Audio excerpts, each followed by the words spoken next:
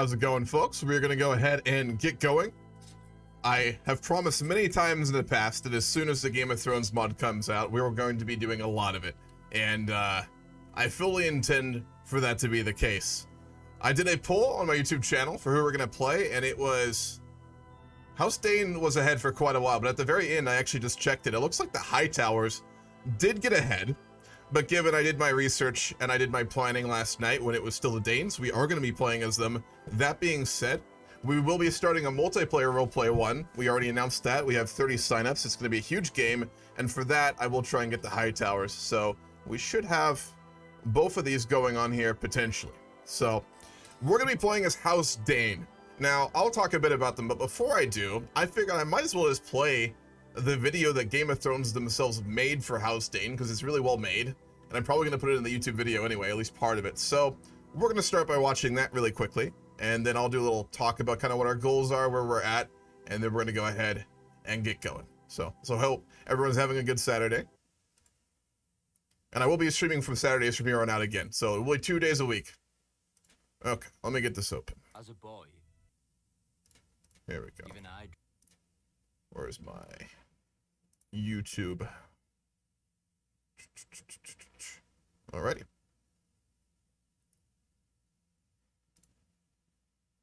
dreamed sometimes of being not a Stark of Winterfell. Sure, this sounds loud Dayne of enough here. Starfall. Legend has it that the Dornish founder of House Dayne followed a falling star to where it hit the ground, and there he raised his castle. A fantastic story, I know, but House Dayne has a relic to prove it. Dawn, the most famous sword in Westeros. Forged from the fallen star's cold heart, and as strong and sharp as Valyrian steel. Many houses have ancestral swords passed from father to eldest son, like my own family's Ice. But Dawn doesn't pass to the Lord of House Dayne by right. To wield Dawn, a knight of their house must first be deemed worthy.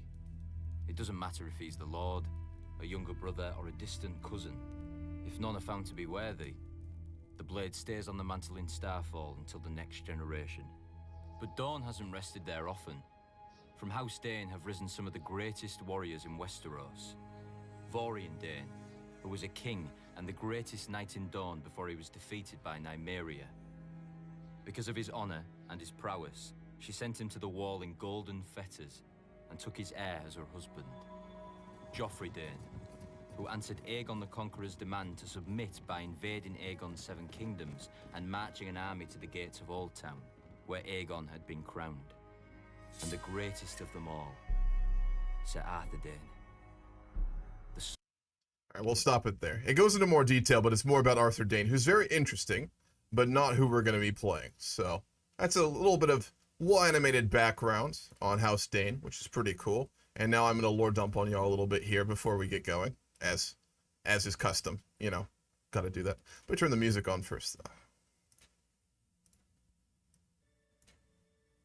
Let me know if it is not loud enough or too loud or anything like that, because I hear things differently than y'all. So if there's ever an issue with a sound, just let me know, so I know what the fuck's going on. I need to put it up way louder, don't I?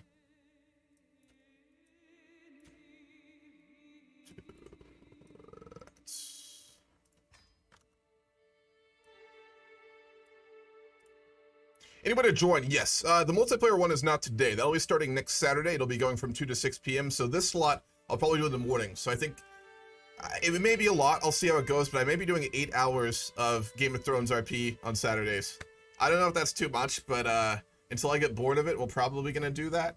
Because I'm going to be honest, even though I don't have the time for it, I'd probably just be doing it by myself anyway. So I want to reiterate, like, CK3 Game of Thrones mod was like my favorite. That and the Elder Kings mod I played ridiculous amounts of when I was younger. Like CK2 was my jam. I played that until probably I was 18 or 19 religiously.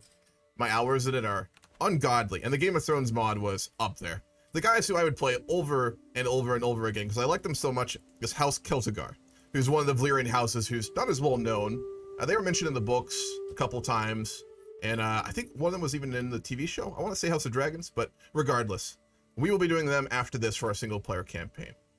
But yes, if you want to join the multiplayer game, you can join the Discord. There's a link for it in my Twitch bio, or you can do !Discord, and I think it should show up. Signups are already open. All you need to do is get the role for CK3, and then you'll see the sign-up channel for a Game of Thrones roleplay. So just put 4 choices in there that you want to play, and then you'll get your character and house assigned. Yes, they do. Yeah, House Celtica has a really big polearm axe. Forget the name of it. I should know the name of it. I played them so fucking much. Pincer. Yeah. It's one of, if not the greatest Valyrian artifacts still left. Okay.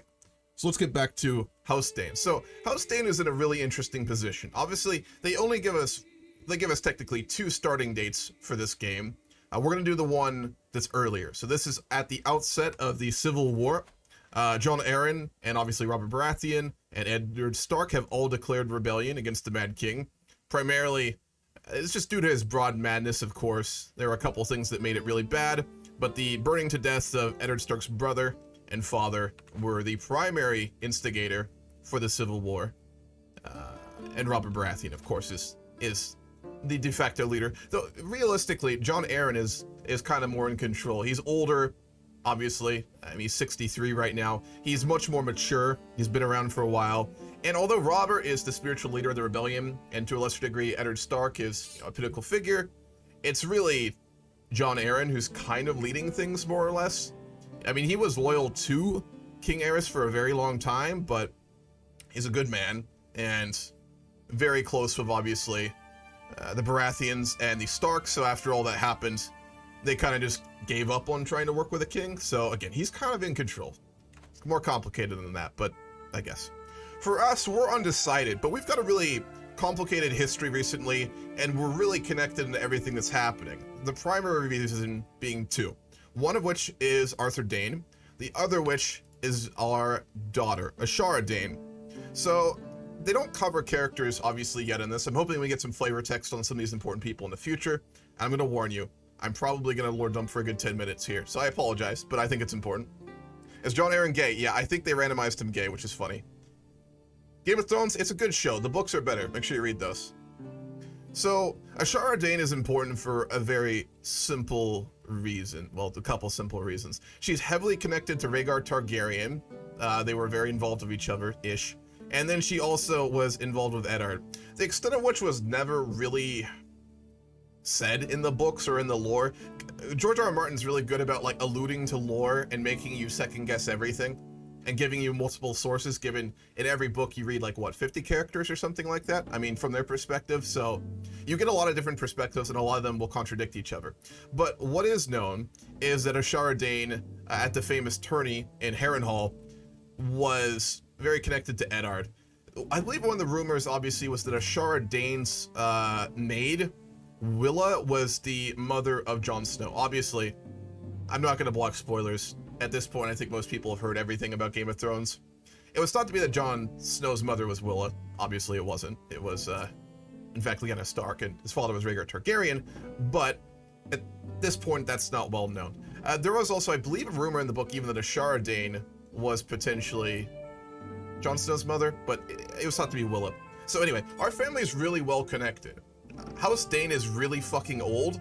One of the big things in Game of Thrones and the history of Westeros, which is this continent, this is Westeros, this is Essos, is that similar kind of to Britain. I mean, Westeros is an allegory to, like, Britain. George R. R. Martin based not only the geography to a degree, but a lot of, like, the lore on Britain. And much like Britain in our history, Westeros had several periods of invasions by different cultural groups who kind of displaced but integrated with the locals. So the big terms being the First Men, and then the Andals, and then the I want to say Rhoynar. I don't know if that's right. That sounds like Lord of the Rings. I think I got that wrong. But the First Men were basically the humans who lived in Westeros before the invasion of the Andals, who came from Essos originally. They were very different. I believe the only group thought to still be purely First Men, I think, are the Thenns, I want to say. So they were very tough, very brutal. Kind of like the Celts, I guess, would be, I think, the analogy probably used. And then the Andals would be like the Saxons or the Danes invading, right? And then they integrated their cultures. The First Men worshipped the old gods, which are the Godswoods. You've probably seen them in the show. You've probably seen pictures. If not, they weep blood. It's fucking metal. And then the Andals brought the Faith of the Seven, which is basically supposed to be like Christianity, much more organized. There's a knight system. It's centralized under the High Septum, like the Pope, basically. But anyway, getting back to House Dayne, that relates to us because we're one of the few families that can really claim descent from the first men. I mean, everyone does to a degree for prestigious regions, among others, but for House Dayne, there is like an actual link. Like, obviously, bloodlines are diluted with marriage and things like that, of course, but the original founders and the original leaders of House Dayne were first men.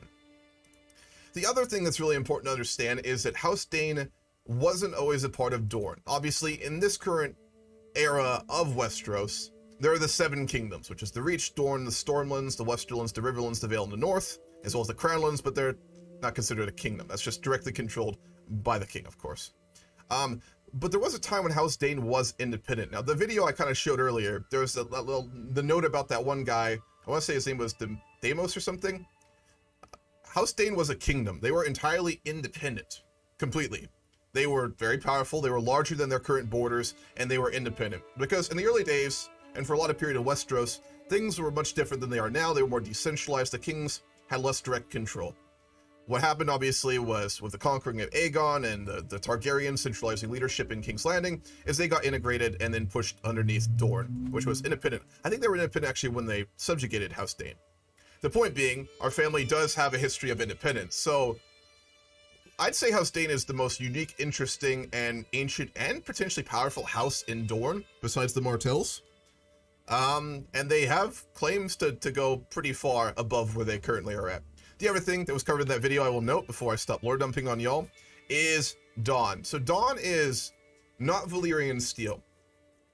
Valyrian steel is kind of like basically the equivalent, but magical, of Damascus steel from, like, you know, our own world, right? Damascus steel being famously sharp and good metal, primarily used by the metal shifts of Syria, in the Byzantine area, I think, but definitely in the Muslim era. Just high quality metal that's very prized and better. Valyrian steel is even better than that due to the fact that it's partly magic. The Valyrians, who were the race that obviously, I'm not going to lore dump on that, but anyway, the Targaryens are them, and they use blood magic. It's what allowed them to control dragons, and it's what gave them such powerful swords, because not only are Valyrian steel swords stronger, sharper, and better than regular swords, they're also magic-ish, so they have magical properties. But the sword of House Dayne isn't Valyrian. It's the most famous, probably prized weapon in the world that isn't Valyrian. It was made from a star. So in the creation, the myth of how House Dayne was founded is that Starfall, our capital, which is on this little island here, was founded by the original Dayne because he saw a meteor fall there. He went there, he founded a city, and then with the meteor, he built the sword Dawn, which is basically a giant fucking longsword. It's like ice, you know, Eddard Stark's sword. It's like that, but it's made out of meteorite, so it's fucking sick as hell. So with the tradition of our family, it doesn't just go to the ruler. It doesn't just go to the lord of House Dayne. He doesn't just get to automatically use it. The only way you're allowed to use it is if you're declared a Sword of the Morning, which requires you to basically be exceptionally good at combat. House Dayne takes martial traditions very seriously, and they tend to be very good, but it often doesn't go to the heir. So notably, right, Arthur Dayne is not the heir. He will never inherit due to the fact that he's a Kingsguard, but even if he wasn't, he would inherit because he's his second son. But he got the Sword of the Morning because he was such an exceptional fighter, it was given to him. It's like that video said, if there's not a good martial person in our family, the sword just doesn't get used by anyone, which is pretty fucking metal. So you have to be ridiculously skilled to even have the honor of holding the sword. Obviously, it's a legendary artifact and incredibly strong. It gives 9 prowess, prestige, renown, and general opinion. So it's incredibly good. Better than a lot of Valyrian artifacts, I believe, in the game even, so. Alright, I think I've lore dumped enough. That's the gist of it. Our house is obviously underneath the Martells in Dorne right now, so we are on, actually, the Council of our Liege, I believe. Yes, we're the steward of the Martells. So, for the Civil War, it doesn't concern us as much as many other people. Now, we're going to be involved with it. I don't know if they have events in it, because I didn't do a test playthrough. I thought about it, but I decided not to. There should be events relating to the fact that Rhaegar's son, Jon Snow, is born at the Tower of Joy, which is here. Right? It's in the regions controlled by our family. It's a big deal. Eddard Stark shows up there at the end of the war, kills Arthur Dayne, our son, and takes Jon Snow of him. I don't know if we'll get events for that, but that technically happened. So we're involved in the Civil War in that aspect, but in the broader terms of politics, we're such a minor house. Like, we're watching the war, but we'll probably just do what the Martells say, and we'll just we'll react to events. So for this playthrough, my main goal for it is I want to play a long-term game of it. Optimally, I'd like this to go for months. I want these single player campaigns to really go long term with Game of Thrones lore, be immersive, and really kind of go generations deeper. I don't know how much events and flavor we'll have later on involving Daenerys and stuff and things like that. We'll see, but that's the general goal of it. For our family, broadly speaking, it's to rebuild our position. Our family was ancient. We had much more power than we used to. So obviously, our goal is to either probably get an independent kingdom within the Seven Kingdoms, and barring that, become Lord Paramount of Dorne. That being said, we start with Lord Beric of House Dayne, who is an honorable, just, and trusting man. Meaning, we're not gonna do shit. We're gonna be loyal. We're gonna do whatever is required of us. He's a bit of an embarrassment to the family given his low martial, so not the best. And we have our heir, who's Ulrich Dayne. Very different. Sadistic, wrathful, and authoritative, a flamboyant trickster, and a skilled fighter. Not the best stats, poor diplomacy, but he's a strong fighter, so we can respect that.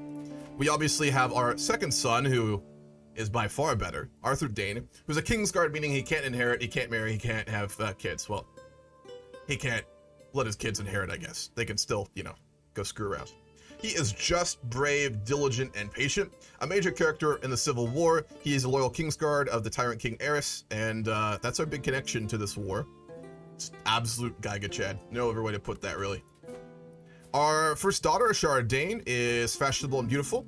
In actual lore, she died when she found out Eddard Stark, who she was in love with, killed her brother Arthur Dayne and took Jon Snow. She jumped off a fucking tower and died, so that hasn't happened yet. I don't know if we'll get an event for that, but theoretically she's gonna kill herself. And then we have our second daughter, who's Illyria Dayne. So that's our family. Our wife is Lady Narila, and she is from no noble birth. She's okay, temperate, arrogant, and calm, and a thrifty clerk. So that is our starting situation, and I've been ranting for, I think, almost 20 minutes, so I will stop now. All right, let me see what I missed. I think the start date is more interesting to roleplay. I completely agree. And they don't have to implement the dragon system, which is, I think, the main appeal to the dev team. I don't read much, to be honest. That's fair. It's hard to do it when you get older, I think. Essos is in the game abstractly, but there's nothing in it yet. For this release, it's only Westeros, I believe. What's the trucker near? Did he use the entire meteor for the sword? I don't believe so. I think part of it. Marry Ishar to the High Tower? Maybe, we'll see. She was, I think, oh man, who was she betrothed to in the actual lore? I think one of the Stormland lords, I think. Hamu being loyal to the crown. It's a brave new world. Go fuck yourself, Zodi. You fucking green. Ugh. I can't wait until they had a start date for that, and then I gotta, murder your beloved queen. Anyway. Yep, so that's where we're at. We're gonna go ahead and get going. The Civil War is beginning. I'm gonna go very low speed in the beginning, and we'll probably speed that up. But the Civil War is very important. A couple other things. I promise this is it. The geography in this mod is fucking incredible. Not only is it visually beautiful, obviously. I mean, the work that's clearly been put into this is insane. It's just nice to look at, right?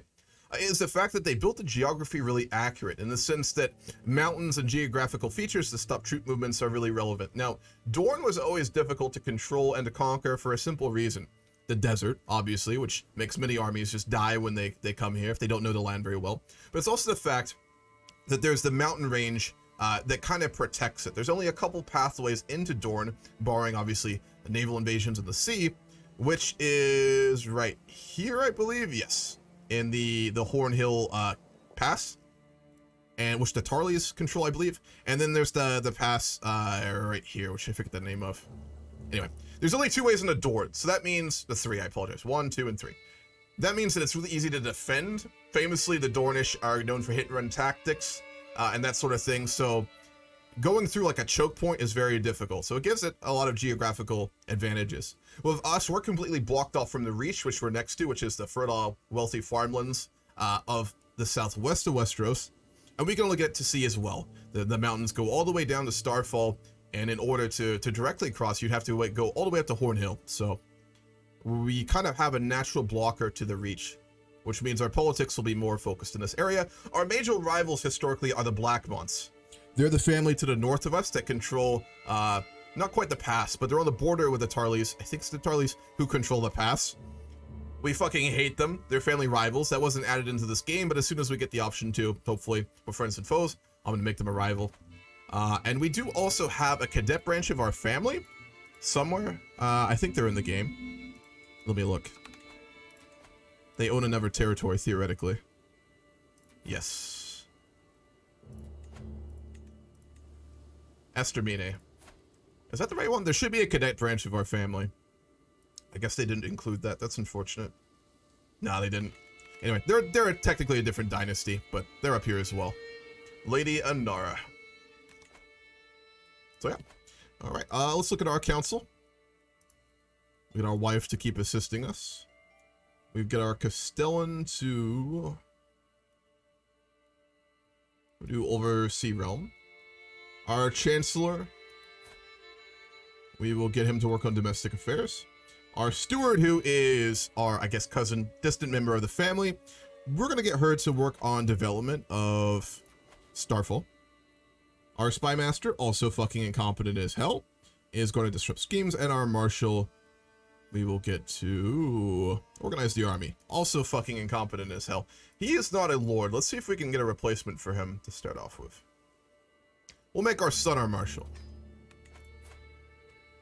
He'll need a wife, too. He's 25, and he's unmarried. Is he fucking gay as well? God fucking damn it, our heir is gay. Alright, well, that's gonna make inheritance more difficult. And then for our Admiral, we'll appoint... Let's see here. Oh, Harold Redsteel, who's one of our knights.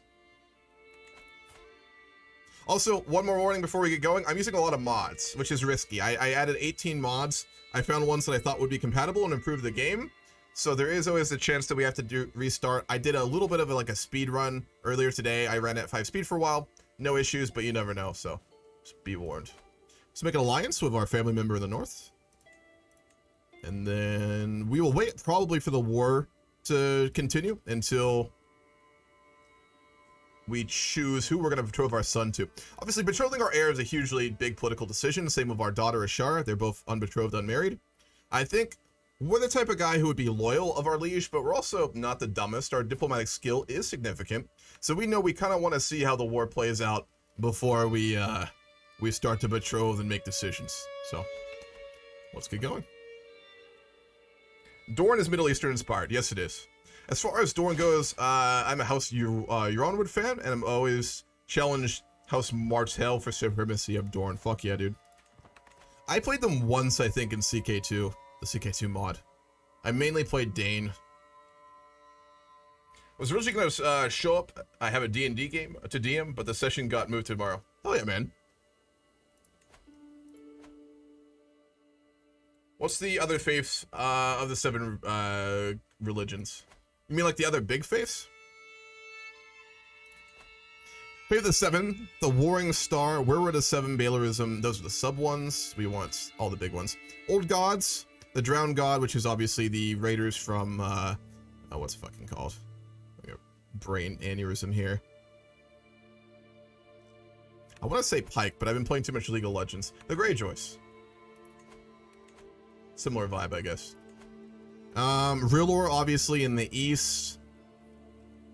Lady of the Wolves, the Cold Gods. Faith of Rilor, yeah, the Red God. Gods of Valyria. The Storm God. Faith of the 8. They actually have added them. A lot of this won't really, I'm sure, get a lot of features until they add major parts of Essos, which is fine. You're above our domain limit, too. 5 out of 3. Let's go ahead and increase our crown authority. And then we will have to give out some of our titles. That's a tough decision, actually.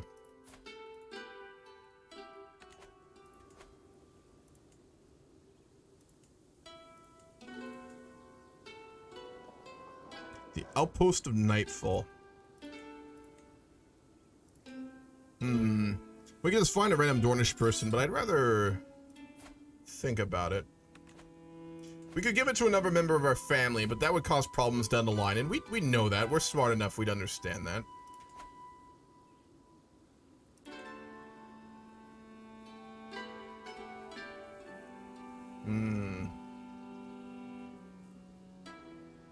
Just because it will be interesting down the line, I'm gonna grant it to, who's his father? We'll grant it to our brother, Alistair Dayne. This guy, Geralt Darkstar, is very interesting, and he's super... There is some stuff I think believe in the books about him, so we'll grant it to our brother. And then we have one remaining title we need to give away. I think we'll probably give away the Lighthouse then. No, we want a coastal region. We'll give away Dawnbrink. We'll need to find someone completely new for this.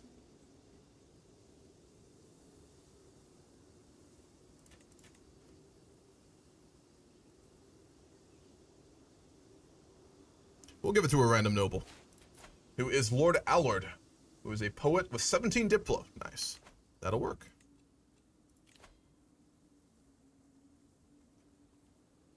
You have to choose a patron god. How do I do that?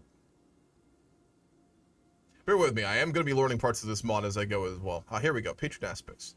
Father and mother, the warrior, the smith, the maiden, the crone, and the stranger. Given we're very diplomatic based, I think we definitely go for the father.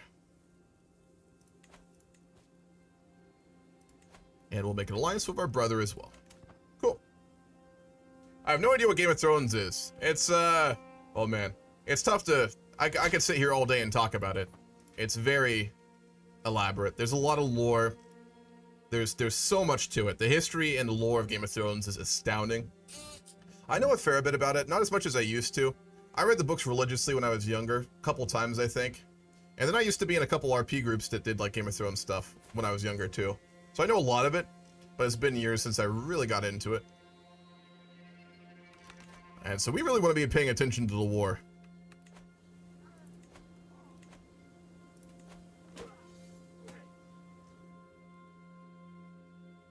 It's about equal. The King Aerys has around 118,000 soldiers, and Robert Baratheon and the rebels have a little bit more at around 120,000. Given attrition and given time, they'll quickly disappear though. The army of Mace Tyrell was just defeated in the Stormlands by Robert Baratheon. That's huge. Mace Tyrell is really poorly portrayed in the TV show. He is a lot more intelligent than they give him credit for, and he was ridiculously loyal during the Civil War. I don't believe he ever actually stops being loyal to King Aerys.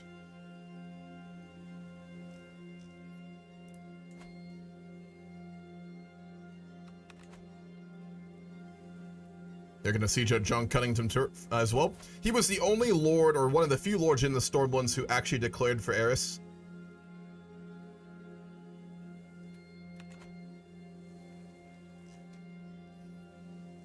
See if we can find the army of the king as well. I'm not sure how much the game will let us see if we're not involved in the war. We're going to only declare if the Martells get seriously involved.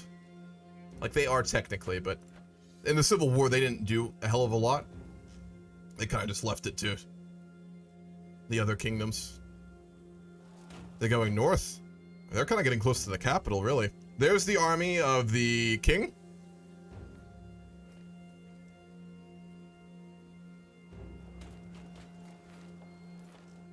Monkey AI. Doing monkey things. I'm a House Dayne main. Let's go Sword of the Morning. Goddamn right. What's up, Surfer? Is Roderick the reader Harlow alive yet, or not yet, since he's the son? We're followers of the Seven. I'm not too sure about that one. The Red Steels? I know the Dynasty is around. I don't know if he is. I always have seen Dorne as Muslim Spain with Spanish rulers. Yes, absolutely. That's exactly right. Are you going to support Rhaegar? Tough to say. Lord Beric's a weak man. He is diplomatic and he's trusting, so we're probably just going to follow whatever the fuck Prince Doran, or sorry, Lord Doran wants, to a degree. We're not martial, we're not confident in our abilities, so we probably only send our troops if we have to. Now, obviously, our son, Arthur Dayne, is a Kingsguard, so we do have a lot of loyalty to Aerys in some ways. Let's look at our traits one more time. Honorable, just, and trusting. Yeah. Alright. We're going to summon our troops, and we will heed the call and fulfill our oaths and sail to meet up with the king's army. Or not sail, I guess. We're going to walk to meet up with the king's army, and we'll attach to it. We'll bring our son with us as well. I make him one of our knights. Should be able to. Yep. Alright, we will travel with our son. If I can stop clicking buttons, that is. Given we're honorable, and given our son as a king's guard, we're gonna be loyal and we'll send our troops.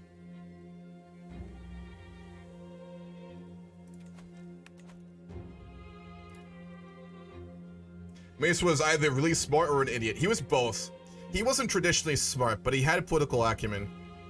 The TV show absolutely butchered his character.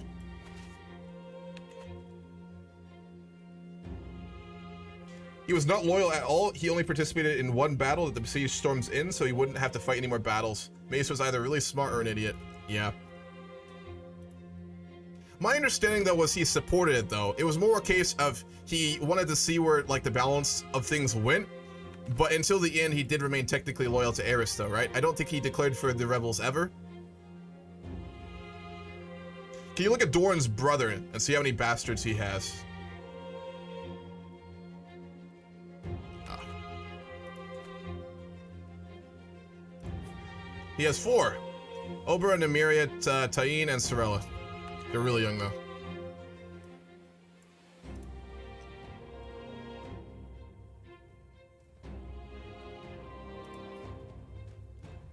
Yeah. We'll send our forces.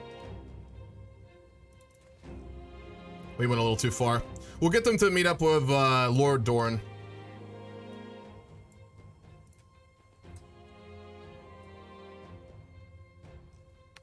I guess in this timeline, Doran is going to fight very aggressively with the king.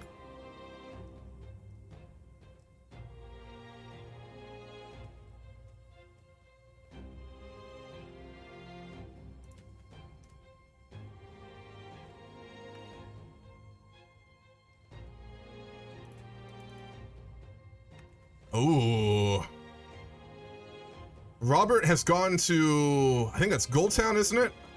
Yeah, Goldtown. They declared for the king. They're the only disloyal faction in the Vale. House Arryn, House Stark, and House Baratheon have all linked up there.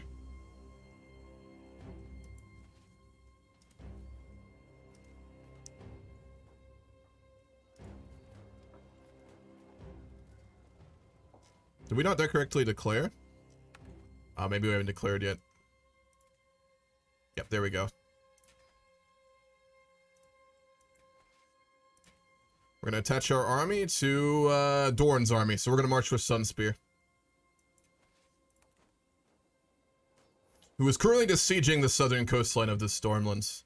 So we're there with our son. We would probably have not brought anyone else besides, of course, our knights and our army itself. So our daughters are back in Starfall, and then obviously Arthur Dayne is with the king. Where is he at, actually? He's in King's Landing. That's dangerous. His whole army is sieging out the south in the Stormlands, while the rebels are sieging fairly close to the capital in some ways. Wasn't Song of Ice and Fire inspired by the IRL English Wars of the Roses? Yes, it was. Absolutely. Most of the lore and most of the elements of A Song of Ice and Fire were just taken out of British lore. Martin's talked about that a few times. I mean, he says he's taken things from a lot of cultures and histories, especially in Europe, but England's the primary inspiration.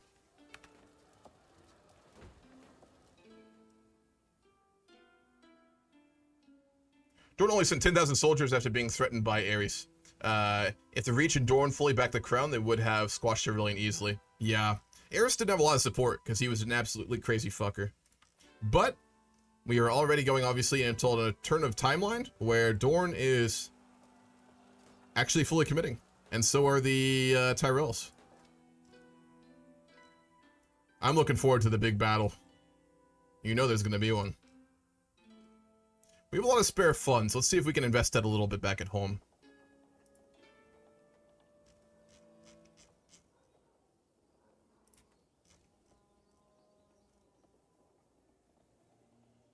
We'll build apiaries, beekeeping, and honey. Good for exports. We are a small but still a solid trading city.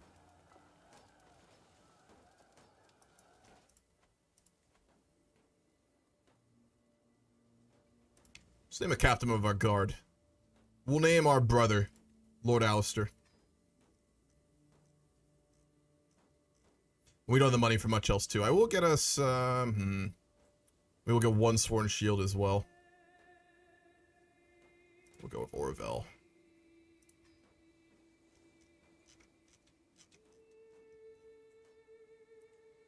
I really like how they did the portraits. That's super fucking cool. They added a couple new traits as well, the mod did, which is really fun. I can't wait until we get those crazy sub-mods going. Oh, man. I also will not rush this. This may be kind of slow, but I want the Civil War to be done right. I don't want to just blaze through it and move on, so it will be kind of slow here.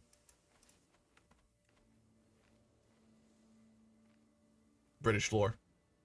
You can tell even the map looks like a fake England. Rhaegar would have made for a far better king than Robert. He would have. But there would have been more rule by Aerys beforehand. Robert was a horrible king. I mean, there's really no upside to Robert as king, like at all. Besides the fact he wasn't burning people alive, I guess. I mean, Rhaegar was amazing.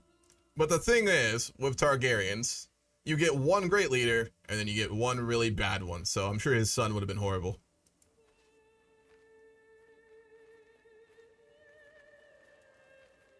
Yeah, I can't decide what it wants to siege here. I've seen some posts once that said it's like England/Great Britain upside down. Yeah, if you zoom out, you can kind of see it.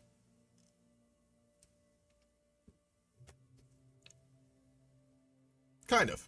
Similar. Wales, Cornwall, England, Scotland, the islands that go off on the side. Fife. Yeah. And then I guess that'd be the Isle of Arran. And Isle of Mull, maybe? No, Isle of Mull would be way the fuck. That'd be the Arbor would be Isle of Mull, something like that. And the Iron Islands would be Isle of Arran, places like that. Oh, where'd the army go? Oh shit, they're moving! They sieged out a bunch of Storm's End and they're heading north. Oh, we're gonna get a battle here. The rebels are entirely stuck right now on the outer part of, I think that's called Crag's Point or something. Not too sure. But both armies are very close to each other now. We may get a battle here. How are the forces looking? Still very even. I guess the forces of the king are just waiting outside the capital for potentially a big battle here. With the vendor's advantage, that would be good. They may just lose here. I mean, war score is really going down quick. A couple really big cities have fallen. They're going to have to take a battle here soon enough. I'm having a lot of fun. What's up, Cheese? Took all my willpower not to start a playthrough last night, but I made myself not do it.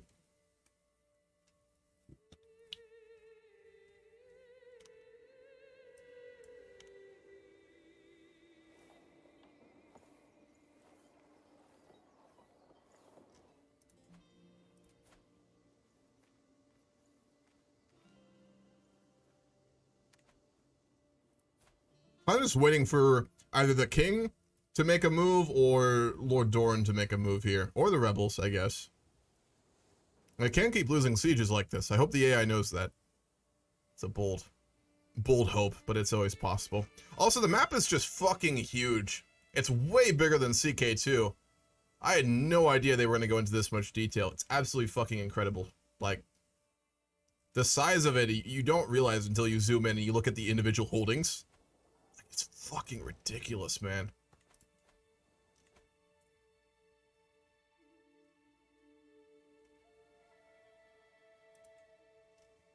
Alright, they're on the move. I think we're gonna maybe get a battle here. They're headed towards the armies of the rebels. This is gonna be a battle. Hold on, I gotta play a good song for this. We gotta do the good shit.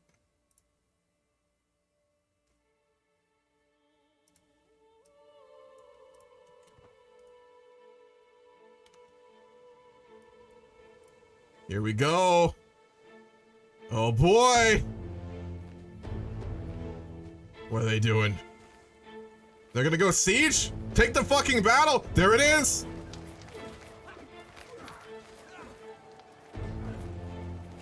Oh, fuck. They didn't reinforce in time. This doesn't look good.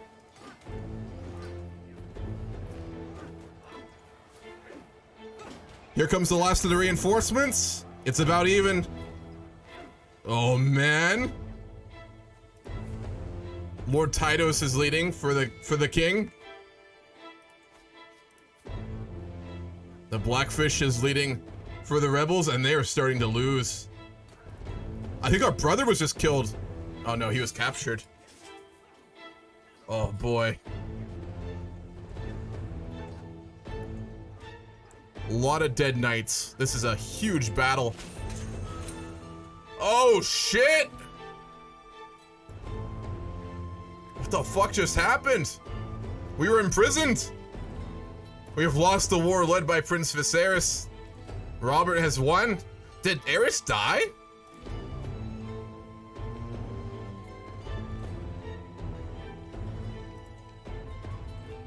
We're in prison. Damn. Ooh. How the Aerys must have been killed. It'll be known far and wide from Westeros to Essos, the lands beyond, that the Mad King Aerys has perished. He was killed in the battle. King's Landing has fallen, taking the ruling Targaryen dynasty with it. Or he got killed in the capital. How did he die? Hold up.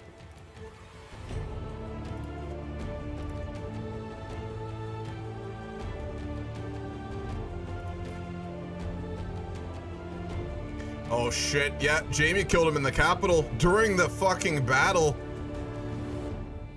So what would have happened then is that during this battle, which was ongoing up in the north, which was basically the equivalent of the Battle of the Trident, except it was in the Crownslands, is obviously Jaime slew him when he was going to light the city on fire. And during the middle of the battle, news got there of what happened. And the forces of the king's loyalists, such as us, surrendered and were put in chains. God fucking damn, we lost.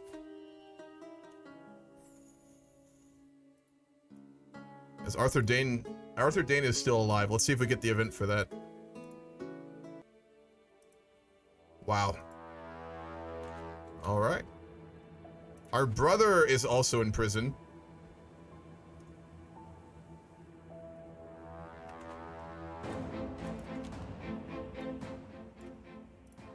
Basically, our whole family's in prison right now. Or at least our generation is. Under King Robert. God damn. So Renly is in charge of the Stormlands, of course. They did that historically. So Stannis got absolutely fucked over. I'm sure that will cause no problems at all. He's a reasonable guy. We could try and escape from prison. Nah, we're honorable. We wouldn't do that. Damn.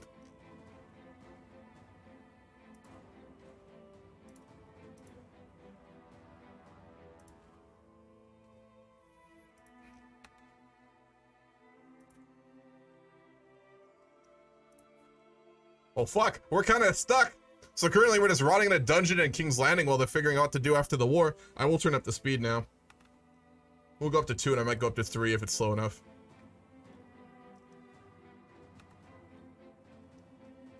Do we get the Tower of Joy event, though? That's what I want to see. The king is dead, long live the king. Fuck. Yep.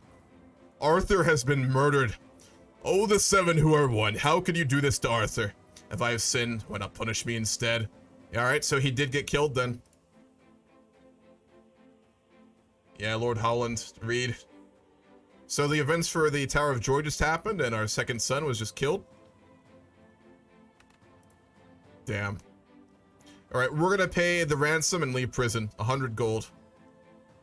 So we're currently traveling back on the King's Road towards Starfall after being held in prison in the capital, only to learn that our second son, I'm sure our favorite son, has been killed while defending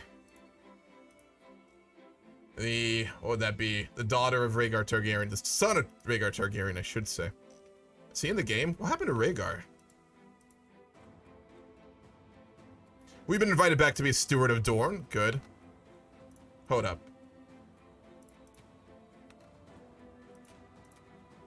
We gotta figure out what happened to the major people here.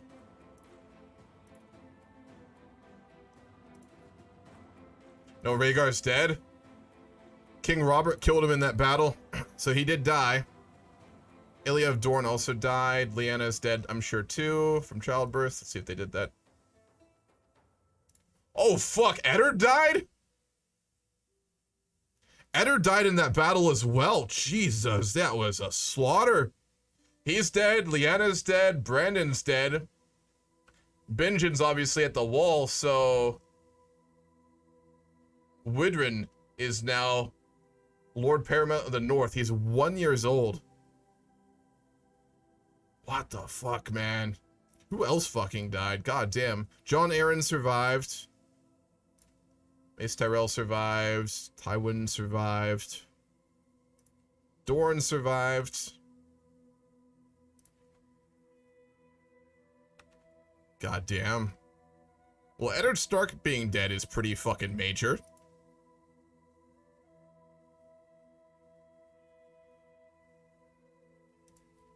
Catelyn's still around, though. That battle was ridiculous. We lost a couple of our knights, I think, as well. Thankfully, our son did survive, and so did we. We became an aspiring blade master in the fighting, too. Wow. Well, the political climate of Westeros shifted dramatically, and it's much different than the books and the show now, already. So at this point, I think for us, Lord Beric would obviously be in mourning. He's a good man. He's an honorable just man. So the death of his son would be a tragedy. We obviously have our 2 daughters left and our son. So we'll take a period here to grieve properly for the death of Arthur. And when we're done with that, we need to go about securing marriages, both for our son and heir and for our daughter Ashara Dayne. So unlike in the books, she didn't commit suicide. So that's good. Quite different. We have a new king, Robert. We're going to go back to our old ways, which is administration and fighting with the Black Monts. So, obviously, Lord Beric's not a very ambitious man at all. So, for him, we won't do anything really radical. We'll be pretty honorable. We'll just work on, obviously, our kids, getting our dynasty to grow, work more with Prince Dorne, and remain loyal and honorable. I'd like you to become your courtier Roland Redsteel's knight, personally.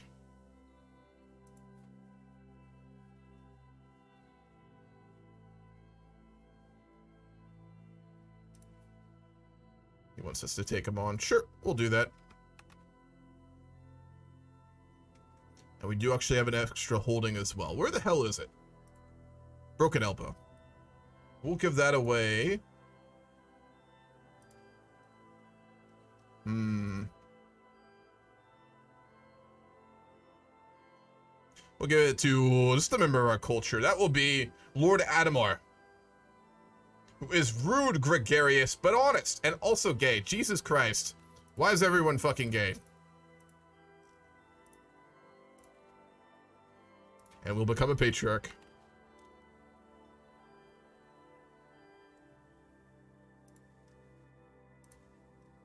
Head of a dynasty. And we have Dawn now. Obviously, will it let us wield it? It won't. Good. Good, good, good, good, good, good. Is there an event chain for it? No.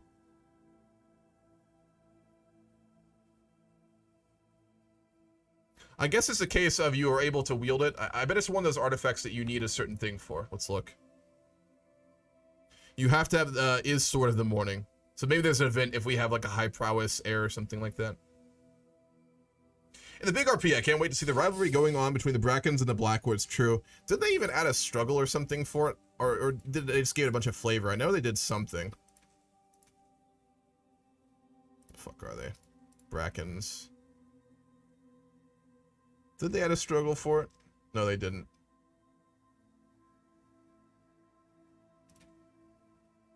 Yeah. Rivals with the Blackwoods.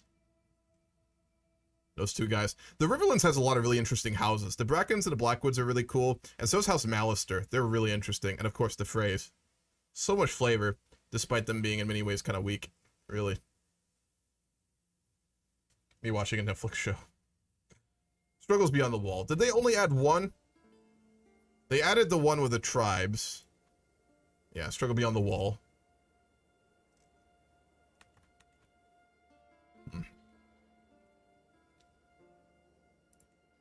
Right, well, we have some extra money. Let's keep administering Starfall. We may be mourning, but we would still do what we can for our realm. We're working on the apiaries there. In the lighthouse, let's build up the trading harbor. We'll focus just purely on administration.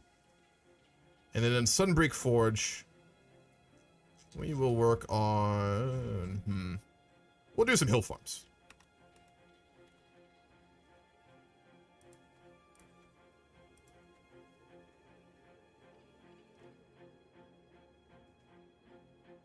Let's also reappoint our brother as the head of our household guard. And we will name... We already have Sworn Shield, don't we? Yes, we do. Oriel did survive. Orville. Alright, we're good then. Well, given all the stress and the death of our son, let's go hunting. Let's invite our son. We'll reconnect with him a little bit, even though he's an absolute fucking asshole, Ulrich Dayne. A fearless homosexual villain. Truly... out of the writing room from Game of Thrones right there. My vassal, Master Morris, is the first to see it. The sly fox is hard to distinguish from its surroundings, but is observing us through the undergrowth. I lock eyes with the animal and almost as if it can sense my intention, before it suddenly takes off. We will ride after it. We have no martial skill. We'll pursue it at full speed. God damn.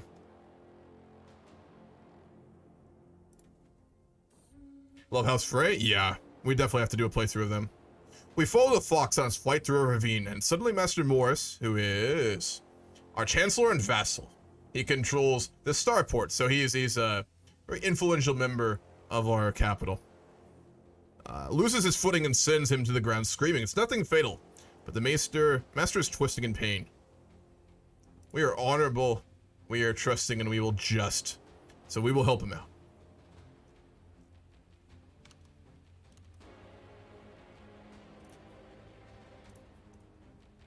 Alright. We need to start thinking... Forced contraceptives. Jesus. That's heavy. We need to start thinking about who we might marry our son to. Now, given the situation... we need a political alliance. I know that it is a killing shot before the arrow even finds its target. As the fox stumbles and falls, we drown out its wails with shouts of victory. Wonderful. Probably one of the other houses in Dorne, I'd say. I mean, marrying into, obviously, the Martells is always prestigious. We've done it before. Anyone besides the Blackmonts, really. Or someone from the Reach. Any of the Marcher Lords we wouldn't do it with.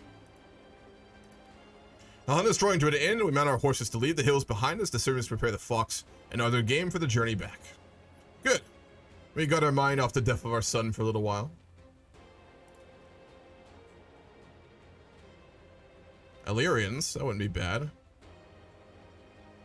Gotta challenge myself and try a Littlefinger playthrough. Yeah, he's 14 at the start. It's another one I thought about doing. She'd be a really good choice. The Illyrians are one of the larger noble families in Dorne.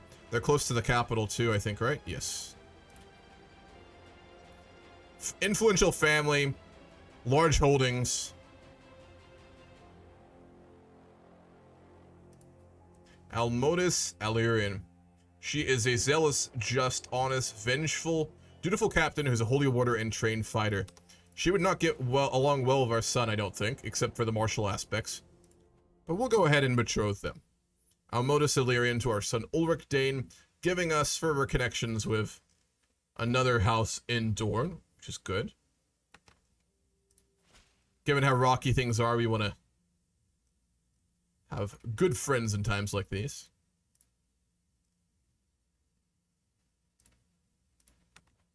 Turn the music back up too. Oh, it's already going.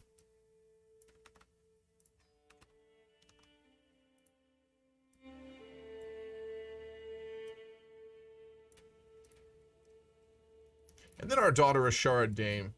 She's a much tougher one. She's beautiful, so she's well known for her beauty. We're not a dumbass. We know what this is. So we'd be able to leverage her into a really powerful marriage, potentially. Is that the heir of the Valyrians? It is. Ooh, that's interesting. We could betroth... No, marry. Ashara to Sir Montfort Valyrian. But given that the Targaryens are kind of out of favor, that might be complicated. They're a very wealthy, very old house. They're Targaryens, which is prestigious. But we were loyal to the king, so we'd probably hold on to that loyalty to a degree. Just thinking, is this something that our lord would really do? Again, they are a powerful family. Large armies, large holdings. He's a forgiving, arrogant, generous man, a knight, handsome, and a skilled fighter. There are other options. Lyle of Krakow, much stronger family. They're in the Reach? No, they're in the Westerlands. Too far, too irrelevant.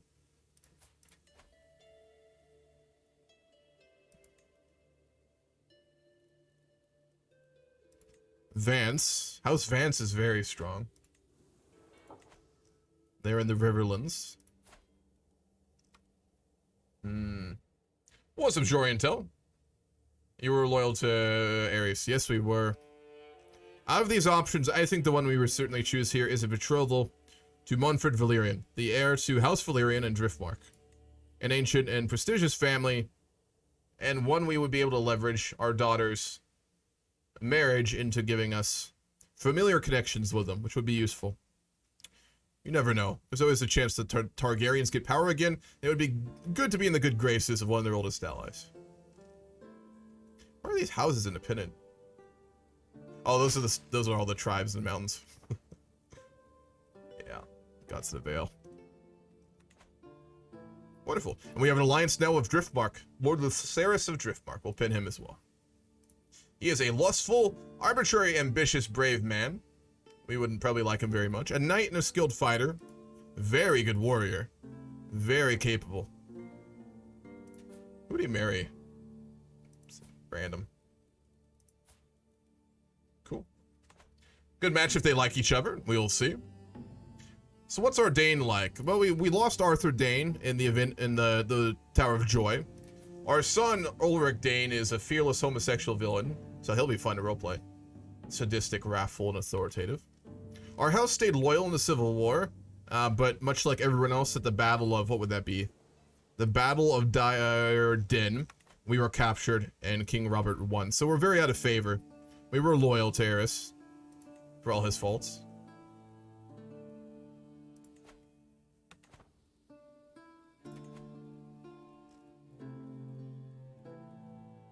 Jesus, we can attempt suicide. Is he depressed? No? Well, no, he's not depressed. There's no stress either, that's odd.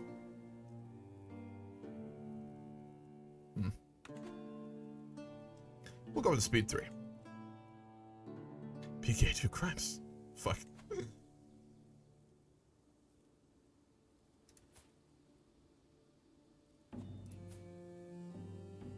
He is a character I want to keep an eye on too. Gerald Dayne was my favorite to play in CK2 because he has a title, I believe, at the start of CK2 in the regular start date, and he always fucking kills his cousin and becomes like the leader of House Dayne. He's such an interesting dude. Like, that was my favorite character in CK2. Though, to be fair, Ulrich Dayne is also pretty fucking wild.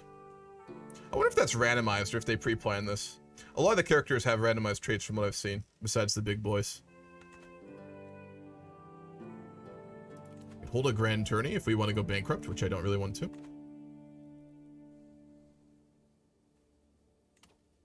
So I will be right back. I'm gonna go to the bathroom.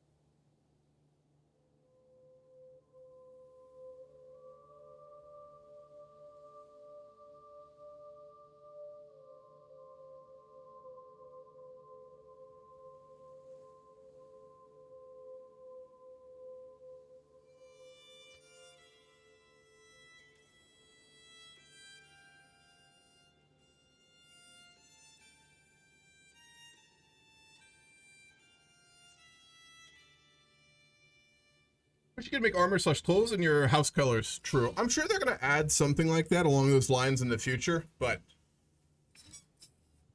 a lot of the features will come later. There's so much they can do with this mod. I mean, for an initial release, it's so fucking good. Okay. So like I said, we're kind of just in a period of relaxation and trying to just administer our house. Well, what's going on with our liege's court? Let's take a look at that.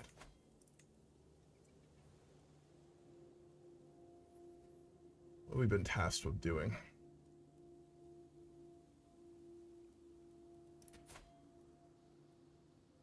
Nothing, I guess. Probably collecting taxes or something, I'd imagine.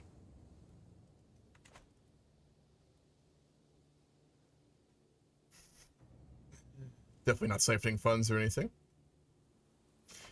When we get Ulrich is when we're going to be able to start doing a lot of fun stuff, because he has no moral qualms at all, so we can be a fearless villain.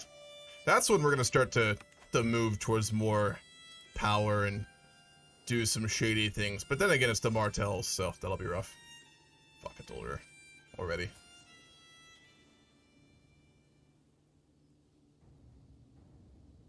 Goddamn.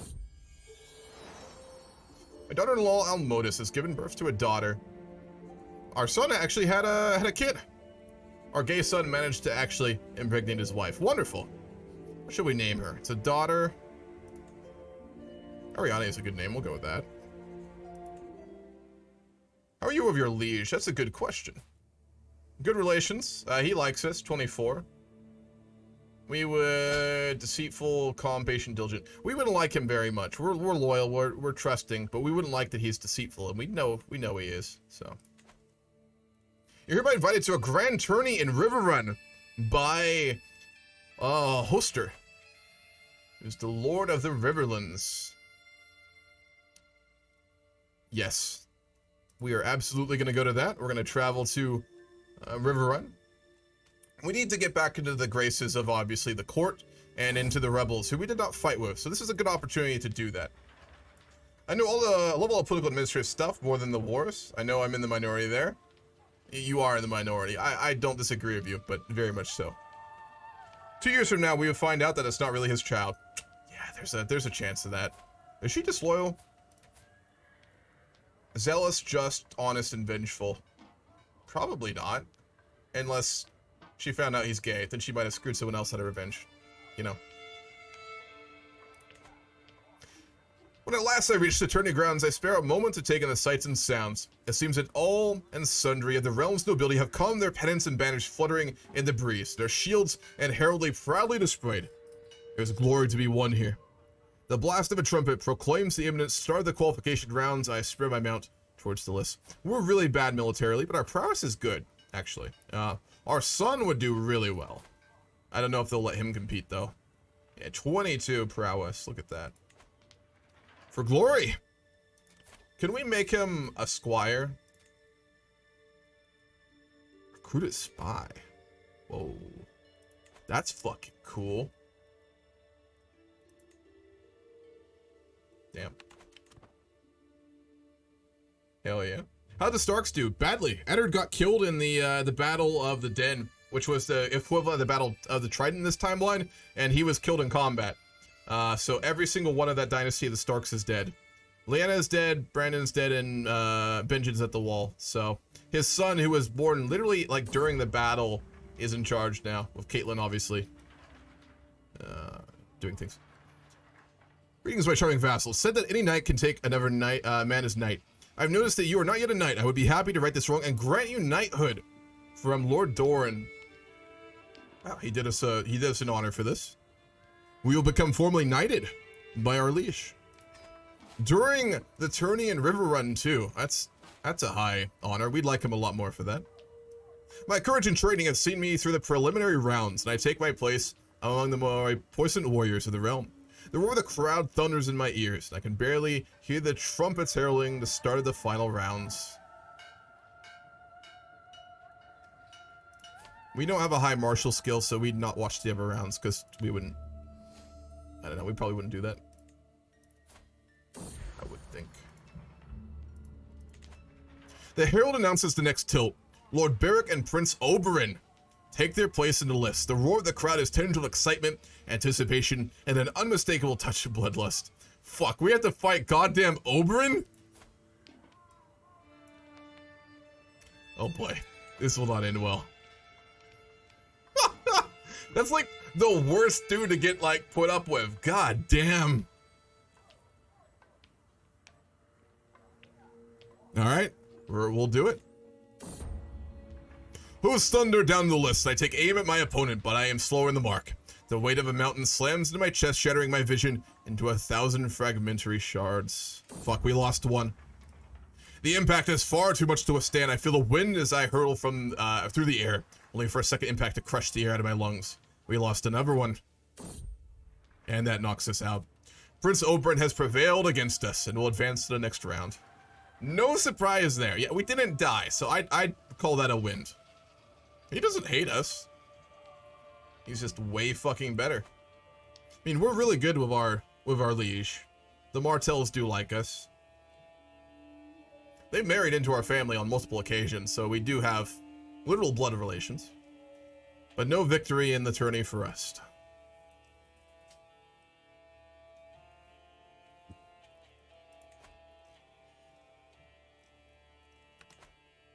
Maybe it'll tell us who won. Maybe. Shields have been shaken, lances splintered, and good men unhorsed, all to sift the wheat from the chaff of the unsymboled warriors. Of all the knights and free riders who entered, only Lord Courtenay, interesting name, remains unconquered. The small folk chant his name while the better bred applaud in a more dignified fashion. And he has been crowned the champion. Wow, he actually beat Oberyn. That's impressive. House Penrose. And we will return home with our son back to Starfall. We did well. I mean, we made it to the later rounds, so, you know, we did a good job. To be defeated by Oberyn would be, if anything, more prestigious, so. All in all, not a bad trip.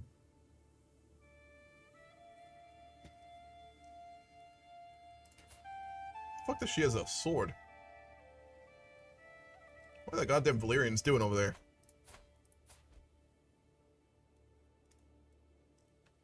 I wish there was a way to get like one of your children to enter the list instead of you or something. That'd be really cool. Because I'd rather have sent Ulrich to do it. Because not only does he, I think, have better prowess. He actually doesn't. No, he does by 3. It'd give him a good chance for experience. A common thing in like the lore Game of Thrones is like sons of lords would often compete way more often than they would. And given we're not very martial, that'd make more sense. What is going on here? The first time it happened, I barely even gave it a moment's thought, but my vassal Master Orville has grown bolder. We gave him everything he has. He is testing my limits. The others are sure to follow unless I can give him a taste of his own medicine.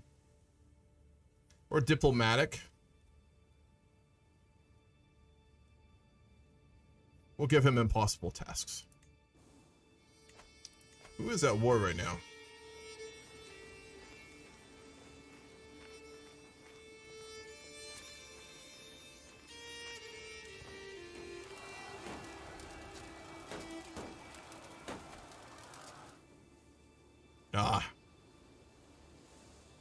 Lord Simon of Dread Sands is fighting another member of, another person in Sandstone. Just a minor conflict between houses. When Master Orville tried to complete his test thoroughly, I scolded him in front of everyone and displayed his sloppy work. Now he remains quiet, eyes cast low. Good. We're diplomatic. That's something we do. We need a guardian for our daughter. We'll do it ourselves.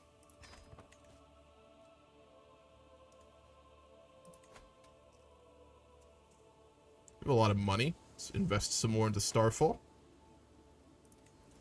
This time we will build a barracks there. And in the lighthouse, we will construct desert agriculture. We'll do pastoral lands.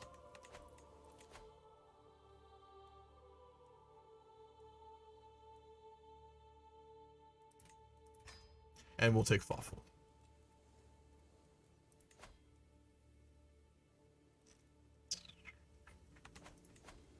We were 45. We had our son at 14? Jesus, dude.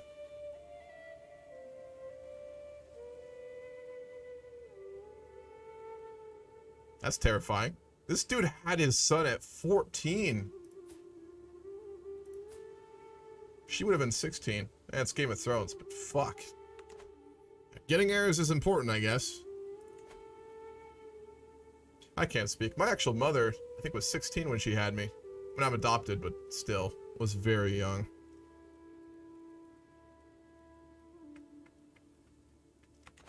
Alrighty. We can collect spies. We're not the type to do that, though. We're our diplomatic. What's our intrigue? It's 4. Yeah, we wouldn't do that. Ulrich would, but he's not in charge yet. I'm kind of hoping he dies early, because I really want to play Ulrich. He's going to be way more interesting. For our granddaughter, we'll give her a diplomatic education. We'll intercede and begin to directly give her some tutelage. What's up, Jay? It's a super slow day today, and I have need something to do. Are you at work right now, or just chilling, man? Make you lose your horse list. Did Selmy Tarth start with Brienne and the war, or was that later? That's not what I want. Tarth. There we go. She died. She drowned to death. Yeah, Brienne of Tarth fucking drowned to death. God damn. That fucking sucks. She would have been an interesting character to have around. Ugly, robust, and strong. That's accurate. To be fair, in the show, they gave her weight like an actually very attractive person, but in the books, she was very well known to be very ugly. Which is why it was even more audacious that Jaime was mildly interested in her. Did we petition our liege for anything? Probably not. Work? Oh, fuck. Yeah, fair. Teen sex monster. Yeah, it seems that Lord Beric was. Well, he had his second son when he was 20, so that's more reasonable. He had his heir, I guess. This timeline is insane. It's very different, isn't it?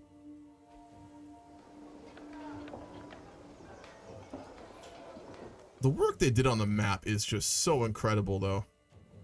Look at Casterly Rocket. Like, goddamn, so well done. Old Town's really cool, too.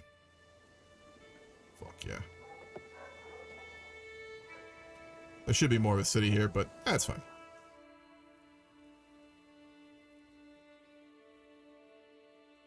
And then the best one is the Vale. Or the Eyrie, rather, I should say. The way that they've done that is so fucking cool. 12 fort levels for the Eyrie. Frankly, that's not high enough, but it's a lot. God, imagine trying to siege that out.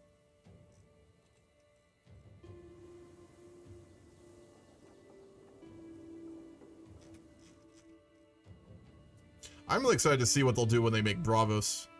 Like, in terms of, like, the city itself. Because they've got, like, a whole team for doing map design.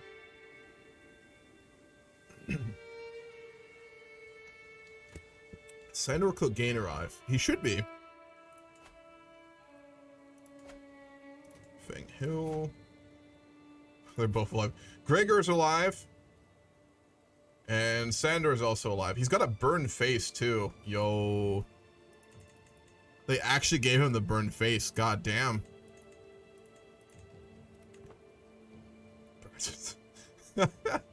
Texture missing. Oh well. And he got a unique trait. They didn't give it a texture though.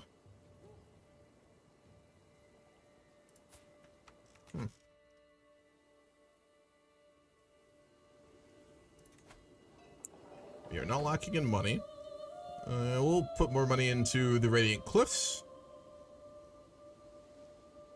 We'll build a trade port. Well, again, we're not warlike, so we just wouldn't focus on those sorts of things. For now.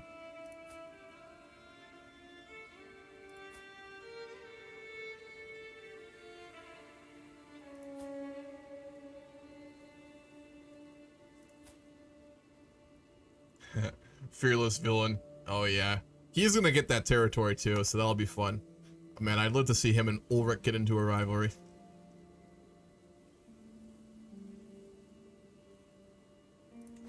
We could hold a grand tourney ourselves. That might be worth doing. I'm sure this is not the end of the cost though, so we'd have to save up more. Is he the type to do that? Probably. He's a knight now. He did well in the tourney and it would do good to get us some prestige back after being loyal. Yeah, we'll save up to 200. We're at 200 gold. Let's go ahead and hold a grand tourney. Get to see how that plays out too. You wish to hold a regional tourney, inviting participants from neighboring duchies, or shall we send the ravens to every brave man in the kingdom? We'll do a regional tourney. We're not made of gold. Let's hold a tournament of such grandeur as to be remembered for centuries. Had the master send ravens. We'll watch the final joust. Hopefully it'll let our son actually compete in it. The lords and champions of the realm have arrived, ready to test their mettle in the lists. 100 shields hang in 100 pavilions, and heraldry of houses great and small on proud display. Any warrior with a lance and a horse may enter, but only the most skilled will advance to the later jousts.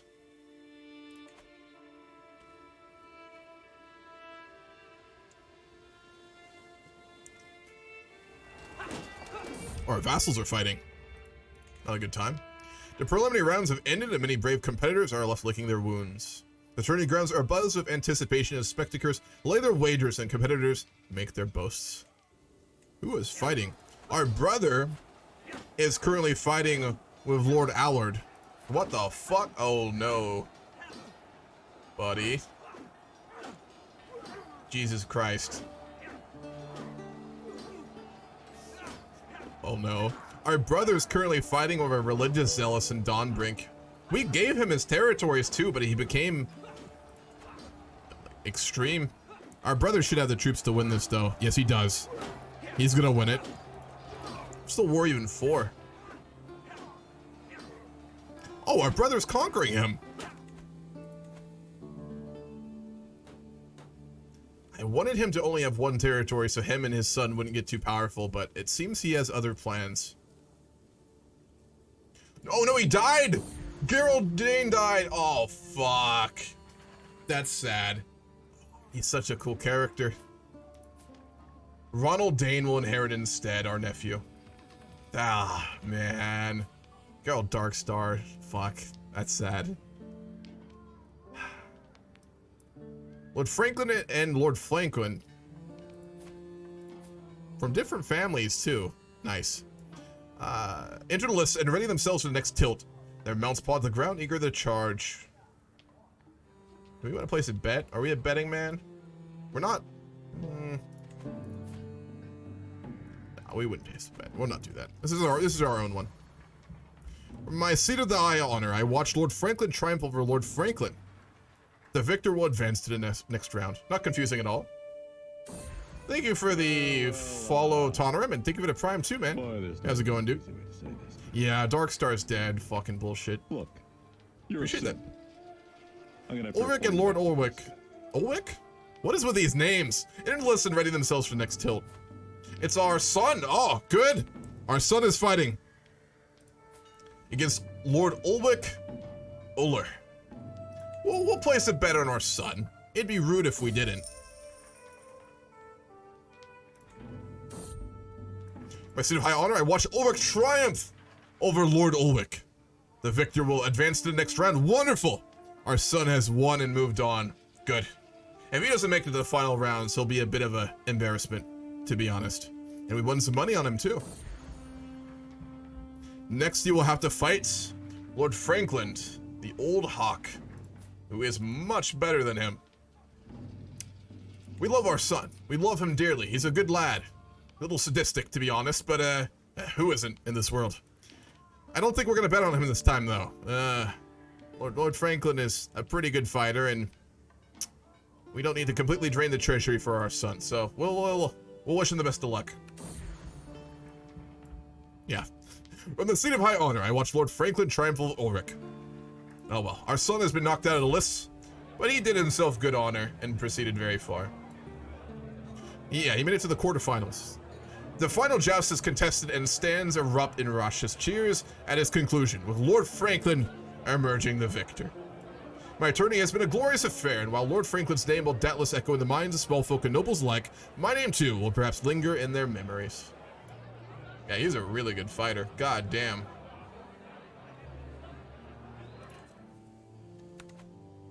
Do we have House Dynasties, actually? I'm curious. We do. We have Warfare, we're a House of Warriors, and we have Law. Mostly fair. Well, they did custom ones. Dornish. Desert Advantage. Can escape imprisonment.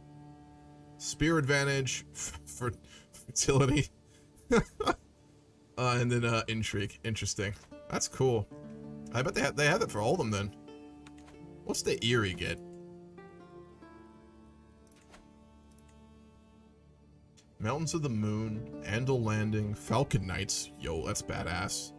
Steel Steeds.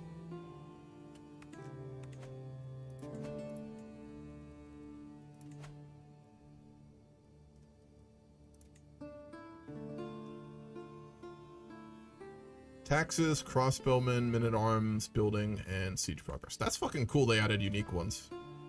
They really did add so much for the initial release. It's kind of crazy. Lord Frank versus Lord Frank. Exactly. Not confusing at all. Have we killed anyone?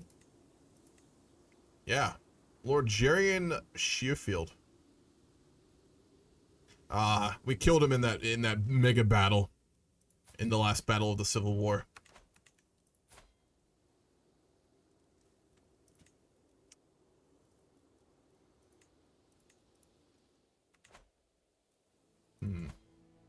We need to get a little bit closer with Lady Delona.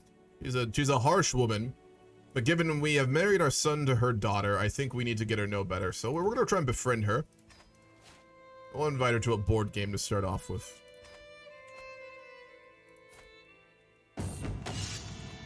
Lady Delona takes her seat opposite me. We've invited her to Starfall. Our little game of Parshi is about to begin, and with a confident grin tells me exactly how confident my acquaintance is. She goes first, opening with a variety of cunning feints and ploys. We're neck and neck. The neither of us are even close to victory. If only public speaking was as easy as beating you in Pashi. We're only good at diplomacy. Stewardship's not well either. We're gonna talk shit. You have easy tells. Our match marches on, Delone continuing with a competent play and a clever witticism. Naturally, my techniques cunningly foil my opponent. She is starting to win, though neither of us is even close to victory. Don't feel too bad. Even Lyanna the Clever couldn't follow my moves. This bitch got an ego. Yeah, she's rude. Fickle and deceitful. We really don't like her, but we are bonded by blood now. Our matches marches on. She continues with a bland, miscalculated set of moves. Naturally, my techniques foil her. We're in the lead. Why are numbers always as hard? Pashi needs you to think so far ahead, and I just can't. The ego's gone. Game is neck and neck again. There's no greater disappointment than that which I feel when staring at the tokens in this board. Their arrangement clearly dictates that I've been bested. With the 7 who are 1 as my witness, I did all I could. My palms became sweaty, my knees weak, arms spaghetti, as I realized the best of my ability is simply not enough to beat Dayne. Well, we were always doing this just to get in her good graces, so we'll be honorable in defeat. And she didn't like that. She didn't respect that. Fuck. Well, that was a complete waste of time and went poorly, but oh well. Our attempts to get in the good graces of the one from God's grace failed. Completely. So let's go ahead and try and befriend Dorn instead, our liege. He's a more reasonable man. Also deceitful, but he at least has to deal with us because we're one of his major vassals. Expose a secret. No, we don't know any secrets of him.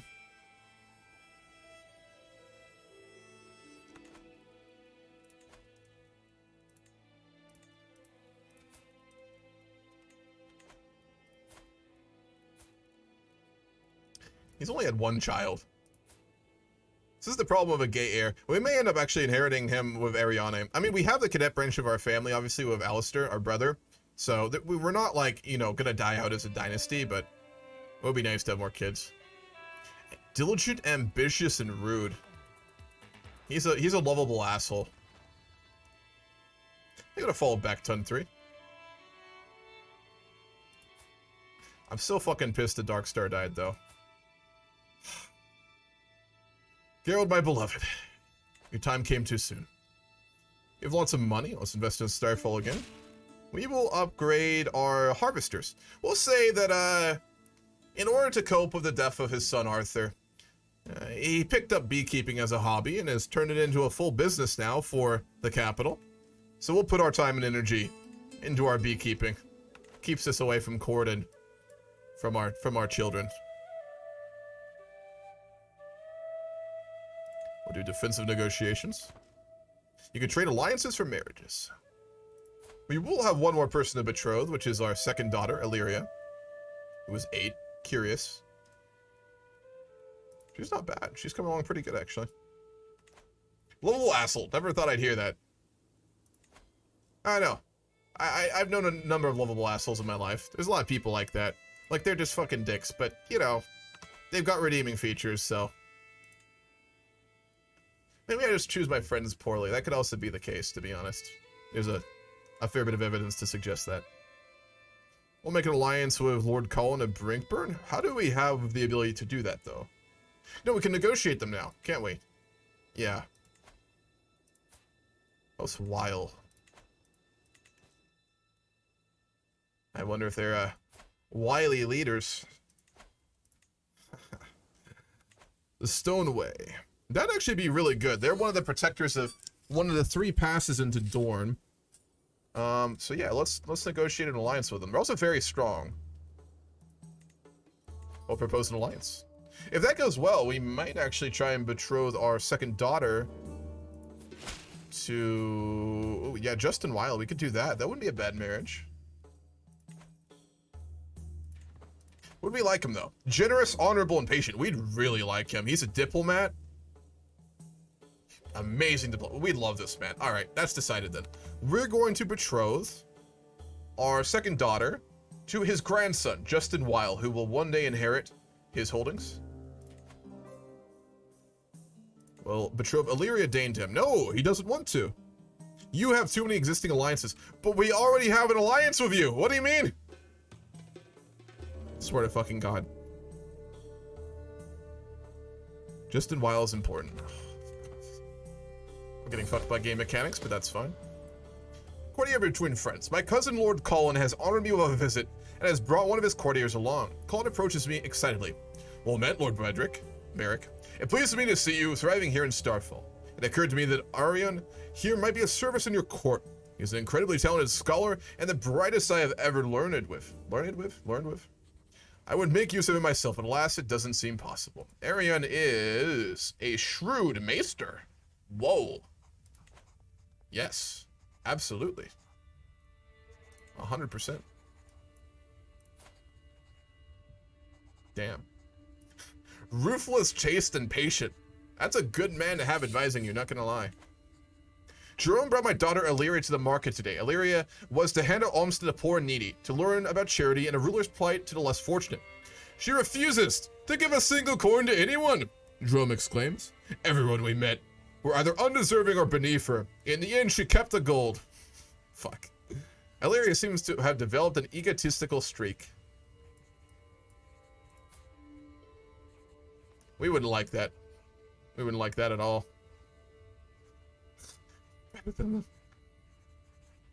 We're not really religious, though. We'd probably have an ego, too. Yeah, alright, let's teach her good values as a noble. That's right, girl. You're better than them. Yeah. Peak Lord roleplay. Look down on everyone who's not you. Oh yes, 44,000 Hammer coins. So close to 45,000 and co-oping a game I'll accidentally lose. Fuck yeah, Tall.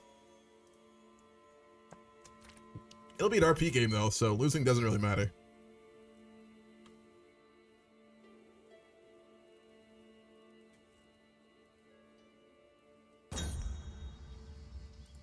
Wasted Dornish red wine. As I'm walking into the kitchens, I see a skinny armed servant panicking, the whole barrel of my precious Dornish red wine pooling around his feet. A whole barrel wasted, all because the servant tried to carry it by himself. He looks up and sees me standing in the doorway, his face suddenly alight with not only dismay but fear as well. The other servants have gone quiet in my presence as well. They are waiting to see how I react. We are just and honorable, so we'll tell him to clean it up. We'll be pissed, but we wouldn't be brutal. Wasting our goddamn wine. It's worth more than his life, I can tell you that. Harris, a hedge knight, has arrived at my court. He has requested permission to rest in my keep for a short while before he resumes his travels. In return, he has offered me the service for the duration of his stay. Harris Highbow. He's from a noble family, I think. The reindeer falls before the sword. He's the only living member of his dynasty. Oh yeah, because he's a hedge knight, of course. What am I talking about? Sure. I tasked Harris with a rather simple matter, overseeing some of my small folk while they completed some manual labor I had levied them for. Harris did indeed oversee them, but with a heavier hand than might be necessary. Our son will fucking love him. Our son would absolutely love him. Yeah, wrathful, vengeful, and patient. Our son will probably end up befriending him. They're cut from the same cloth. Yeah, he's gonna dip, I guess. Harris has spent the day training in the courtyard, sparring with a few of my household guards. Oh, they give Hedge Knight event chains. That's fucking cool. Hell yeah. No, it's true. It'll be an accident. If it's an RP game, who gives a shit? Harris and Ulrich have spent the day in of course they fucking did. I fucking called it. Deep conversation with one another, discussing the finer points of strategy and analyzing historical battles. I fucking called that. Like I said, they're gonna like each other. Yeah. The time has come at last for Harris to return to the hedges from whence he came. Before leaving, he comes before you and offers his sincere thanks for your hospitality, asking if he can be of any further service prior to his departure. Let's bring him on. We'll make him one of our knights. We'll give him a position. I'm sure our son would be asking for that. We'll go ahead and make him. We'll make him a sword and shield. He'll protect our son. After learning that Lord Paramount Doran would be guesting at a manor in a village of Rocktop, I realized that it would be the perfect occasion to meet with him. When the time came, I was seated next to him for the entirety of dinner, but I found myself incapable of saying anything interesting. Well, we can't befriend him because we're not an interesting human being. That's unfortunate. Fuck. When being an NPC is taken too literally.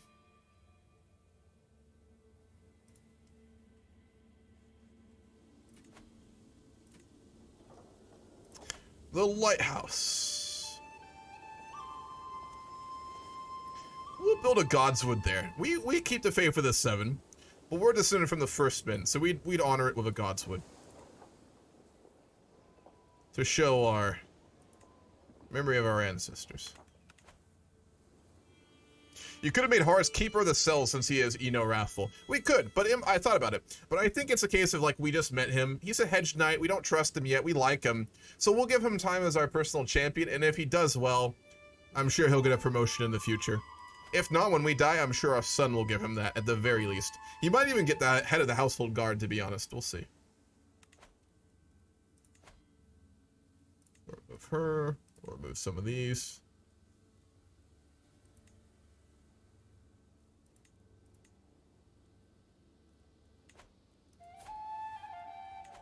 Let's pin our son. Then we'll pin our hedge knight as well, because he's interesting.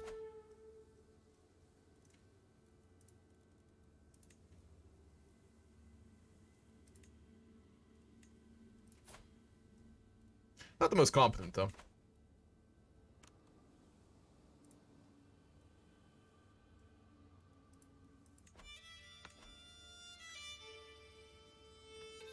You just built a tree. Easy work. Damn right. You gotta get all the branches like stuck together with glue.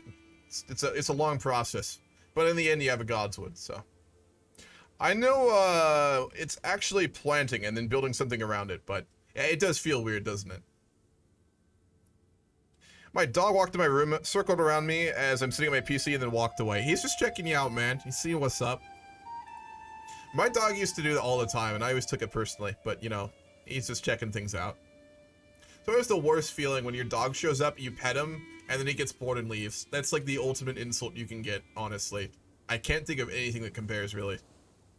It hits you deep. Really fucking deep, man. Goddamn.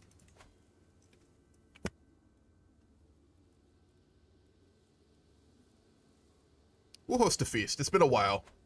We haven't had one in years. At this point, we'd be getting over the death of our son, and we can have some festivities in life again. Dogs are feeling the area out. Yeah. Dante. That's a good fucking dog name. As the feast is underway and our guests are eating and drinking merrily, Lord Adamar approaches Narila and me at the table. This is our wife and our vassal. This is a marvelous feast. All my compliment to the hosts. Do we like our wife? Yeah, we like her. We'll give credit to our wife.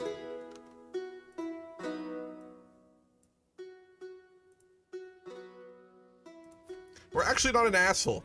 Probably the last of our leaders and the only leader who will not be an asshole given this is CK3 and Game of Thrones, but you never know. What started as an ordinary feast became an exceptional one thanks to the presence of Lord Doran. Oh, he came, goddamn. We spoke all evening about all manner of subjects, and as things would have it, we seemed to have a lot in common. I had such a good time with him. Oh, we're actually managing to befriend him. We stopped trying to befriend him, and now we're doing it. It's about right. We have a lot of alliances. Goddamn. And we're gonna do nothing with them.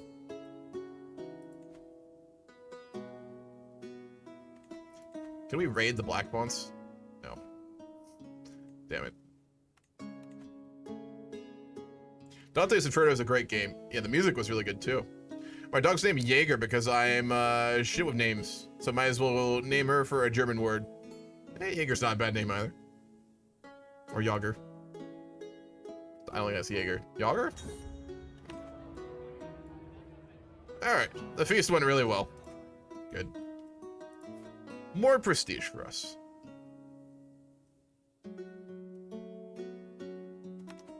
Do we get unique unit types? I bet we get at least one, given we're... No. Outriders, maybe? Yeah, yeah. We're not good in desert, though.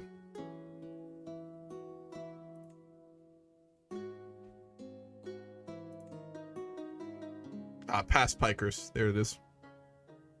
Mountain advantage, desert advantage. Huge advantage, really. Man, terrain is so important in this mod, which is really cool and accurate. I mean, terrain's really important, obviously, in regular CK3, but they're jacking it up a level. Because they've added new terrain types, it looks like. Gotta love it when a mod does better than the actual dev team for CK3, even though they've been, like, basically defunded by Paradox, I suppose.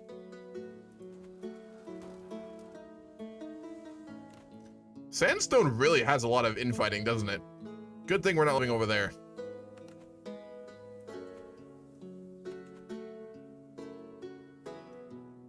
Northern countries, oh, tough to say. I think it lets us see what we can't get right. No.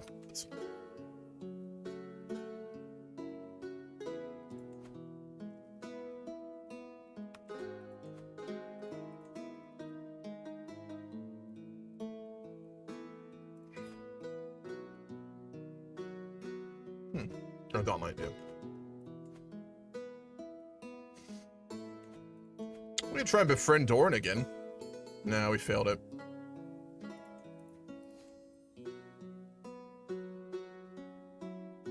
We'll try and befriend Lord Ormont of Euronwood. We are known for our dedication to the faith.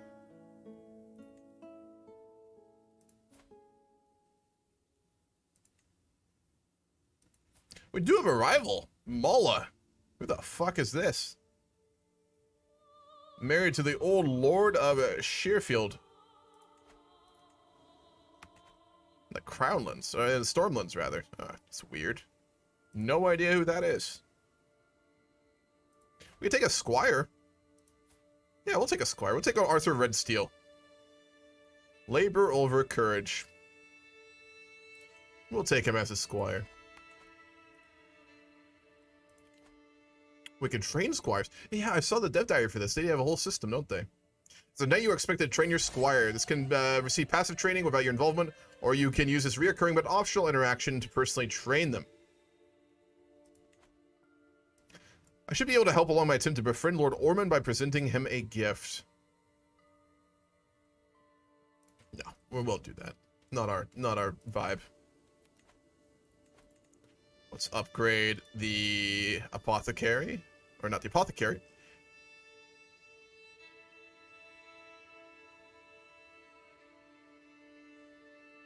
We'll upgrade the beehives. Mead makers. Oh, we're going to start to make our own mead. Hell yeah. Dorne is obviously known for their wine, but perhaps Dornish mead will reach some acclaim. Let's train our squire.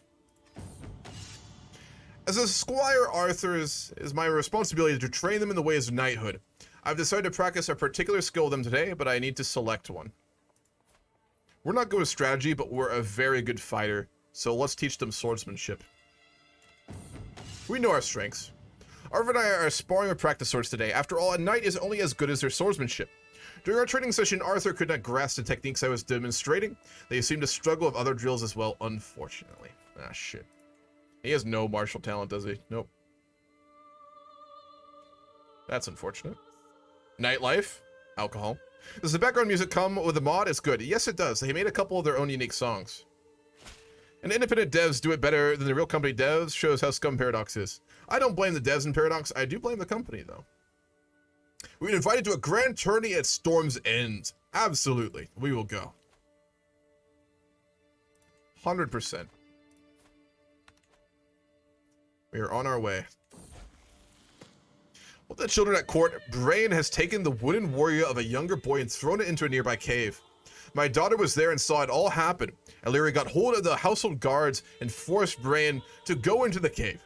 Brain's terrified screams could be heard. Our daughter's a bit of an asshole, isn't she? Can be heard for minutes before emerging with a toy.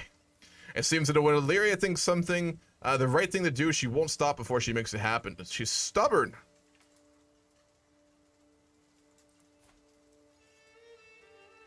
Yeah, we wouldn't intervene in that. Let's train our squire again. Well, I at last reached the tourney grounds. I spare a moment to take in the sights and sounds. Blast of the trumpets proclaim the imminent start of the qualification rounds. Yeah, wonderful. We'll be able to teach our squire here as well. We'll do some swordsmanship while we prepare for our first joust. And he's done very poorly again. Damn. We didn't pick the best esquires, it appears. Lyra's growing up like she's fucking Lysandra or something. Oh, no, no, no.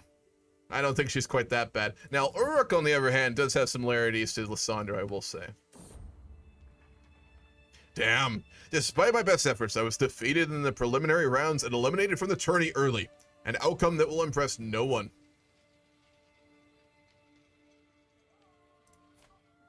We're honorable, so we'd watch the rest of the jousts. We're not a sore loser. That's fucking sucks. It appears our really shitty squire's rubbing off on us. Lord Hugh versus Lord Lyle. Do you want to make a wager? Nah, I don't think so. Lyle has prevailed. Not prevailed. Lord Dennis, the Darling of the Vale versus Master Togarian of Brindleton. Oh, from House Aaron too. Is he? I get a distant cousin of Lord John Aaron.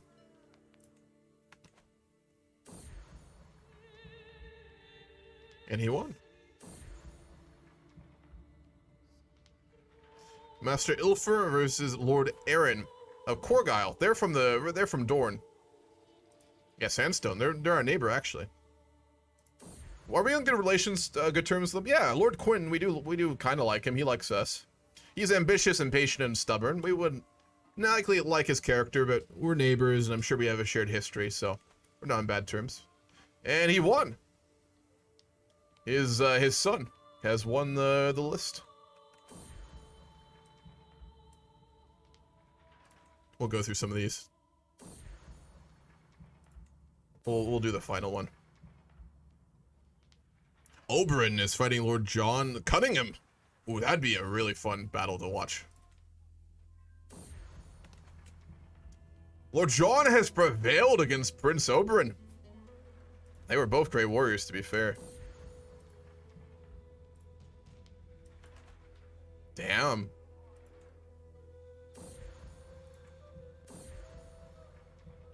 Jesus Christ. Like, the quarterfinals are fine. I don't need everything else. Because we lost.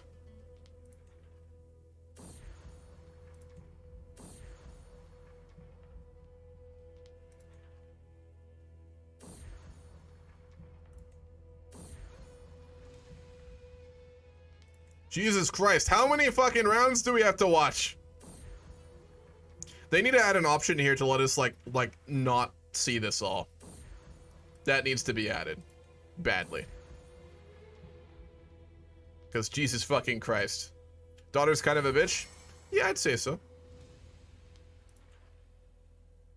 Discussing the lords and ladies in the realm with my acquaintance Lord Ormond and my liege Lord Paramount Dorn when I realized that Ormond is entirely lost in regards to the subject. He's an amateur plotter. Trying hard to make him out to be a fool, I freeze when Lord Dorn asks either of us to explain a thing to him.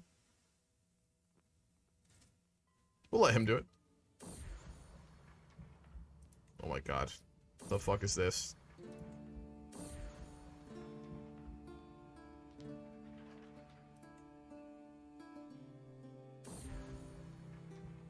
Lord John lost. Oh my god. They need to fix the tournaments. That is way too much. And they don't let us, like, not watch it. Fuck that. No, I've heard about this. Someone already messaged me about this. It's a bug that they need to fix. She's likable. Yeah, I agree. Bad characters can be very likable too. She's not that bad though. She's just arrogant and stubborn. Honestly. I mean, bit of an asshole, but like I said, more the lovable type of asshole. Compared to, you know, the other kind. An entire tournament in real time, yes. Absolutely.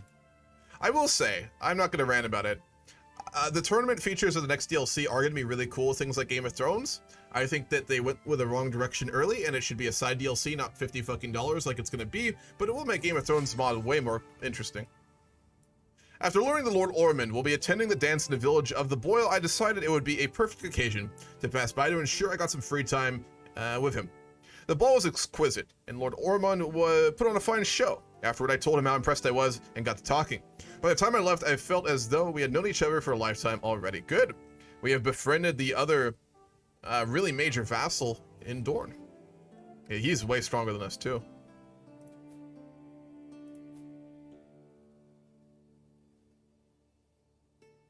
He betrothed his granddaughter to a 60-year-old man. Jesus Christ, dude. Fuck. That's arbitrary and ambitious. Yeah, that checks out. It's a choice.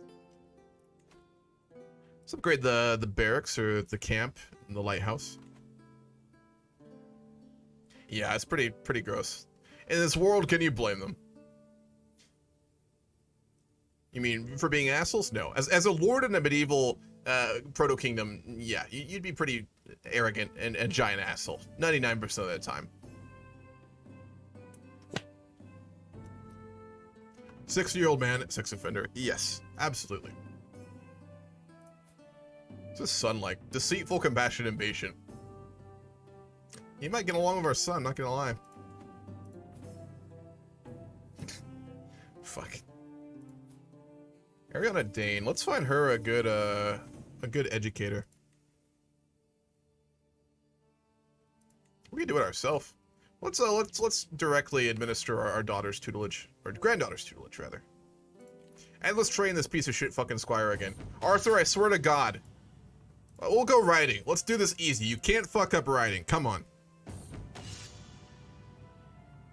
During the training session, Arthur demonstrated a good bond with his horse. Seems as though they have keenly. It was impressive how determined they were in mastering today's tactics. All right, well, he can ride a horse. Good. That's something. He's not a complete oaf, just mostly an oaf.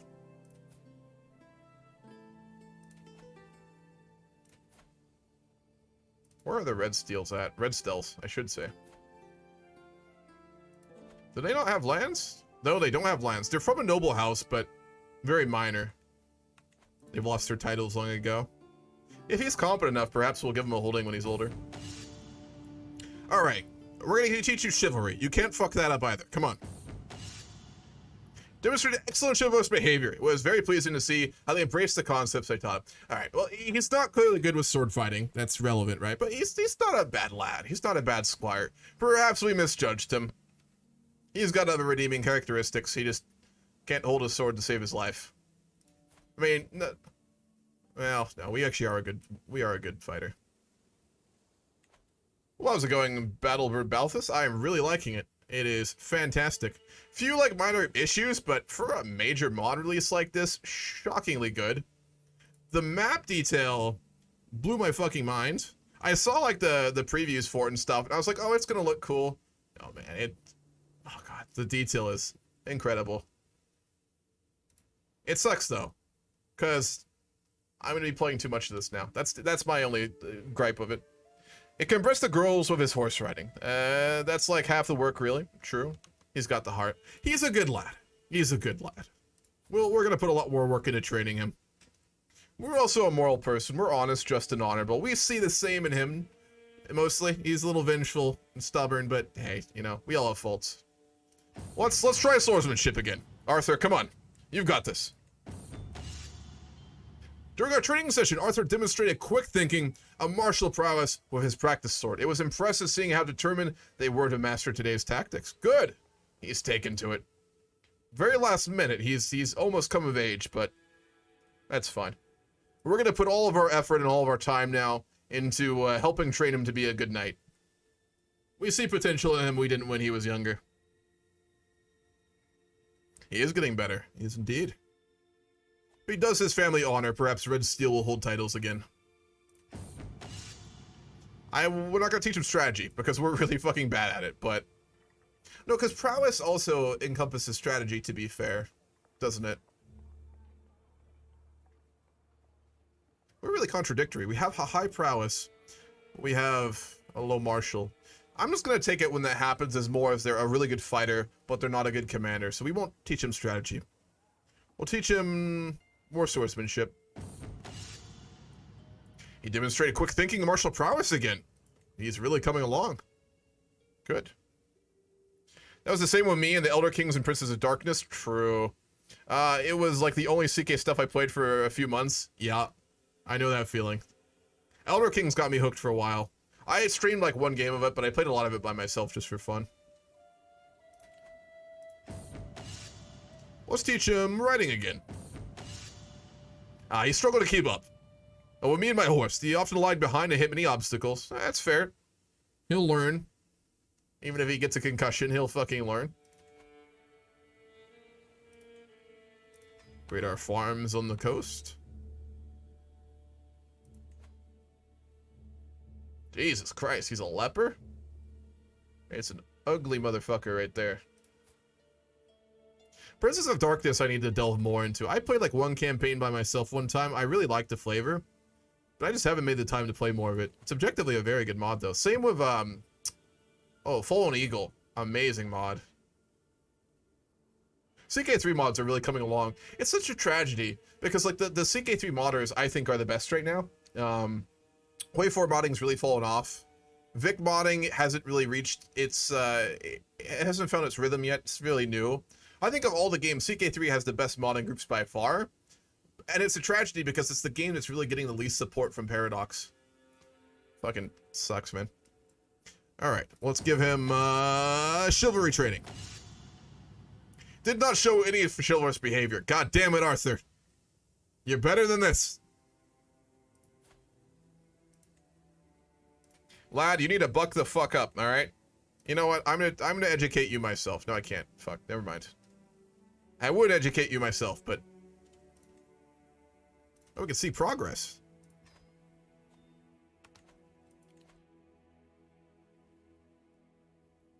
Can you not? Or can you see it?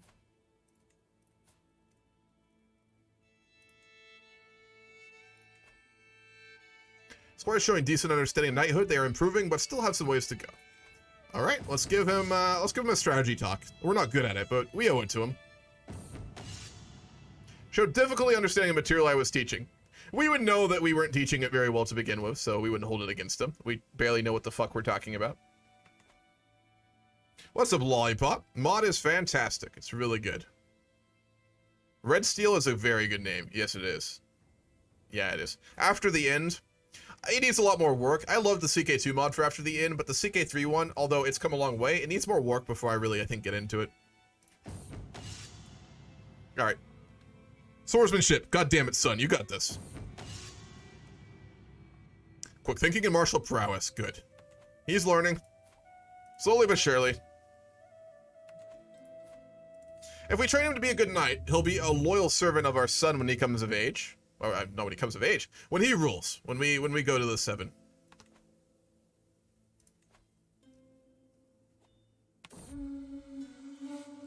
The wilderness is calling out to me. It's been too long since I last hunted, as after the death of our son. Out there in the hills of Starfall, there are plenty of sly foxes.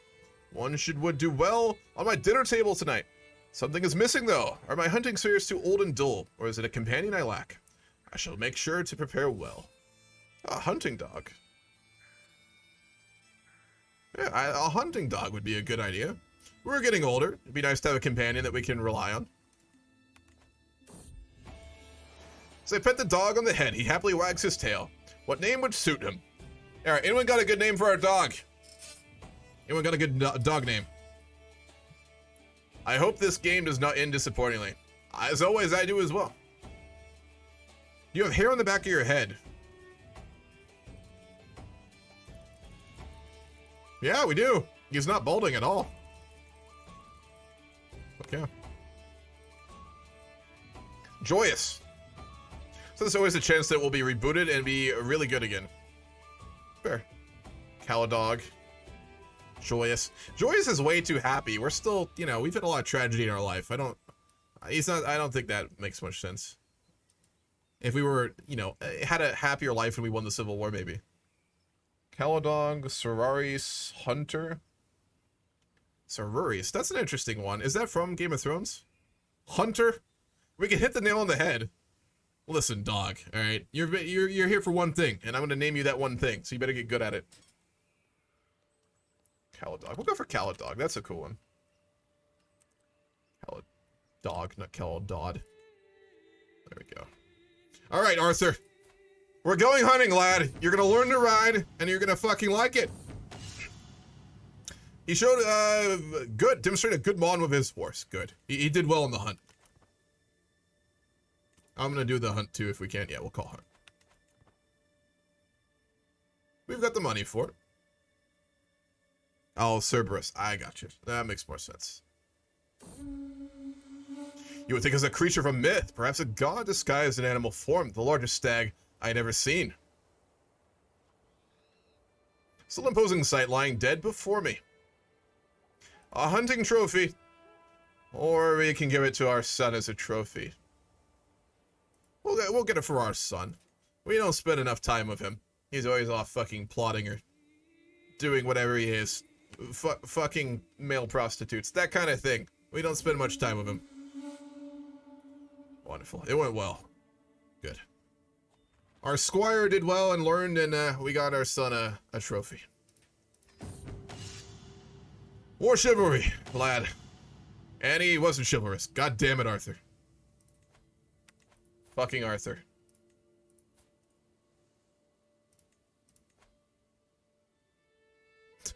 He has a long way to go. Oh boy. Ending isn't as important as doing. This time for some animal symbolism. This is about the ride. Damn right. I really don't mind if we get a game over in any of the games. They don't happen very often. Like in the mega campaign, if we get a game over, I will make it a game over. It's more interesting that way. My daughter Illyria seems to be enjoying our latest feast. She is 14 now. Ah, they grow up quick. Damn. She got along quite well with everyone she spoke to, even the adult guests. Gregarious. Nice. She's an arrogant, stubborn, vengeful gregarious, so a typical noble in Game of Thrones, really. Esquire Arthur is my responsibility. We shall train him once more. Swordsmanship! And he didn't do well, again. Wasn't Illyria betrothed to someone? Yeah, she was.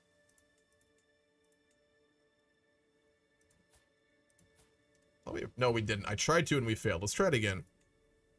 Still doesn't want to do it. Too many existing alliances. God damn it. See if there's other options. Not a lot. We will wait then. No rush on it.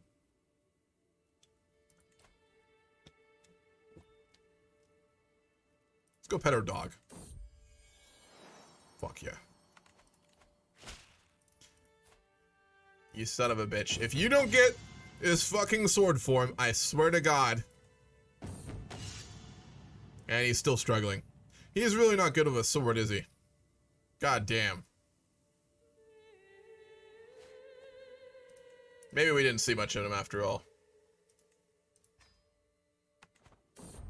Can co-op an RP game. Alright, what are you calling? What are you calling, Tull? Well, Princess of Darkness, I think they intend to make the game last until the modern day. Really? The last time I played, I saw that they had the cultural innovations to go up to the 1990s, which really makes me curious as to how far they plan to shake up the gameplay. That's fucking crazy. I didn't know that. That's incredible.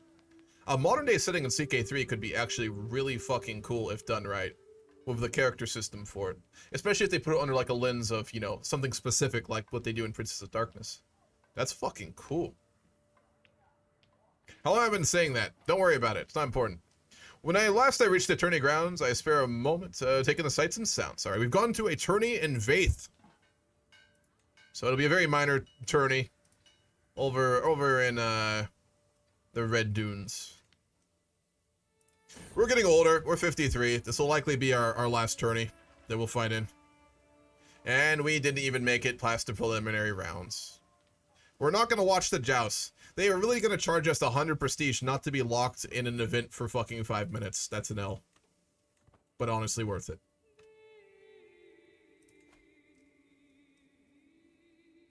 Because if you don't watch them, you don't have to get stuck in that event chain, I guess. Can I vape here? Oh boy. What are you, a 14-year-old Zoomer? I vape too. I can't bitch. I'm technically a Zoomer too. Barely. Alright, horse riding. You're good at that, aren't you? Come on, lad. Good bond with his horse. Good. He can't use a sword. But he can ride a fucking horse. I guess that's half the battle. Or something. What's our fucking son up to these days? I don't trust him. Still has only had that one daughter. It appears that, like, he literally fucked his wife once, and then he's like, yeah, I'm good. I'm gonna go back to screwing men. I was shocked when I caught my granddaughter Ariane trying to steal from a travel chest of the visiting Lord Alistair, our brother. She blamed a game another child had invented, but I could tell she is lying. We can't respect a deceitful person. Be honest and you will see others open to you. We'll teach her to be honest. Nice.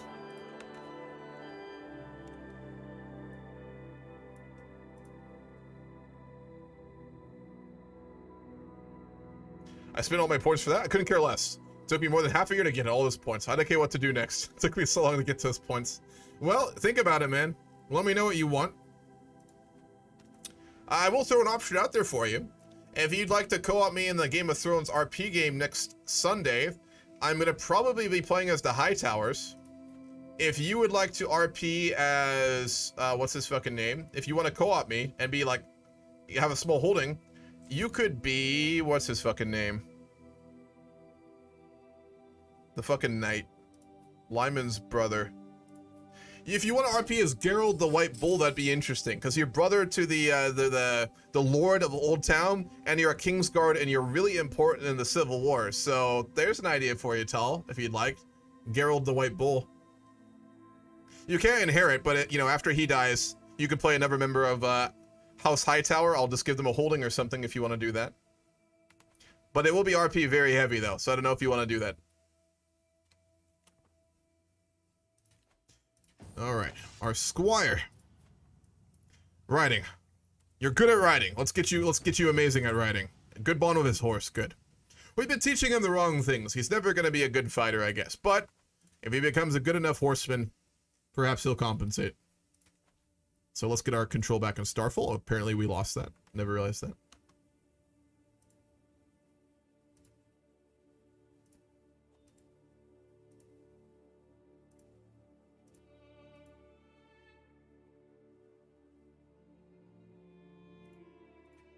Ooh, I got a reply from the Ching. One moment.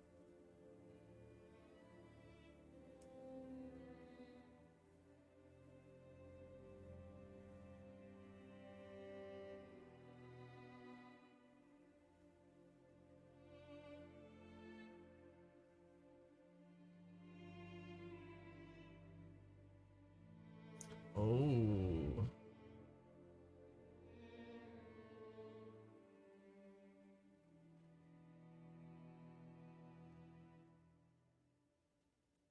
Oh boy.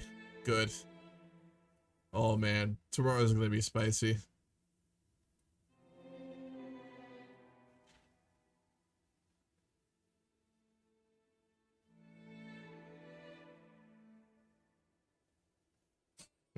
Okay. Well, that's fine.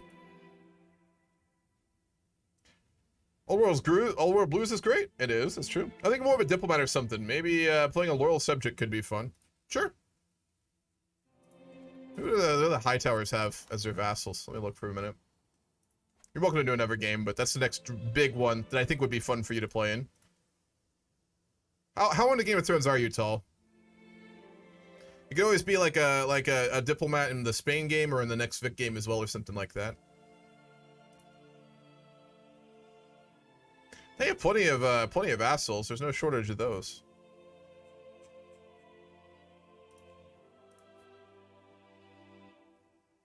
Like there's cadet members of House Hightower. There's other people around there as well. You can just play as my chancellor if you'd like to be a diplomat or something.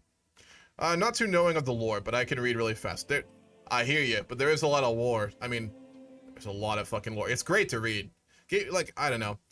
Warhammer 40k and Game of Thrones are both, like universes that I've gone down the lore rabbit holes with. Probably worse than anything else.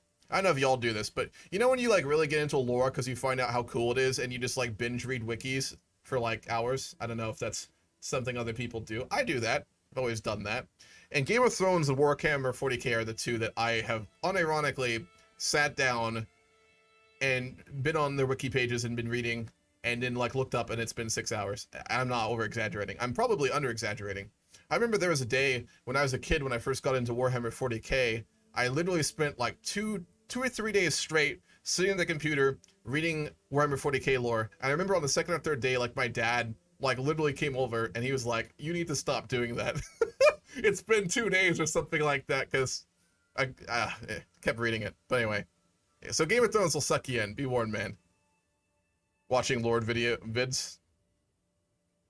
I'm gonna tank. Yeah. Lore binging is fun. All right, lad. One last ride before you come of age. As a lord, my vassals owe me their allegiance. My word is law. But how much is obedience without devotion worth? In times of crisis, a slow response or a half-hearted effort can lead to disaster. Can I afford such a risk? We'll make Dorn like us more. We'll use this. Good bond with his horse. Wow, he's going to be a really good rider, isn't he? We need a new Castellan. We'll appoint our brother, Lord Alistar. Yeah, Lord Alistar. We'll make him... it's based on his skills. That's super cool. I understand this now. He's a really good marshal, and we're not, so we'll use that to our advantage. I really like how they did the council system. That's so fucking cool, man. And putting an admiral in place. I don't know if y'all know this, but I do enjoy naval mechanics a little bit. You might find that shocking. So the fact that they added an admiral is so fucking cool. One day, I pray, we will actually get a naval system in CK3. Probably not, but you never know. He's not the head of our council house guard anymore. Find someone else then. Roland Redsteel, probably. Another member of, is he related to Arthur? Ah, he's Arthur's uncle. Yeah, we'll make his uncle head of household guard. He's a very capable knight.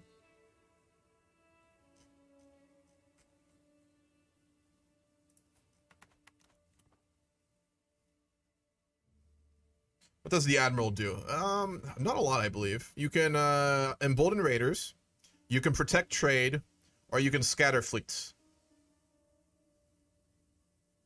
We should probably have it on protecting trade. We get more tax revenue.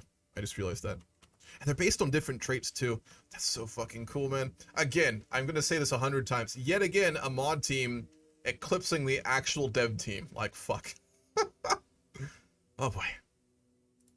Alright, we're riding again, son. Yeah, alright, he's doing really well now. What's his progress at? He's doing good. I'll be ready to be a knight soon enough. We've inherited the Lordship of Aster Mine and 2 other titles. Whoa. Where is that at? Jesus Christ, we inherited the whole north. The cadet branch of our family died out. Oh shit. High Hermitage. That's where the other branch of the Danes are in the actual lore. Like that High Hermitage is where the cadet branch is at. So we'll grant that to another member of our dynasty, and then I think Astromini and the Gateway, I'm going to give to the Red Steels. They've shown themselves to be capable and loyal. We like Arthur. I mean, we've raised him as our squire for years now. His uncle is a head of the council guard, house guard. He's a good man. The Red Steels are a family of good bearing, probably hedge knights originally. So I think we're going to give them territories. But for High Hermitage first, we will give that to... Our brother's side already has territories.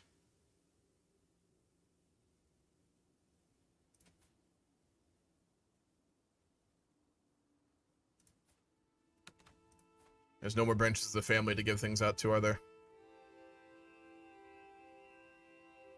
Fuck. Giving Gerald land would have been cool.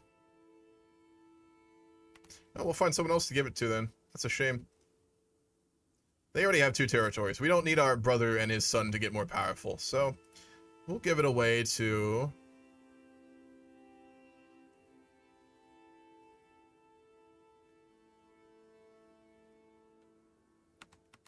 I'm conflicted here.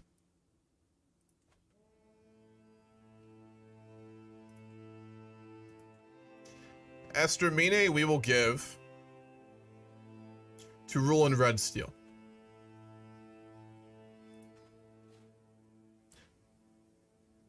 The gateway we will give to some random Stone Dornish culture person. I can't think of anyone else we'd really grant that to, so we'll do that. Which will be Lord Perrin of the Fields of Grass. High Hermitage we will keep for ourselves. And if Arthur shows himself to be capable enough when he grows older, or if our son has multiple children to inherit, we will grant it to them. I will go over my limit for this, just because we can do some interesting stuff with it later. And for our steward, we will name Lord Admiral of the Elbow.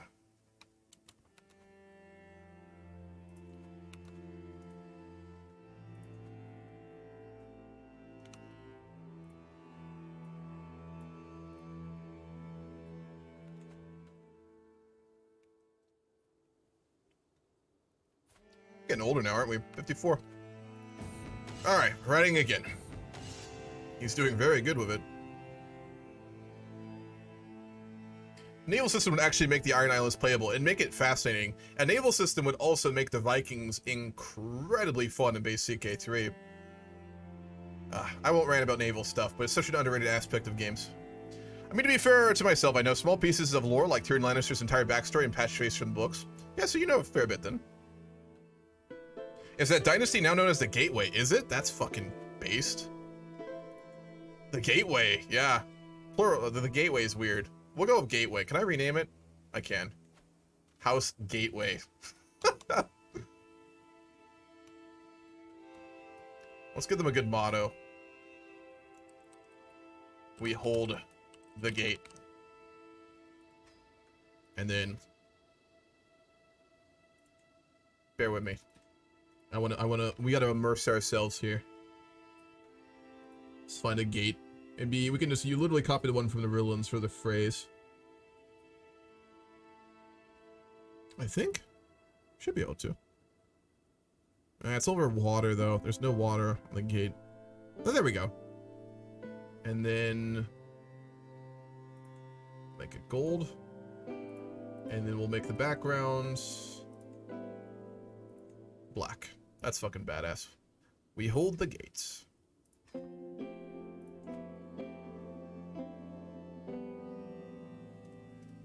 Fuck yeah. What's Red Steel's motto? Labor over courage. That's a really good one.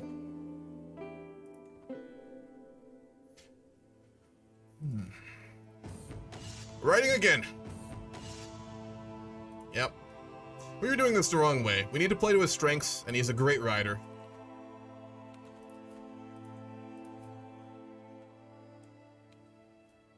Trained fighter. You can find a betrothal too. I feel at this point we probably view him as like almost like another son.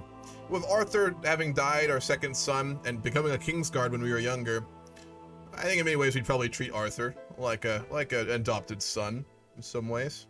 So we'll need to find him a good wife too. But only if he's capable. If he proves to be an oaf or to lack chivalry, we will let him go. Our daughter came of age, Illyria.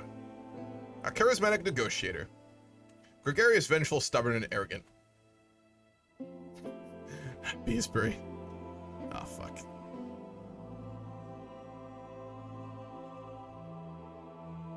But married to a Lannister. It's not a major one, though. I really would prefer to marry her into the Stoneway family.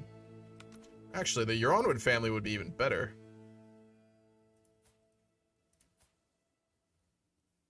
Yeah, Ferris Euronwood.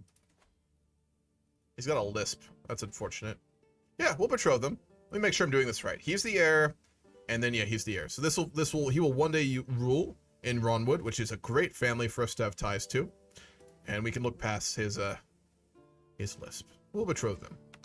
It's a very good political marriage, and we're already good friends with his grandfather.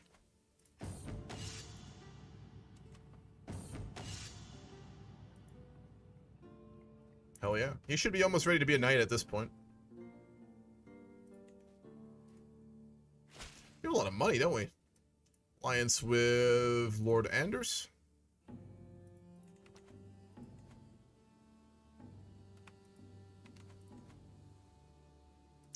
Let's go ahead and do a large sketch in our meadery. And then we'll repair some of the defenses of High Hermitage when we can. We'll build outposts there.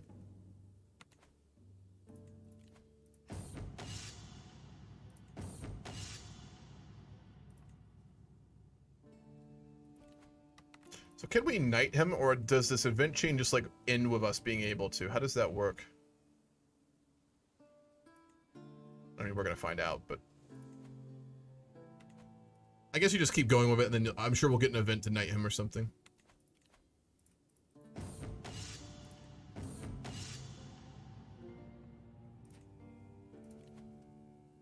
This dude is basically a horse whisperer, to be honest.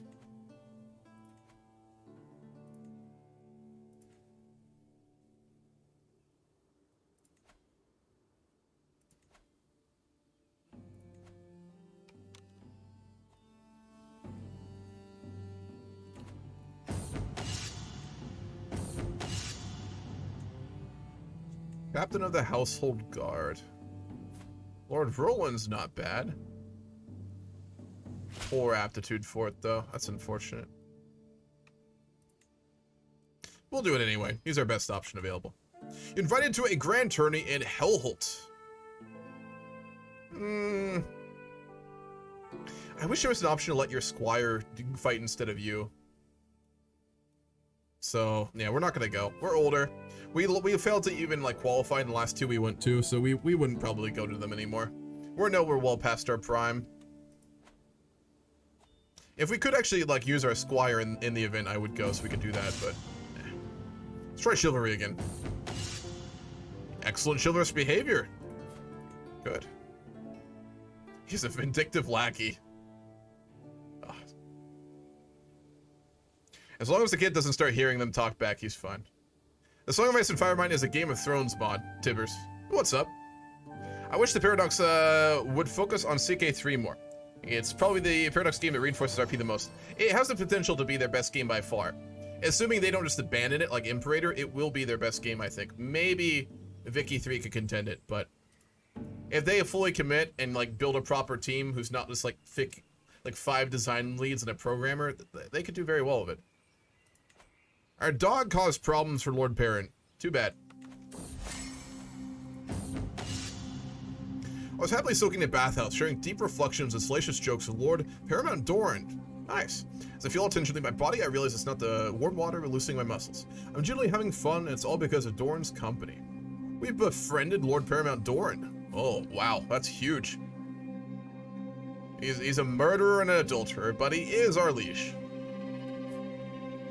Robert did marry Cersei, too. He had 7 children. That bastard.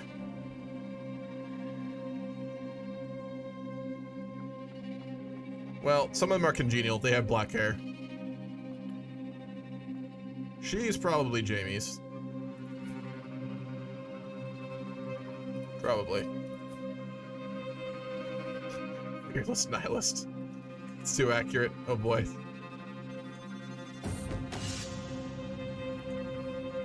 Maybe you have to train like each of them individually to be able to get it or something. What's up, Sunshine064? How's it going? I hope it doesn't get Imperator roams. Yeah, me too. I'm really worried about that with CK3 because they did cut even more jobs from CK3 to Stellaris recently. Can anyone with a CK3 get this mode? Yes. Yes, they can. It's a mod that just dropped. It's on the Steam Workshop. Yeah, they pulled off people from Stellaris mainly, but also from CK3. They cut a bunch of jobs. Gayness? Bros. They're just vibing in a bathhouse, man. It doesn't have to be gay, even if it's in Game of Thrones.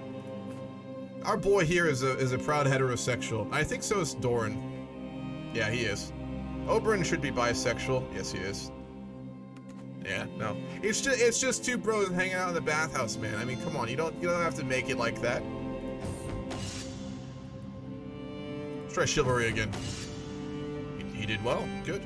I think we do have to train each of them. I'm gonna guess what that... Yes, we can knight our squire! Hell yeah! Arthur has come of age. He's proven himself after much toil and time to be capable, and we will formally knight him.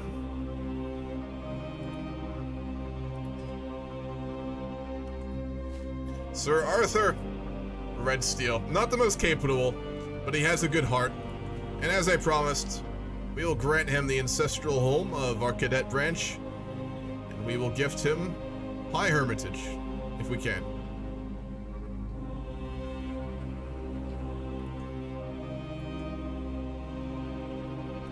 You know what? Let's do it. Let's do it the other way. Fuck. We can go look at his uncle.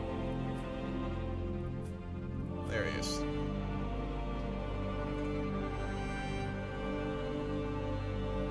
Can we not grant him territories? No, we can't. Grant titles. We will grant him High Hermitage. Beautiful. Lord Arthur of High Hermitage. We did make the Red Steels pretty strong in our territories, but I'm sure it's fine. The cloistering fop Doodle Orville makes my blood boil. Just a reminder, we gave him everything he has. How could the 7 who are one see fit to curse the earth with Orville's gutless cowardliness?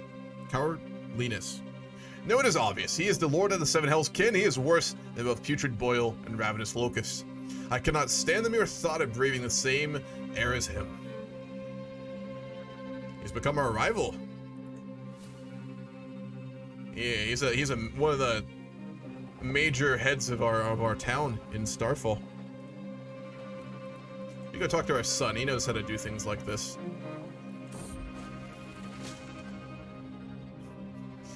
God damn it. I hate sand. It gets everywhere. I was outside my keep for only a few moments as a strong gust of winds blew some sand right into my mouth. Quality events there.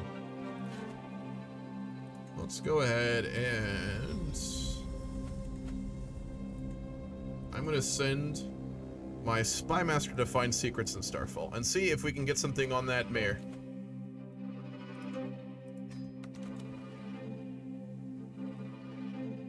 Shit, it's already been 2.5 hours? Fuck. Yeah, bros being bros, man. That's all it is. Paradox noticed that Solaris and CK3 have more than 5 people working on them and didn't like that. True. They can up their bottom line profit. I mean, why would you make your games better when you could just make more money for shareholders? Hell yeah. Gotta love that Star Wars event chain. Yeah, so the Red Steels have 2 holdings. Our family and our cadet branch is very strong. And then it's the Broken Elbows and House Gateway.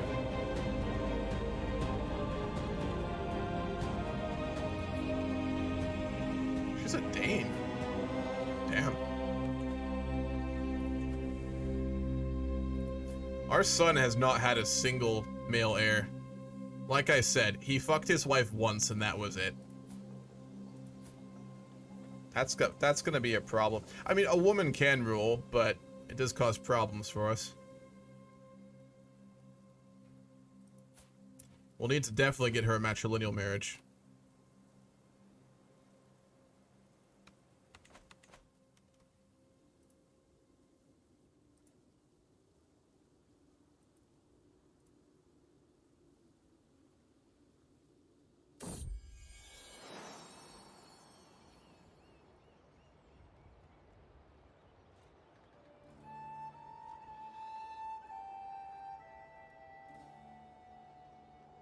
I'm out riding with my dog, Caladog, behind me when he suddenly runs off into the hills. My retinue assures me he will come back. But what if he doesn't? We'll be patient. How long am I streaming for? Probably another hour and a half, maybe 2.5 hours. We'll see what I feel like. Streams will probably be around 4 hours on Saturdays like this in the afternoon. Unless I get a little too into the game. So, we'll see. What's up, Haggy? Secret has been reached the day of light. My vassal Lord Perrin has copulated with his lover, Cassella. Ah, Lord Perrin of the Gateway. You diligent fornicator. And he got her pregnant, too. That's rough. He's unmarried. You can always marry her, man. I'm just saying. That's his business, though, not ours.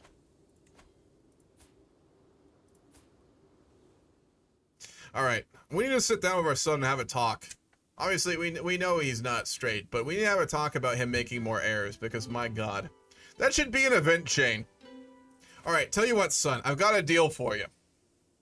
You are a good warrior, but I need a fucking grandson. So here's the deal. I will get you knighthood. I will knight you. But you have to go fuck your wife. Okay? That's the requirement here. This is a fair deal. You'll be a knight. You'll have prestige. You'll have honor. But you need to go fuck your wife. So that's the deal. So it's a reasonable one.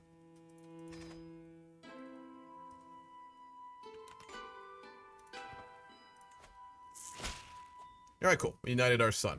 We'll see if he honors his side of the deal. My relative Ulrich has been knighted. Wonderful. And he is a skilled fighter as well. Hell yeah.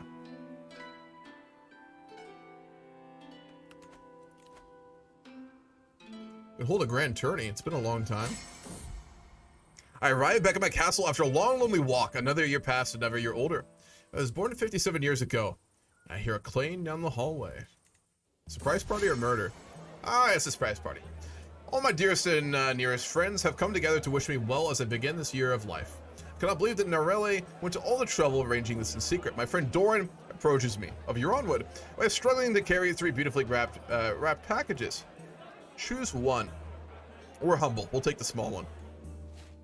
Oh, Marble Scepter of Jaira. Monthly learning, and a masterwork trinket. Damn, he gave us a good gift. He is a very wealthy house, to be fair, so that checks out.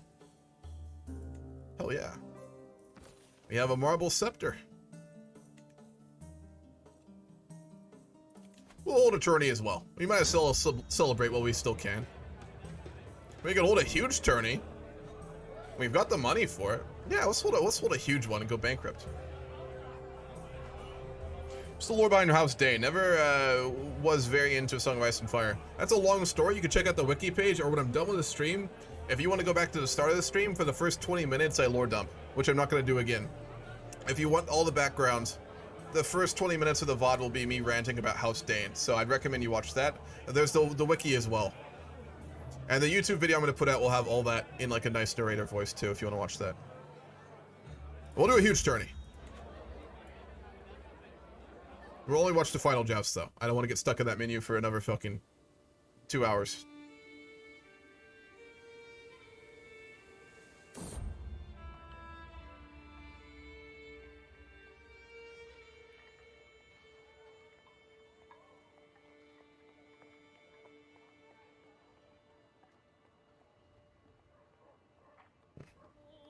The Lord and Champions of the Realm have arrived, ready to test their mettle in the lists. 100 shields hang on 100 pavilions, and heraldry of houses great and small are in proud display.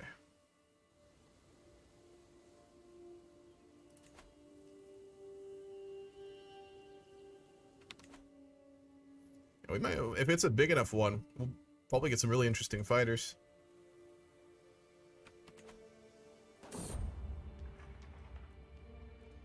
Alrighty, let's see if our son makes it past. I hope he does. It's basically the Mandalorian's Darksaber. Yeah, it's made out of a meteorite. Still have hair on the back of his head. Yeah, he's got no stress, I assume so. Stress actually makes you bald in CK3, which is really cool. You know, we're chilling.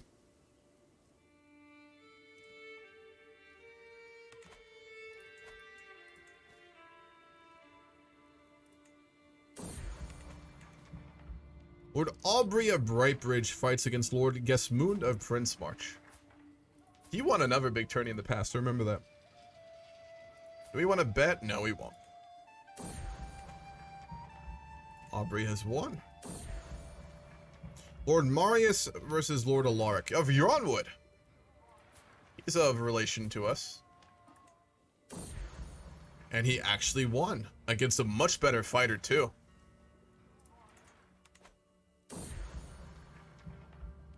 Aubrey versus Alaric. And Lord Aubrey has won.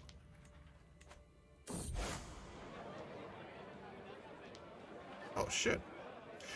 The grand tournament I was hosting has come to an end. Despite not being a knight, Lord Aubrey of Brightbridge was able to claim victory over all the assembled knights. and warriors. While the price of gold and fame is enough for some, I could not help but think that Lord Aubrey of Bright Ridge's marshal showing was so impressive that a further reward is warranted. Perhaps knighthood is an appropriate reward for such honor. If he is able to win such a thing, we've already knighted 2 people in the last year, we might as well knight another. Wonderful. And we knighted Lord Aubrey of Brightbridge. Where's he from? Oh, wow. He's actually from, he's from a very minor family in the middle of nowhere.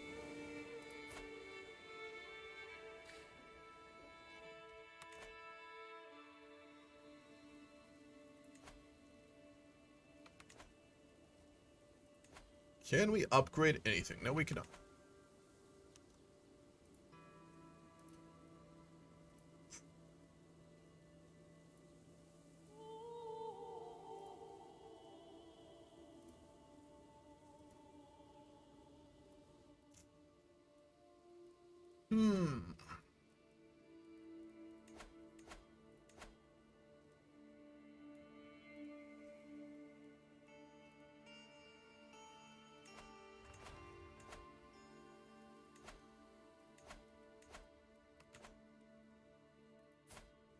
Fuck, we're living to be really old. I was hoping Ulrich would actually inherit younger.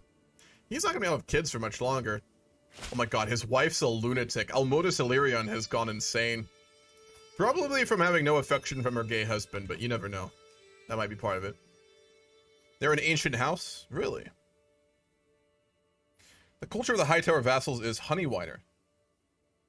Is it really? It is. Suit diplomats, maritime mercantilism for bearing soft and sweet parochialism. Yeah, that checks out. That's really cool. Gotta love subcultures. Man, the culture system in CK3 is like its best feature, I'd say. We are actually gonna fight in the tourney of Ghost Hills. That's surprising. We'll do honor by our house, hopefully. We're fucking old as shit, though. We're fighting at like 57. And we still have a lot of prowess.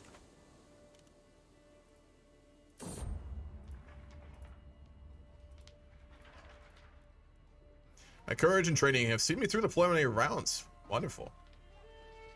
We're not going to watch the other contests. I'm always going to choose that so we don't have to watch all of them. The Herald announces the next till. Lord Beric and Lord Lewin of House... Word I can't say. Dartang. Let's do it. And we have lost.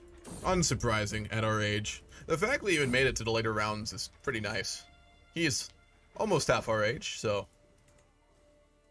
not too surprising. Them Honeywiners love them beesberries. Paradox should make a massive game that makes mechanics from every game they have and merge it. They should, but they never will. About the vassal I'm going to play, Lord Ben. Oh, you're going to go for the beesberries. Where's he at? Beesberries, there they are. Fuck yeah. The beesberries have a lot of lore on them too, Tall.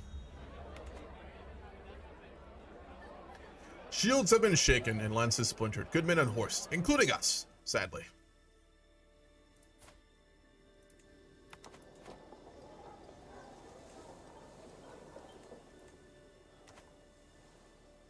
Hell yeah, dude.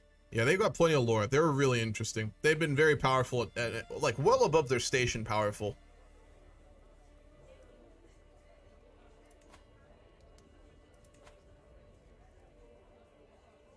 Does he have any core artifacts? No. Dornish shield.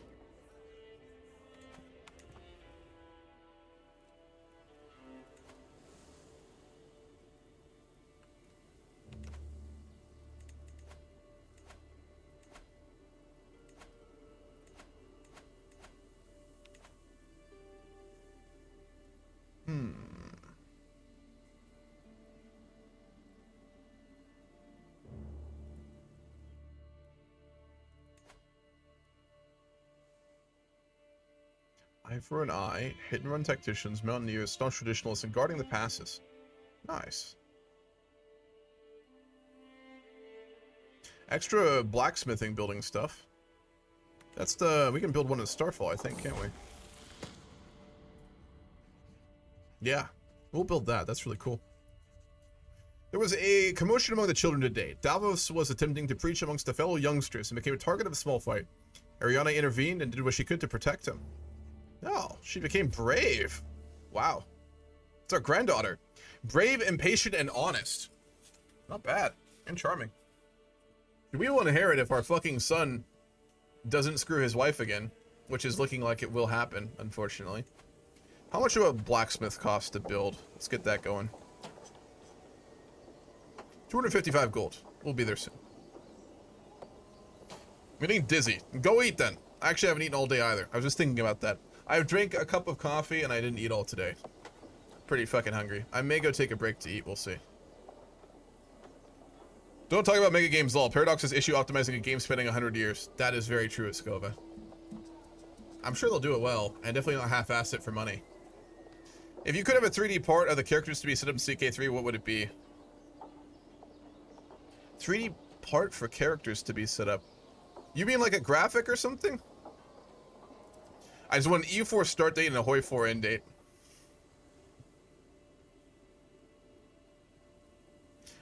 The CK3 system could be good in really any time period. Character-driven strategy games, that's why I always wanted CK3 to do well, because I would hope that it would inspire more of them. We'll build a crown smithy. I mean, our ancestors made Dawn, and it makes sense that we would pursue the best of our ability. Good blacksmithing. Royal forges, that'd be really cool to get. Prowess. And supply limit.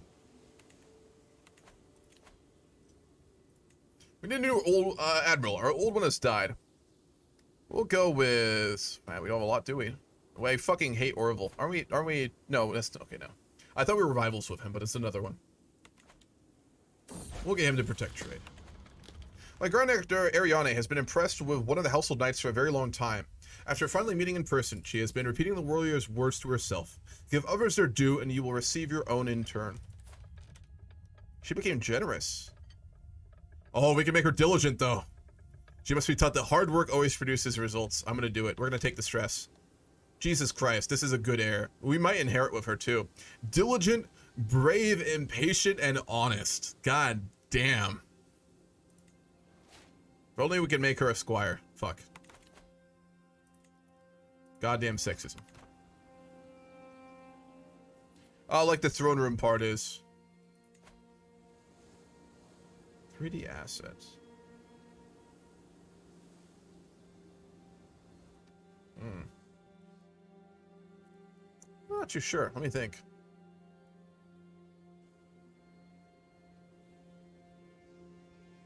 One item.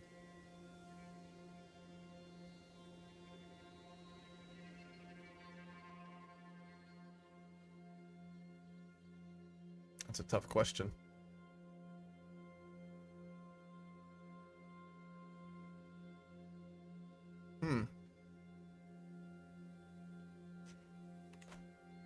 When it does come out in this game, for Game of Thrones mod, I assume is what you mean.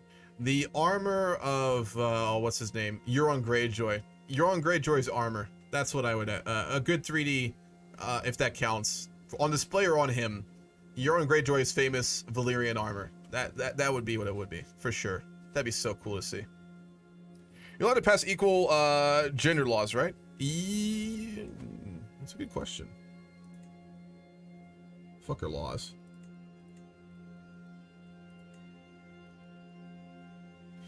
No, you can't.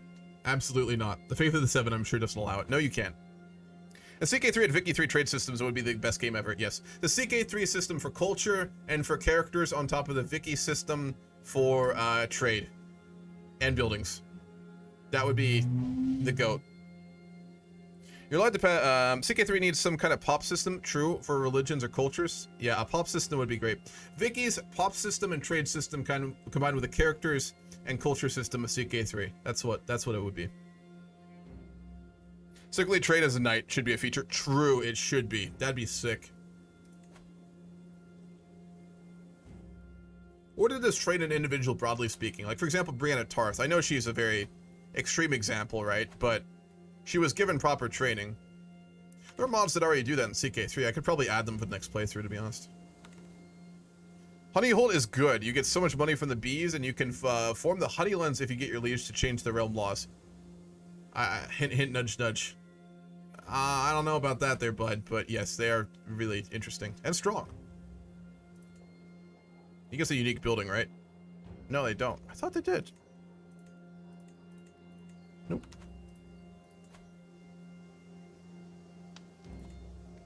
Old Town gets High Tower. They should get the Citadel, too. The Sept.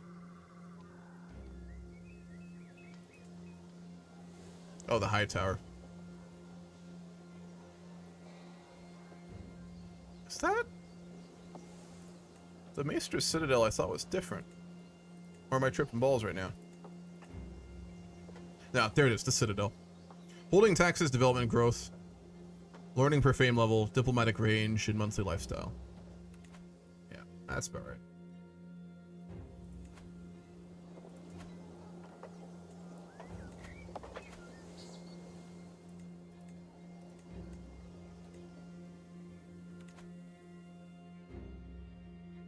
And Slar's tech system? Yeah, that'd be pretty sick too. Yeah, like all the different parts of like the Paradox games, if you put them together and made like a game that went through all of history, it'd be incredible. Basically like Grand Campaign Simulator. It'll never happen though. It's a good model for the tower. The 3D stuff is so cool. What about 3D Animal Companion? I mean, Ghost is the obvious answer, but Dragon's the second most obvious answer. Dog, why are you asking the hard questions? God damn.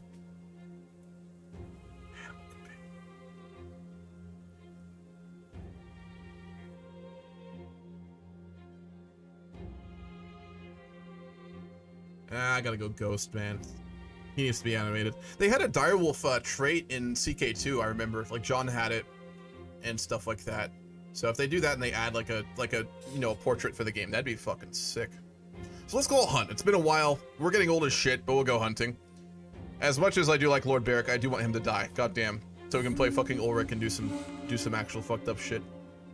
The wood truly is the mantle of the poor, but as the wolf flees in panic from foraging peasants, I feel my patience wearing thin. Surely there must be better things to do in Broken Elbow than picking roots and mushrooms. Look at the donation. We have money. We're a nice guy.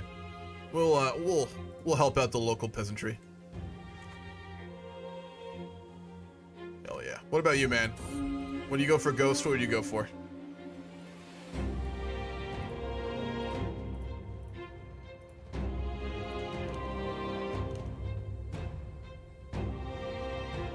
Ooh.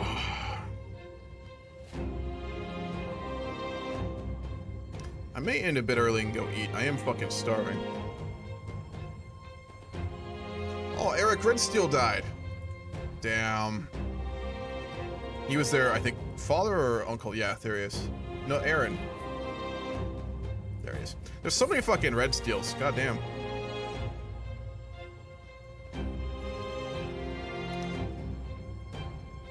My ward Ariana has come of age, and it is time she left my care.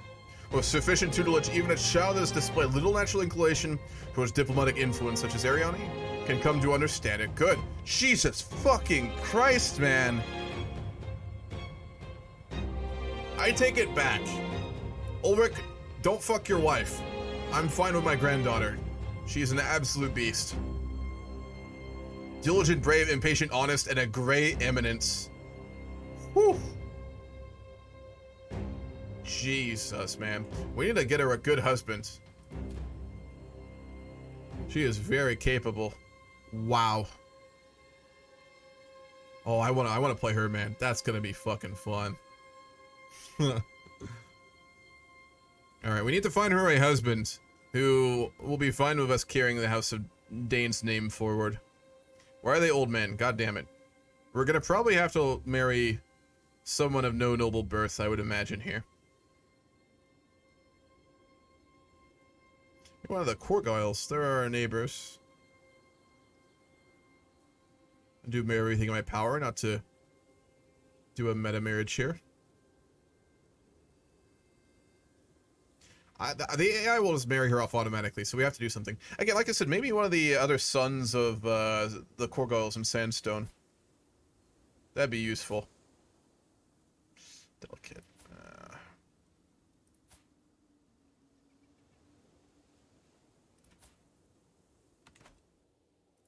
Maybe one of the Fowlers, perhaps?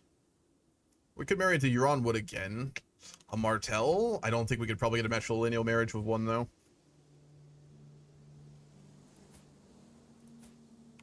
Yeah. Ooh, this is tough. Hell yeah, we're playing House Dayne. Goddamn right it's going.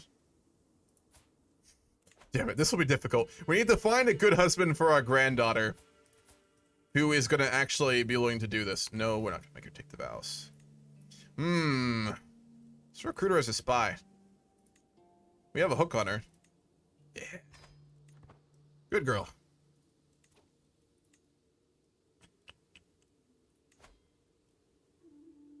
About an arranged marriage. No options here. God damn. Alright, what would we prioritize? Let's look. All adult, age difference, all...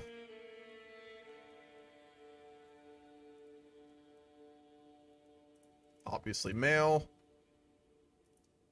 Marriage prestige gain. We do that. Oh, we can do a Martell. Oh, that is perfect. Darius Martell. He is a bastard of Oberyn? Oh, fuck yeah. That is perfect. Sir Darius Sant, a compassionate, ambitious, just, cynical knight. A bastard of Prince Oberyn who would be willing to marry our granddaughter with a matrilineal marriage. Yeah, you know we gotta do that. That is fucking sick. Fuck yeah. Alright, cool. A Martell. He's already a knight, so we won't need to train him either. Let's work on befriending him. That'd be worthwhile. He's come to Starfall. Pin him. I'm gonna pin our granddaughter too. Alright, we need to get her into our government. She's young. She's only 16, but she's clearly very capable. We're getting older. We love our son, but we know he has problems and is not the most competent. So we need to find a way for our granddaughter to... Actually, can we even put her in positions, given she's a woman? The real question. We cannot, but we can put Darius Sands somewhere. What's he good at?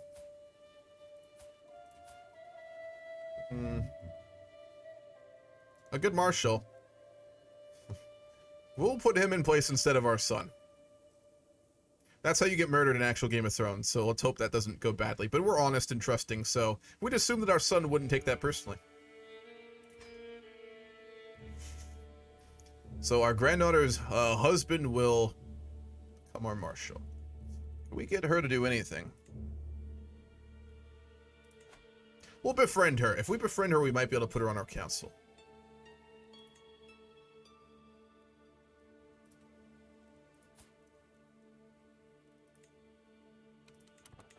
Good.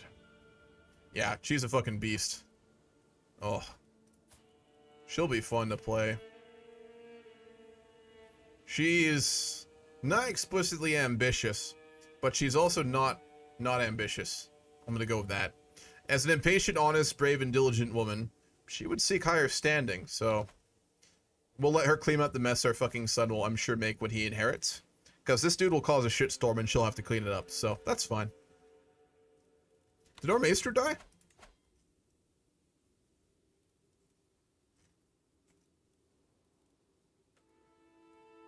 Yeah, he did. I think. Send for a maester from the Citadel.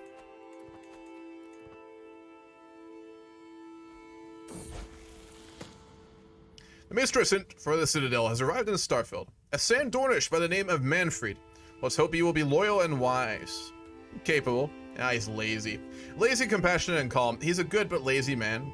A maester, a novice physician, and an insightful thinker. Not incredible, but could be worse. At least he's not a scheming fuck.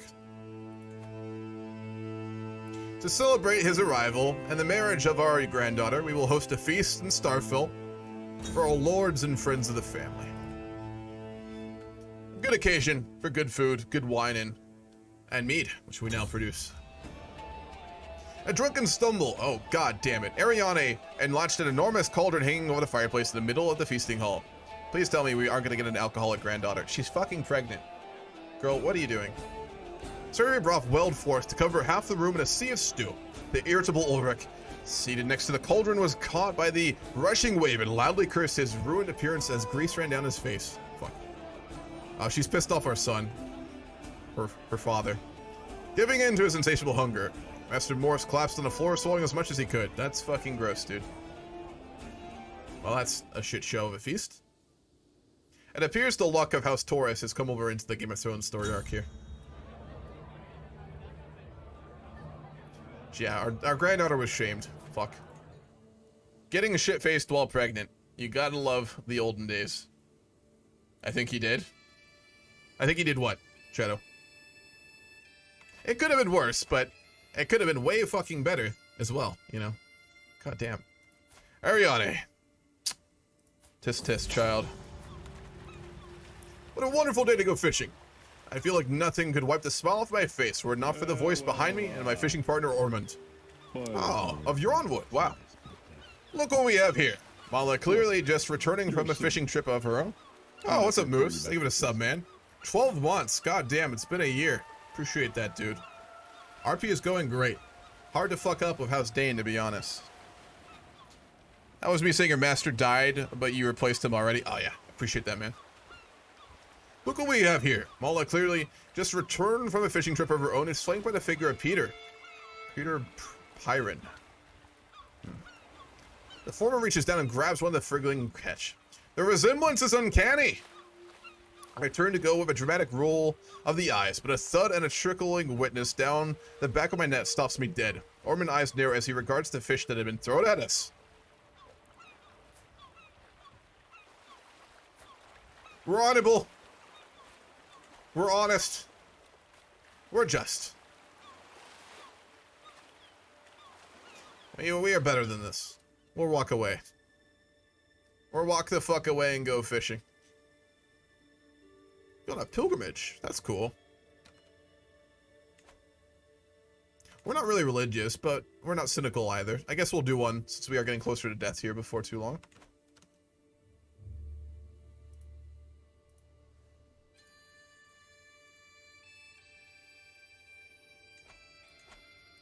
Hold up. Okay. I thought he was in a faction for a moment. I should be able to help along my attempt to befriend Ariane by presenting her with a gift. We'll give her a really good one. We'll give her an exquisite gift. She is our granddaughter, after all. She's the type that someone like Lord Beric would certainly spoil, let's be honest. Especially given her potential. And she's having a kid, so. No intrigue skills to save her life, though. In a world like Game of Thrones, that will cause problems. Speaking of problems, what the fuck are the Black Months up to these days?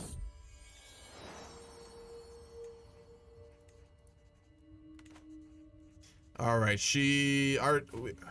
God damn it, he had a son.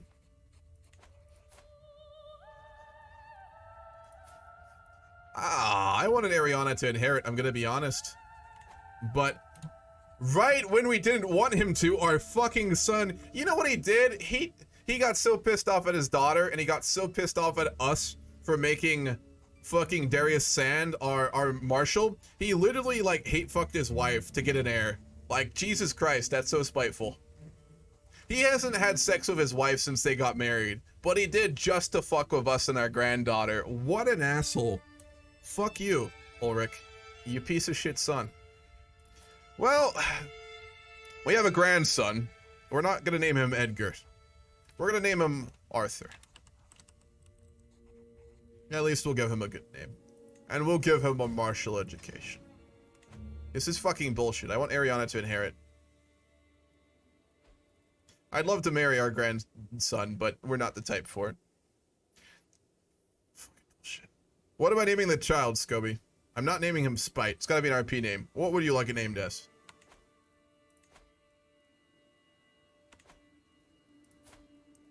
This dude really hate-fucked his wife just to screw with us. The pettiness knows no levels. He is a sadistic, wrathful dude, so that checks out. God damn it, man. Arthur's okay, I guess. I could change it, man. It's totally fine. Cooked scorpion for sale. As I'm shopping in a bazaar, I come across a new merchant I've not seen there before. He's a sandy Dornishman, and his common tongue is thick with a red mountain's drawl. He spots me and waves me over. I quickly see he is another food merchant, but his wares are peculiar. He's selling cooked scorpions. He has baskets and baskets of the creatures and roasting them on the fire next to his stand.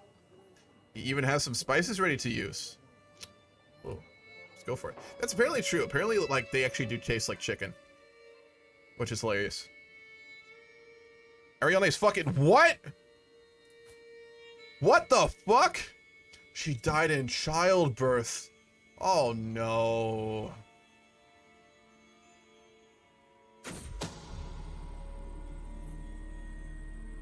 Bruh. Fuck. That actually makes me sad. God damn. Her child died too. Oh, fuck, man. Yeah, even her child didn't even survive.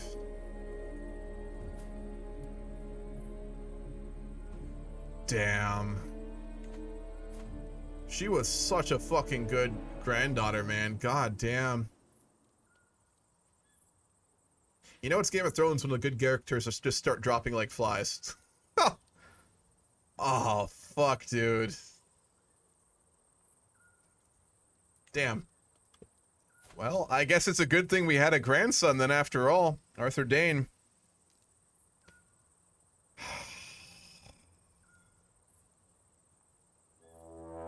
Spymaster's come to me with grave news. Well, we do not know yet who.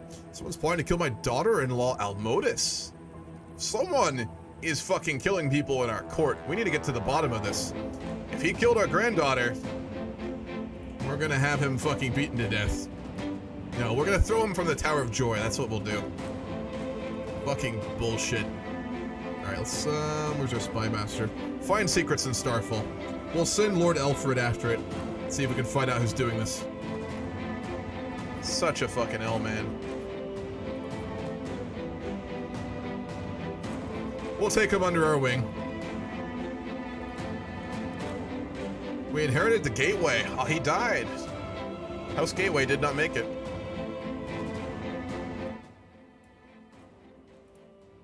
The dangers of childbirth. Fucking true, man. Fuck. Fucking bullshit. Alright, is there anyone we would grant it to?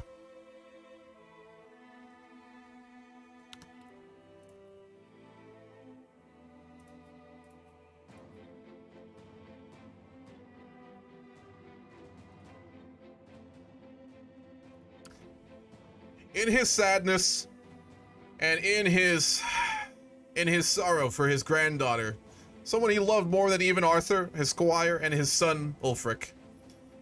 Though his granddaughter and her child died in childbirth, with the inheritance of Touraine and the fields of glass back into his family, in his sorrow, Lord Beric grants his granddaughter's widowed husband, Darius Sand, the titles of the Field of Glass, to honor the memory of Ariana.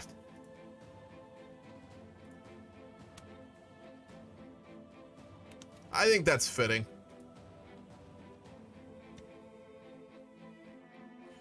Ugh.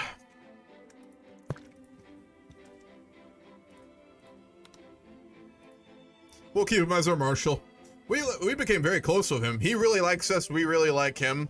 I mean, we're probably good friends at this point, so bonding over the death of our family member. We'll even give him good. We'll give him good rights too.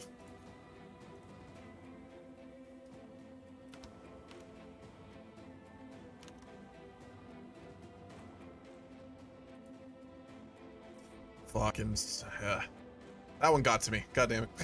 Loyalty or fear? As their lord, my vassal owed me their allegiance. My word is law, but is obedience worth this devotion? We will win their unwavering loyalty.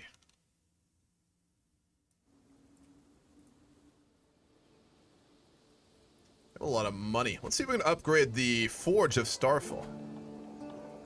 Yeah, we're already building it. Another 14 months. We'll upgrade it as soon as we get it. That music did hit at the right time. God damn. What of Arthur? What of young Arthur? A 10001. We'll make him our squire when he becomes older as well, if we are still alive at that point. We've already squired once. We learned much from our squiring of Arthur Redsteel. Perhaps those lessons will honor our grandson.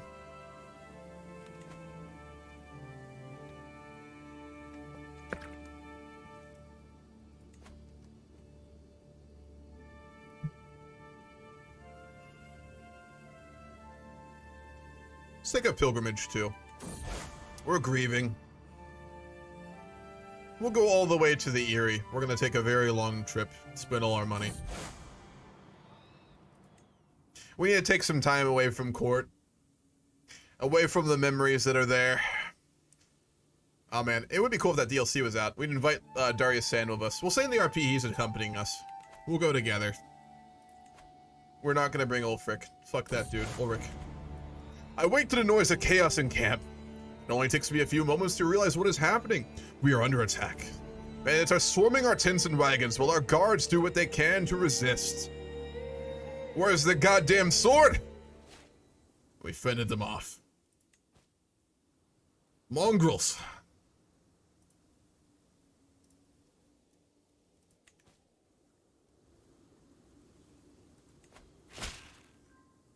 Yeah, we're positions. We'll appoint a court smith too. I make Ulrich. He's not a very good smith, is he? Of course he's a good fucking kennel master. We'll make him our kennel master at least. He has found no secrets. He does not know where these plots came from at all. I could have sworn that this was supposed to be the path onwards. None of my companions or I have managed to find our way back to the pilgrimage route. Are we even looking at the right stars at night? Feels as if we have been wasting weeks away. We'll find a guide. We have the coin. We brought it with us. Costly as it may be.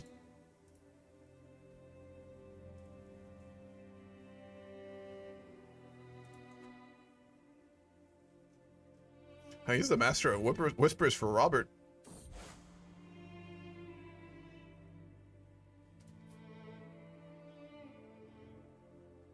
Big boy. I am finally here, body and soul, at the great sept of the Eyrie.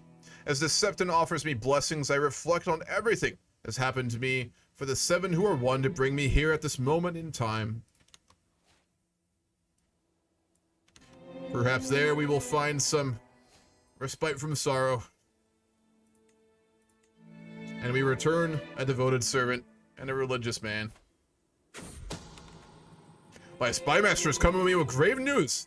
It is my son Ulrich that is plotting to kill his wife.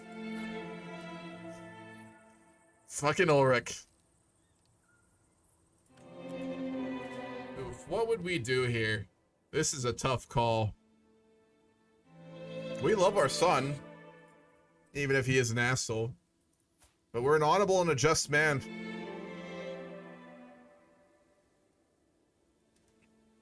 There's only one thing we can do.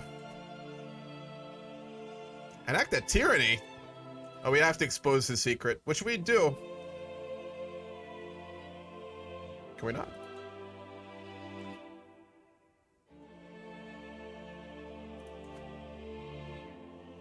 Really, an act of tyranny.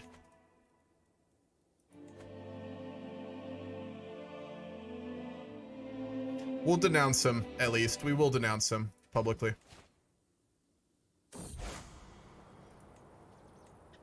We are returning home to Starfall when we hear news from our Stymeister, who has met us on the King's Road to tell us of this.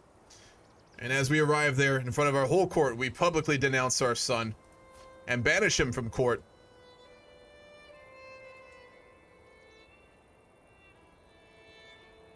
Can I actually banish him? No, we can't. God damn it.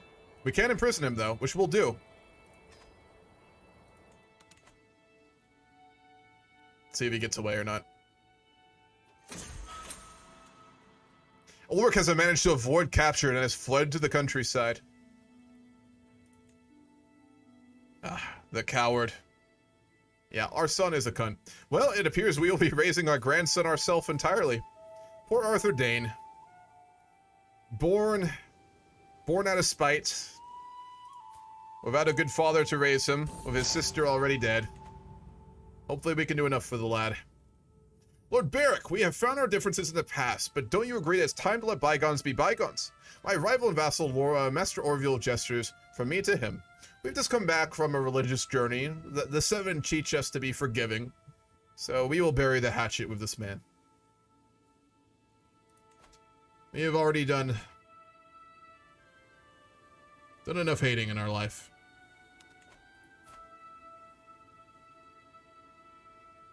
Pin Arthur too. Let's see.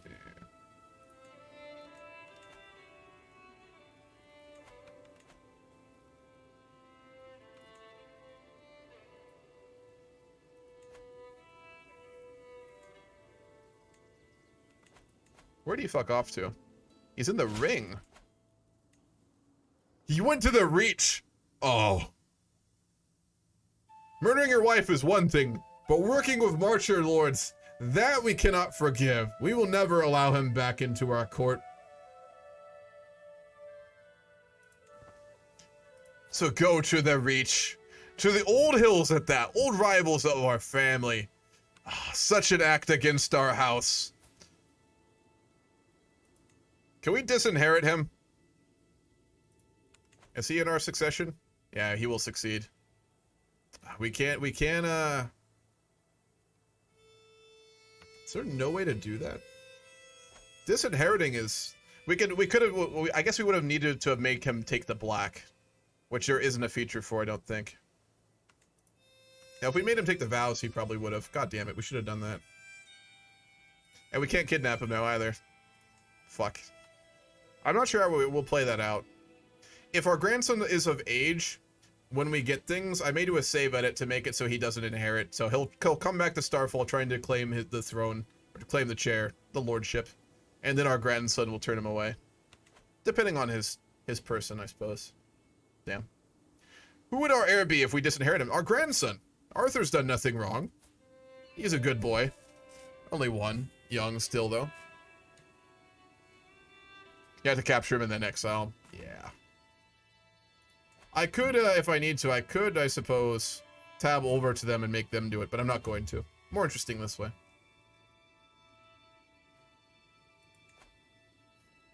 We can introduce a new fashion at court. Let's go for it. I strode out of my court, proud of my bold new fashion, forward statement. My usual headdress cocked to one side of my head, bringing something new and fresh to an otherwise old and drab item of clothing. What are you wearing? My wife nearly cries out from across the hall. We throw insults back and forth, myself defending what is so obviously good fashion. Far above the head of a simple mind. Our fucking wife. As the local nobility flock around me, I can consider my fashion statement to be a roaring success. Listen, all our hat needed is a slight tilt, and it looks way better. You know, we may be old. We got fucking style. Shaking things up.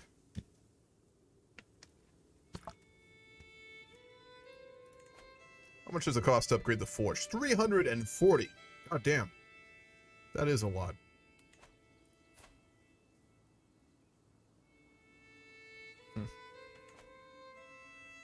Was hating more raising? Do women inherit? Only if there's no male inheritor. Only if there's no man to inherit. Then they do. The Drip Lord.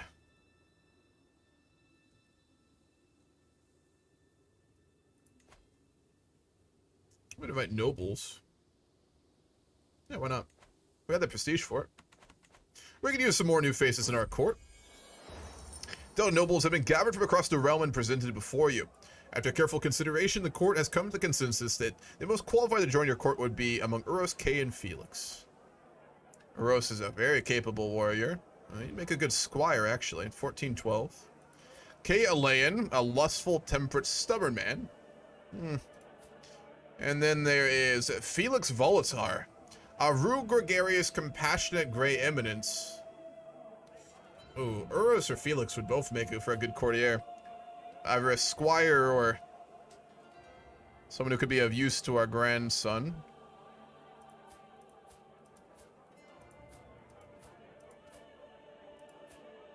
A squire, a good squire, or a sound mind. We would value a sound mind more, so we'll take Felix Volatar. And we'll make him our squire. If we can. Yeah. We will make him our squire. If he becomes close to the family, he'll make for a good person to take care of our grandson. Let's see what he's made of. Pick up your sword, lad. Let's see what you've got. We're in our training section. Felix could not grasp the techniques I was demonstrating. They struggled with other drills as well. As expected. Naturally not a good fighter. Can we name them via points, like the house name? Name them via points. Oh, the house name. Yeah, sure. If you want to use change name, you can rename their house. I'm fine with that. All right. You're not good with a sword, clearly. But you have a strong mind. Let's see if you take to strategy. We were never one for it, but maybe he will be. During our session, Felix showed a thorough understanding of the material I was teaching. I was very pleased. Yeah, sharp mind.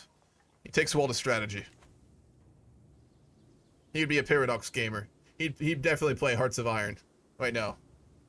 Does he have Sadistic? I don't think he does. He'd definitely play EU4. If he was in the modern world. Give B houses. Alright. Let's test him in horsemanship. We'll go riding with him. He demonstrated a good bond with his horse. Good. Another squire who can't use a sword to save his life, but he's talented in other things, perhaps.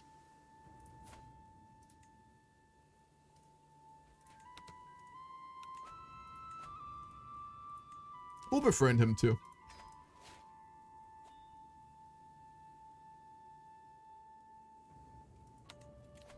Alright. Chivalry. He's rude, but he is compassionate. Let's see if he has good moral standing. Excellent chivalrous behavior. Good. Again, not good with sword combat, but otherwise a fantastic individual. Misspelled. What do you want it to be named? Did you use your point, Jorian?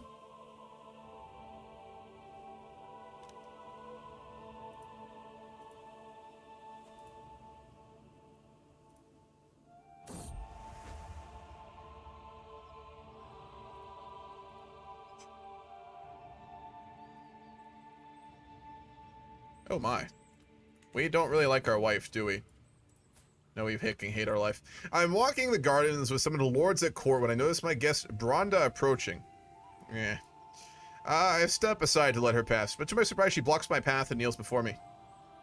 Before I have time to probably process the turn of events, Bronda begins to sing. I quickly recognize the tune. It is a famous Stone Dornish love ballad. I've heard it performed countless times, but never with such skill and passion. The intense emotions of the song are mirrored in Bronda's gaze, which is set on me. She does not look away for a single heartbeat. Damn. Gotta respect the Gaul. We're honorable. We hate our bitch wife, but we will not be disloyal. Alright. Let's teach you strategy, lad. And he does well again. Very capable.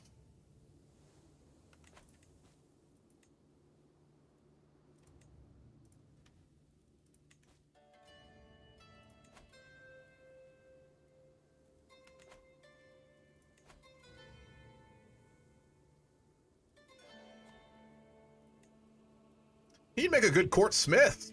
Man, he is a talented kid, isn't he? God damn. We'll make Felix into our court smith. He's very capable. We can commission artifacts from him. This dude is a fucking beast. Alright, let's go riding again. He struggled this time and lagged behind, but not too badly. We'll build a larger forge to go along with that too. One day. Not quite yet. Arthur is 3. He's become rowdy. 21222. Thought I was going to have to work to make Felix like me, but he has turned out to be the friendliest person I know. Felix has told me that there is always room by his hearth for new acquaintances. Good. And he is our squire, so kind of weird if he wasn't friendly with us. All right, chivalrous behavior again. He did not show any form. Fuck. All right, we'll go back to strategy. He's good at that. Rename child point bonus. Yes. Yep, use that one. And then give me the full name that you want for the house, too.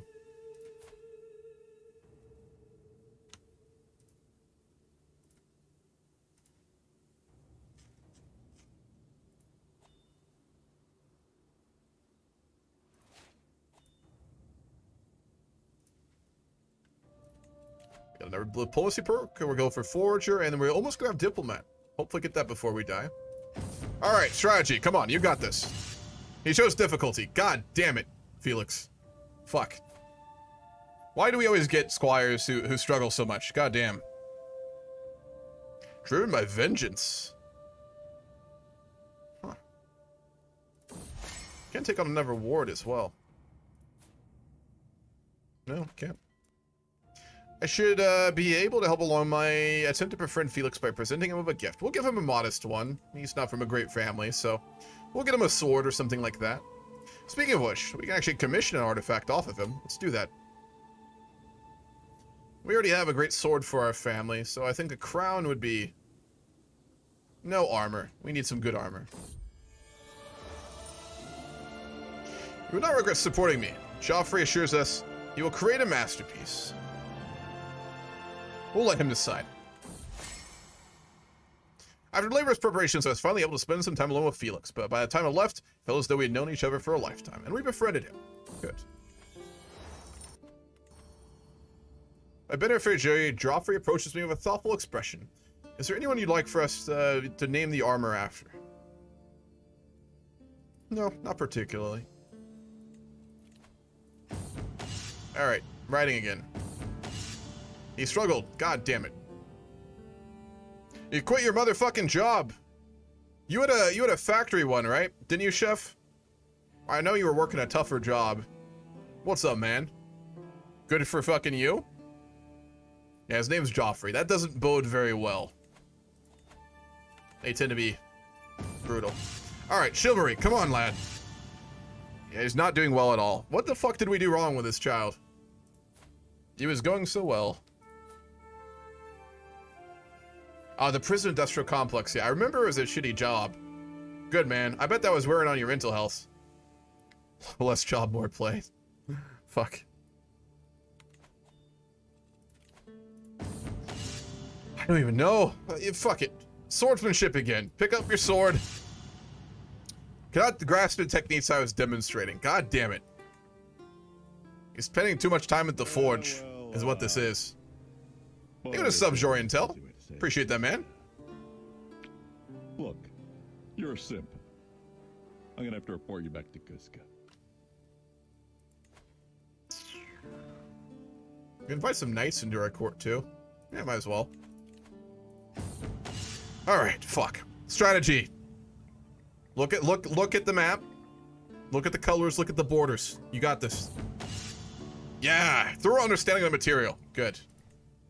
Strategy. That's how we'll make him into a knight.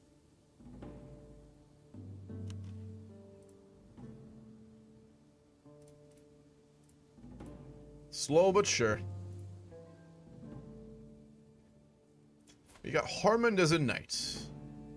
Stubborn, honest, authoritative man. Fucking strategy again.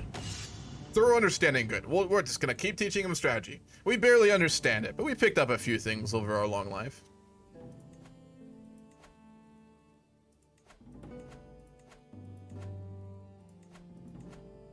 I'm also gonna take a break to go to the bathroom. I'll be back in just a minute.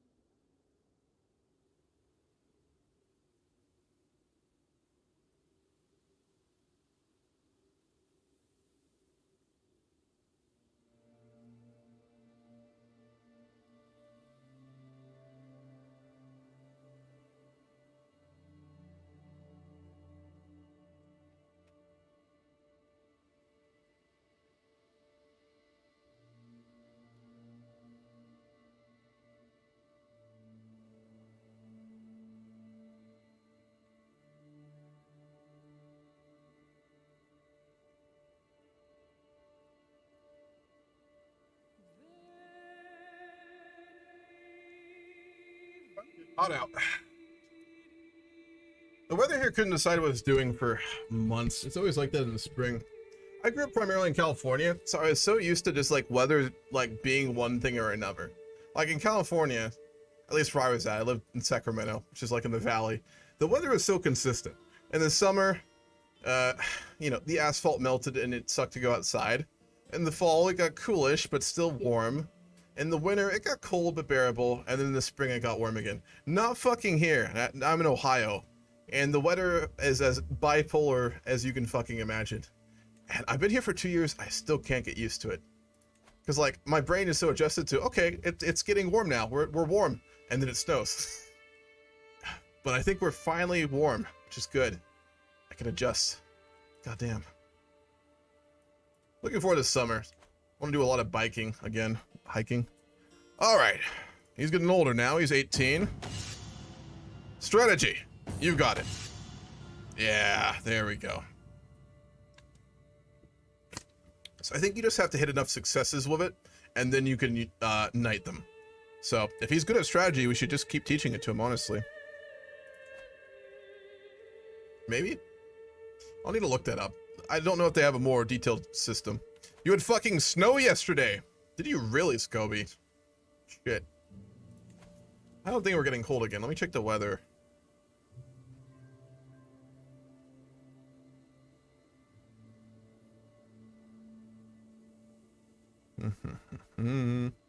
What is it doing? Yeah, it's fucking warm. Yeah, we're staying hot. Fuck yeah. I do like the cold. I'm made for it. I don't know if you can tell. I'm covered in a very thick layer of body here.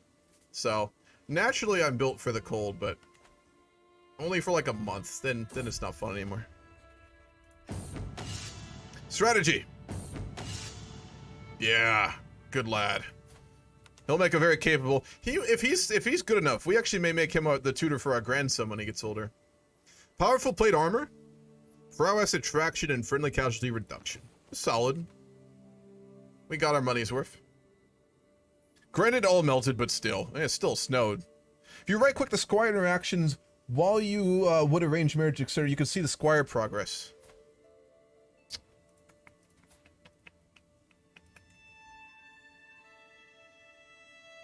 Oh, here, yeah. Squire's doing good and will be ready as a knight. Is this what you mean, or was it something else? No, that's got rid of it. that wasn't the right choice. Yeah, that okay, gotcha. I know this is bitching already about a system that's very cool, but it'd be cool if they made like a menu, like a pop-up screen for it, where it had like, you know, it showed you like how much you've trained them in certain areas, and then like you get traits or extra skills or something off of that. That'd be super fucking cool. I know that would be a nightmare to mod, but it would be fucking cool. Strategy. Again. He's so good at it. God damn. Need 900 more points to make a house name, so it's going to be a minute. No worries.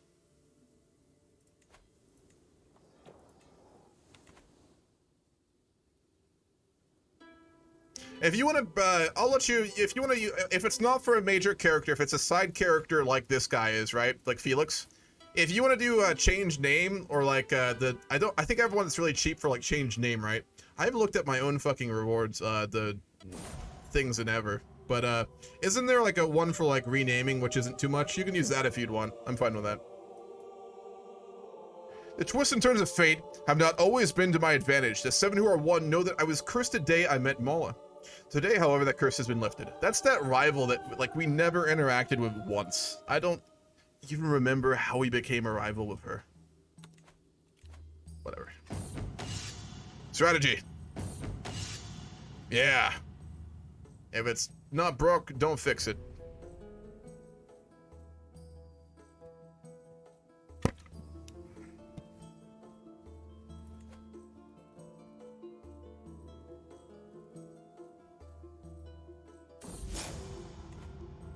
Oh.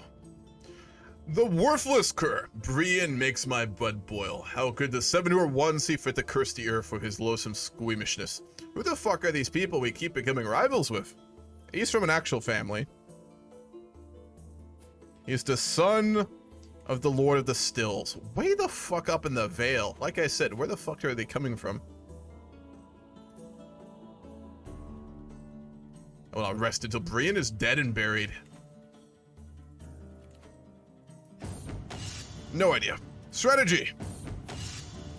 Ah, he struggled on this one. Again, we're probably not the best teacher.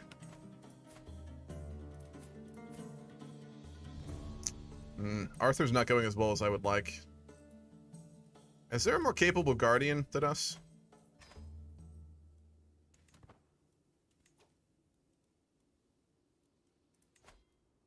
He's not in our court. He was with his father. Fuck that. Or bring him back. Or Felix's house. It's House Fluxstone. Being the castle blacksmith. That is fucking dope. Hell yeah.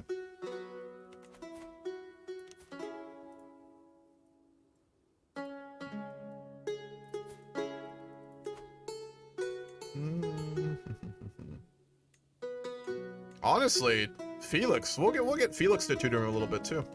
All right. Felix of House Fluxstone.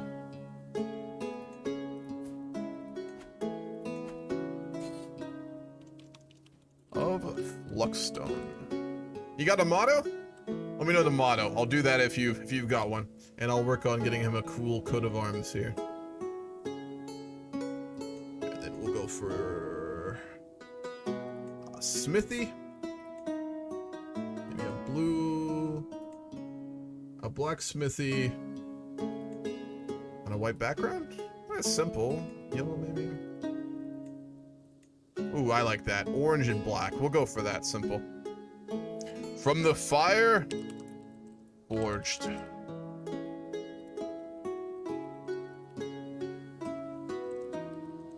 Fuck yeah, that's badass as hell. Alright. It was so from no noble distinction. As our squire, we have given him a proper name that suits him and his family. Felix of Fluxstone.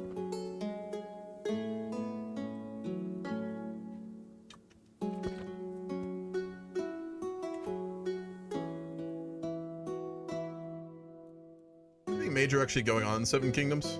170,000 soldiers. Fuck. What are the plots like? There's a Liberty faction. Literally just Lord Timian of Stinkwater. Nice. Of course he's from fucking Dorne. It's the only faction. Alright, we're gonna go riding again. You've got this, lad.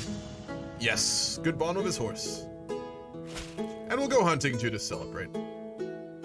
I've heard good things about you, and I'm interested in starting a written conversation. I hope that this letter finds you willing, for I have awaited your swift reply. Lord Alwyn of Hayford. Prominent. Chivalric. He's from, the Crownlands. Sure, why not? With all that money, I think we can probably upgrade the blacksmith. Yes, we can. Blacksmith guilds. By collaborating with the various guilds, large amounts of gear can be made cheaply on order. My vassal Lord Elfred is the first to see it. The flighty heart is hard to distinguish from its surroundings, but it is observing us through the undergrowth. I lock eyes with the animal, and it is almost as if it can sense my intention, for it takes off suddenly. We will ride after it.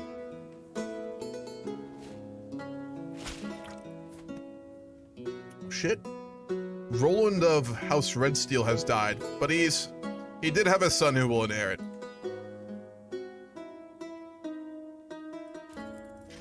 We can take another ward. We'll take him under our wing.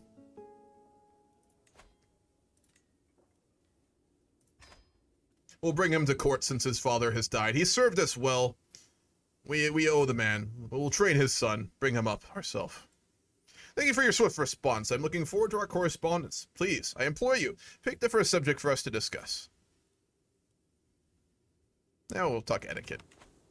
Our boy loves Diplo, so I think that would be what he'd probably talk about. But it's a very strange thing to write a letter to someone about.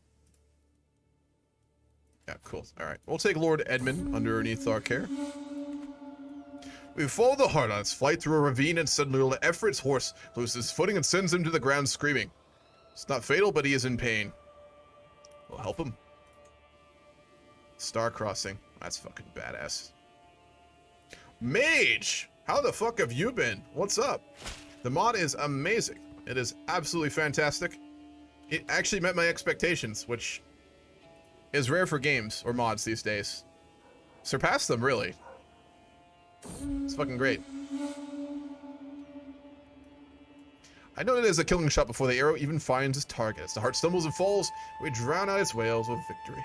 Good. Another successful hunt. We didn't have natural martial talent, but we do have prowess. The hunt is drawing to an end. We mount our horses and leave the hills behind to prepare the heart and return home. Good time to train Felix. Let's go riding on our way back. He struggled to keep up. God damn it. We'll go back to strategy. Busy with stuff. Yeah, for sure. Hope school's going well for you. I know, I think last time we talked a lot, you were struggling with it, so I hope all's good. My granddaughter, Lady Rala, has been quarreling with her grandmother, Lady Narella, for days. Just how I overhear them arguing in the next room over. Unbelievable. How could a Bamfoot like you believe you are the ideal manifestation of Dayne family virtues? I'm clearly far more deserving of that distinction than you are. So our wife is angry at our granddaughter. Oh, she's the daughter of Ashara Dayne who we married to the heir of Valyrian. Fucking sick, and she's beautiful. Wonderful. Oh, he died. Montfort Valyrian, yeah, he's not alive anymore. He got cancer.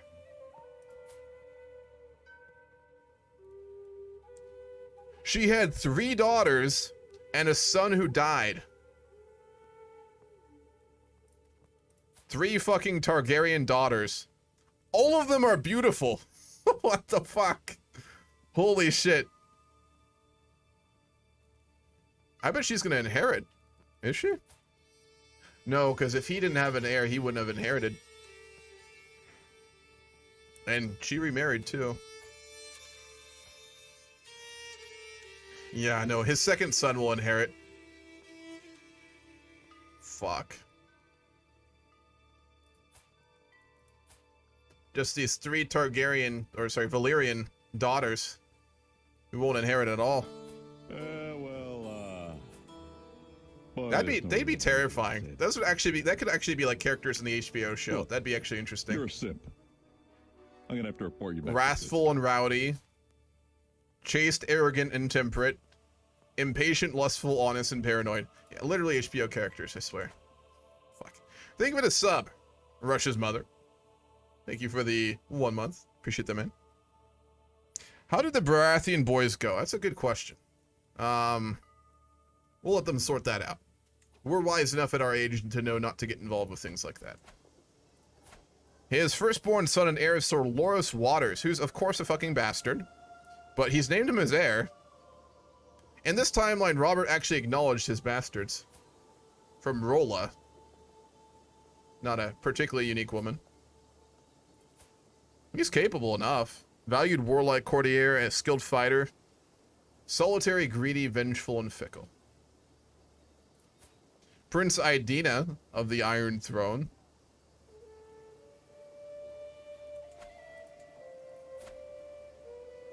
Then the younger son, Prince Dermont, who has STDs. He's hale and handsome, though. Yeah, craven, diligent, calm, and temperate. And then the 3rd son by Robert died. The 4th son is Prince Amory, who is a beautiful squire. You can see that marriage is clearly going very well. What'd they give her? Arrogant, deceitful, arbitrary, and vengeful. Yeah, that's perfect.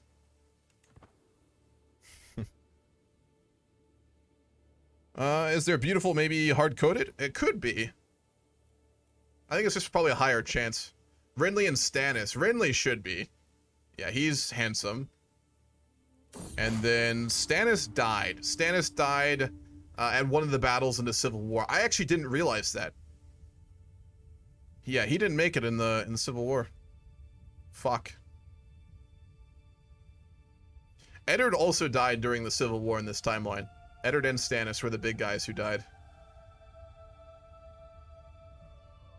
Was 360p only availability? Is it not letting you make it better? Normally it lets you make it higher quality. The fuck, Twitch? Is that something on my end? Is anyone else able to watch in 1060p right now? I know sometimes there's a thing with Twitch, if they want to save money on bandwidth, they won't give high quality streaming to people who aren't partners. Maybe that's what's happening. Only I can watch 1060. Okay. Oh God, Twitch. Every other week, I think about going back to YouTube streaming, but it's so poorly made. No, Tywin died. He died of old age at 64. Tywin has died, which means Cersei actually rules in Casterly Rock now. What happened to Tyrion? He's a courtier in Cersei's court. Oh, you poor fuck. He married Melissa Crakehall. A local village somewhere in Starfall has fallen into disarray after worshippers of the Seven and the Red God of Atlantis have come to blows, suddenly unable to coexist. It seems every minor grievance between the two groups of worshippers is being blown out of proportion, with each group looking for the most minor issue to escalate into violence. The village leaders are asking me to issue a ruling, hoping the villagers would respect the Lord's command. We'll make them coexist. We've got a trading port, so we can't be playing favorites here. He has kids? Oh shit, I didn't see that. We'll train him in strategy, which he didn't do well in. He does. Sir Victor Lannister. An ugly, disloyal, lustful, robust son of Tyrion. Honestly, a bit of a badass.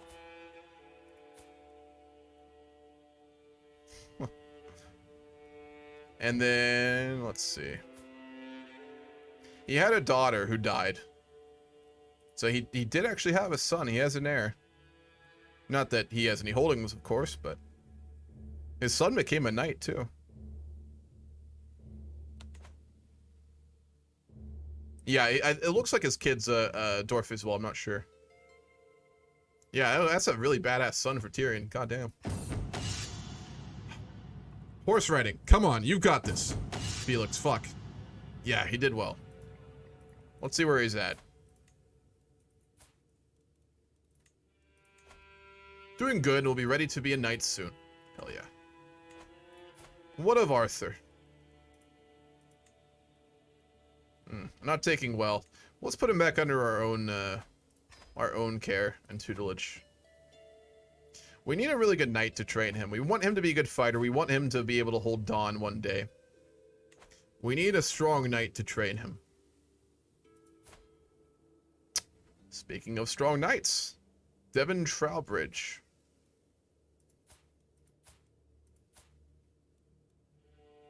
We don't have the money to recruit him, but we can make him... Alright, we'll wait till we have the gold. We're going to recruit Devon Trowbridge, and then we're going to make him the tutor for our young son Arthur. We need him to become a good fighter. Devon is well known to be a skilled fighter, an aspiring good blade master, and a capable tactician. Everything we'd look for. Brave, authoritative.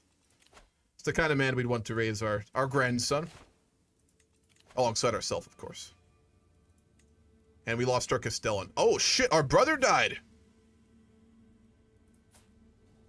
Lord Alistar, 65 years old. Damn. I don't think Lord Beric wasn't incredibly close with him, but they were, you know, he was on the council. They have a long history together. Damn. His son has proven capable, Lord Ronald. Stubborn, ambitious, vengeful, humble, and a good diplomat. We can't make him our Marshal, our Castellan, though. He's just not good enough.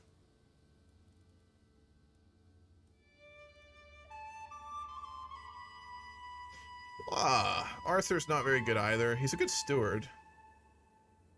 Fuck. I guess we will go with Ronald. He's not great, but that's fine.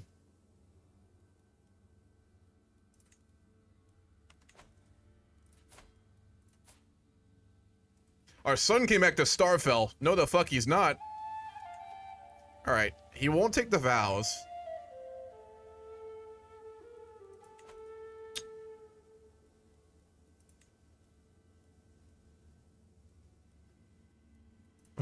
Let's try to imprison him again. Fuck it. He came back to Starfall. Let's try and imprison him again. He showed his fucking face here. God damn it, he got away again. That little shit. We're not gonna forgive him for what he did. We'll never forgive our son. He will not inherit. Well, if we can make it happen that way. Druid must be proud. Like God's being my breastplate stretcher Lancel. The man needs to marry. Ronald? Or who do you mean? Yeah, Ronald does need to marry. Jesus, he's 34. Alright, listen, cousin. I'll find you a wife. God fucking damn it.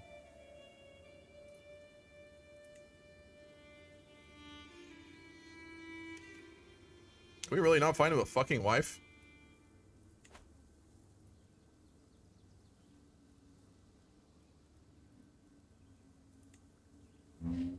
What the hell?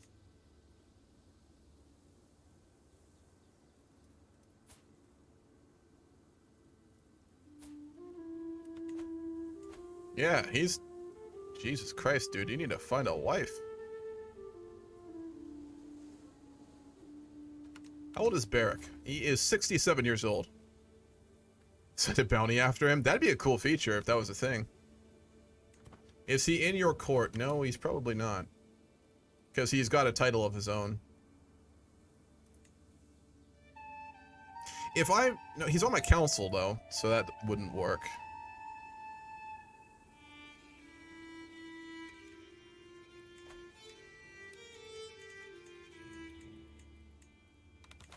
Alright, you know what? Let's just find a woman courtier. We might be able to do it that way. What about that woman who's tried to seduce us? She's old as shit. We have any young... No, we don't. Okay. Here's what we're going to do. We're going to try and invite debutantes, and we'll try and find a woman for him to marry. It might let us do it that way. Good understanding of strategy. Mods probably exist about bounties. I haven't seen any. If you find one, I would add it to the list for sure, though. Alright, let's see if one of these can marry our cousin. They're all very capable. Marissa Grosswell.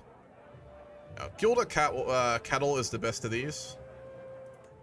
And then we're going to try and arrange a marriage to... No, it won't let us do it. God damn it.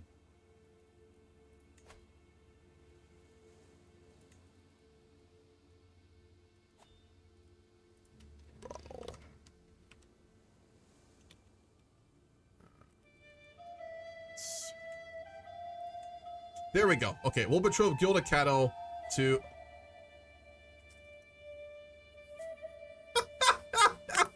What the fuck?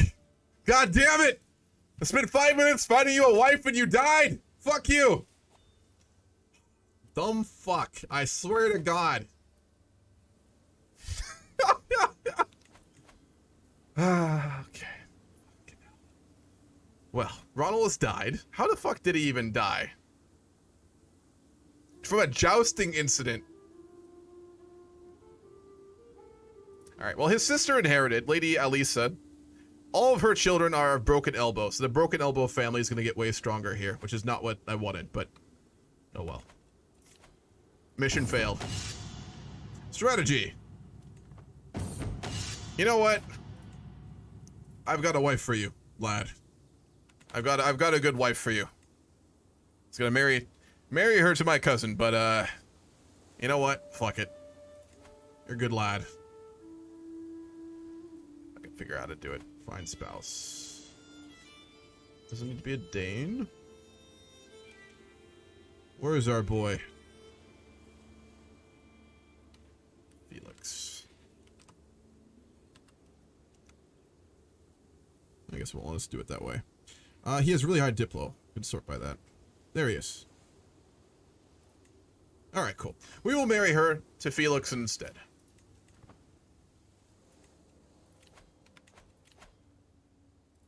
And for our new Castellan, we will choose... Oh, they're all really bad, aren't they? Master Athos of Radiant Sands. The debutante mod is really good. Bro literally said hippity hoppity and off to the underworld. Yeah, he just dipped. He's like, you know what? I'd rather die than get married, so I'm getting the fuck out of here. He's got to be close to becoming a knight at this point. Difficulty again. Literally died rather than marry. Exactly. That's exactly what happened. Lord Morris of the Red Marsh. The latest work of my acquaintance, Lord Morris has become all the rage at court of late. The price deals with memory and what we leave behind. When memoriam takes shape. What man does not hope to rest when tired, no matter... Jesus. Same poems as vanilla, and they're so garbage. I'm almost tempted to try and put that in the game myself. It can't be too hard to find the files for that event and put in some poems that aren't fucking garbage. I swear to God.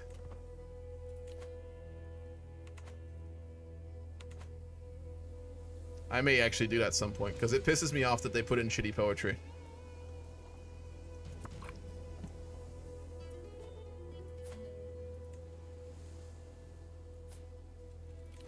Alright.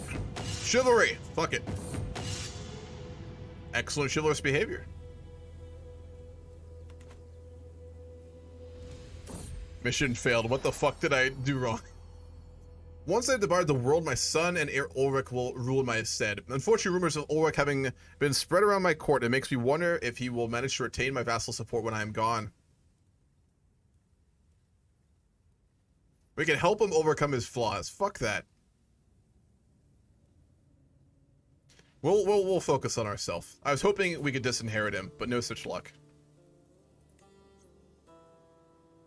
We can't murder our own children? This is Game of Thrones. What do you fucking mean we can't kill our own children? That's fail RP if I've ever seen it. That is fail RP. Strategy. Good. And we can knight Felix. Wonderful. I think we've been trading him for 5 years now. We've had him as a squire for a long time. And we're going to formally knight him. Good. Sir Felix of Fluxstone. I'm going to try and grant him a holding, too, if we get an extra one. We will inherit Shining Sands and Dawnbrink when Lady Elisa dies. It'll be a while. For our steward, we'll make Felix our steward. He's capable enough. Lord Ryan Illyrian of God's Grace has become our rival.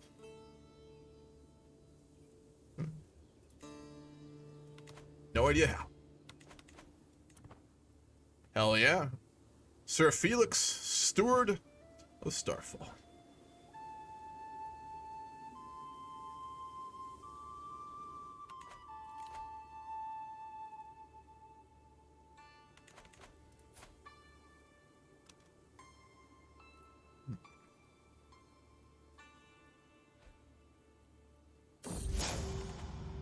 Illyrian rivalry.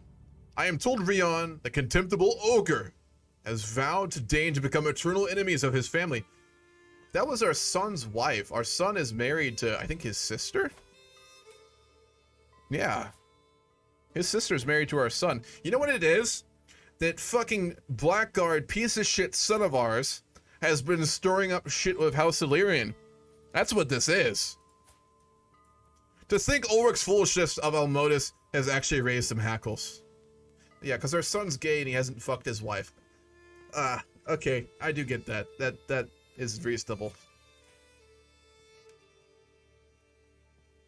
Fuck it. The feeling's mutual. Nemesis. The knave. We can't fuck with him. We try to murder him. Yeah, it's not really our number. Send our spy master to find secrets. Maybe we can find something on him and embarrass him publicly. That's something I think Lord Beric would be more willing to do. I'd say. Fuck him on my court. There it is. Star spy master's incompetent. We'll make, oh, Arthur. Yeah, we'll make him our spy master. He's way better. We'll send Arthur to God's grace. See if we can find a secret on him. He has twice. Yeah, he screwed his wife at least twice that we know of. Maybe. You can build spy networks in courts. You can. Find secrets is what I want, though. Friends come and go, but nemesises are forever. That is true. Can we upgrade the forge again? We cannot. We'll upgrade the port in Radiant Cliffs instead.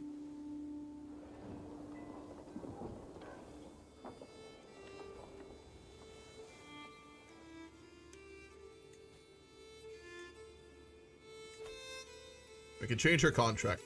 More taxes. She's from our house. That's fine.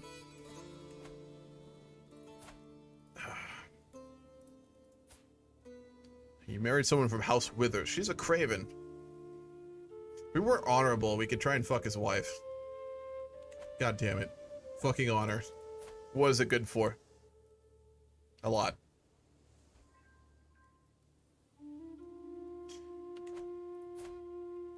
What's our... You know what I didn't do? The thing I said I was going to do. Let's recruit Devin as our knight. And we're going to make him... Can we not make him the guardian of our child? He's back with his father again. Fuck that. Apparently, our son ran off with his son, but we're going to get him back. And we will place him under the tutelage of Devin Trowbridge. Yeah. Good, capable knight. We're going to go ahead and knight him, too. We can't have our son trained by just anyone. Sir Devin Trowbridge. Chaste, authoritative, and brave.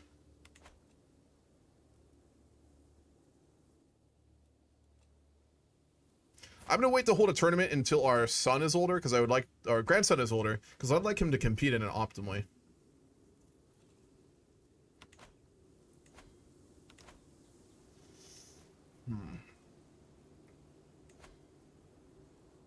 Oh fuck, I fucked up. But giving Darius Sand that territory in the Fields of Glass, when he dies, it's gonna be inherited by Oberyn. That's fucking bullshit.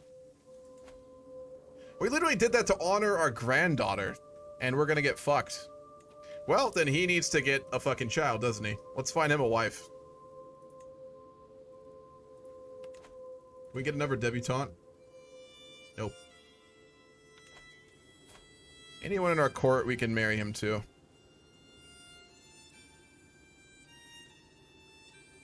We did kind of shoot ourselves in the leg on this one, not gonna lie. Ah, fuck it. Let's try this. Nope.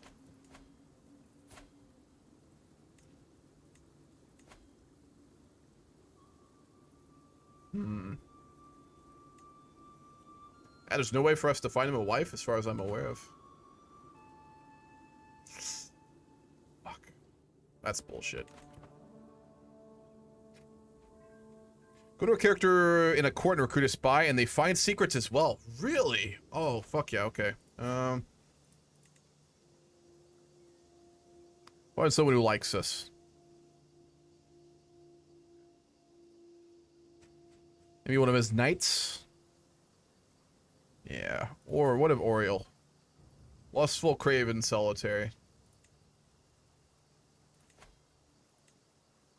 He would not do it even for money. Craven and shy. What of his other knights? Kasana. She's fickle. Nope.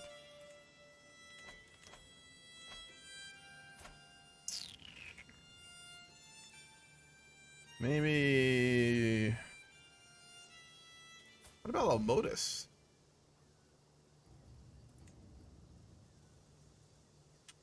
Nope.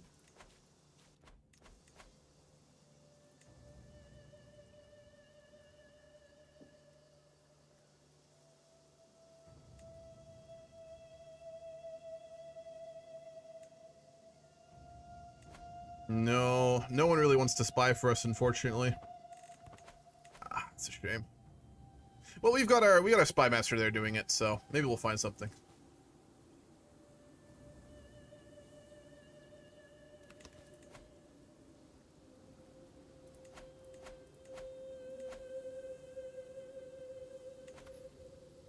Invite to court is an option. You may like to invite them and send them back or something like that?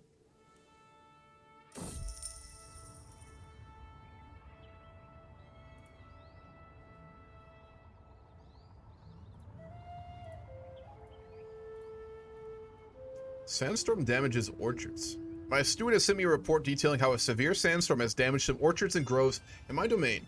According to a report, it will take a few months, perhaps even the rest of the year, to cull the plants and repair the damage to the canals. That fucking sucks. We have the money, we'll help to rebuild it quickly.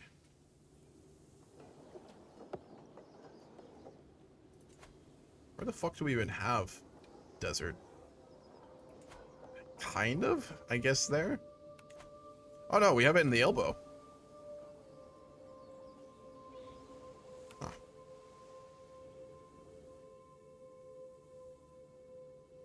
Oh, for marrying. Invite someone to court and then do it. The problem is, though, if that was the case, we'd be able to offer a hand of marriage, for example, with... we had someone in our court we could have done it with. I don't know if she's still here. Yeah, Branda. Actually, maybe if we recruit her to court. Arrange, find a spouse. Oh, okay, and then we could do it this way. We'll see if there is someone else we can invite. Our wife died! Wife, as you drew your last breath, relief washed over me. Perhaps I should be ashamed, but in truth, there was no love lost between us. Finally, I am free to start my life anew. Well, good, she's dead. Which means we don't have to worry about screwing over people anymore. We can do what we want. Yeah, we really didn't like our wife, so not a very big deal. Alright, so in the top realm, let's look for inside Diplo range, not a ruler, adult, female, unmarried, opinion of us. Someone who can actually have children, preferably. And who's not an incompetent.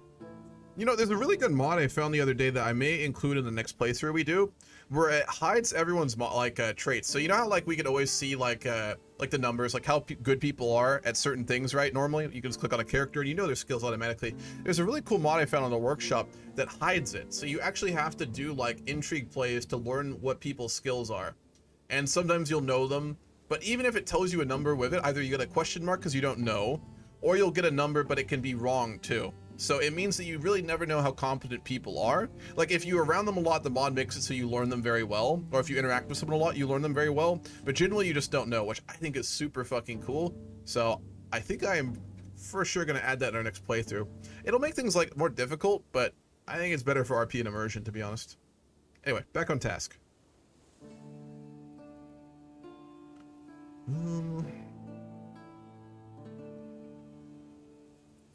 Salt Dornish, from a good family, she's chaste.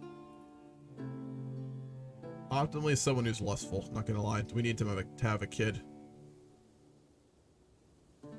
Here we go. Benora Brightbridge. Yeah, she's young.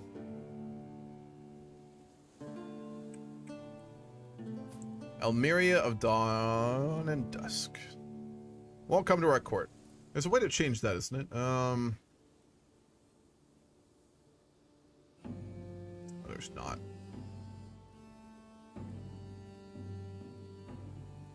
In CK2, you could sort it by if people would join your court or not, but I guess not in this. All right, we'll go with the backup option. Where is she? We will marry Branda to Darius Martell.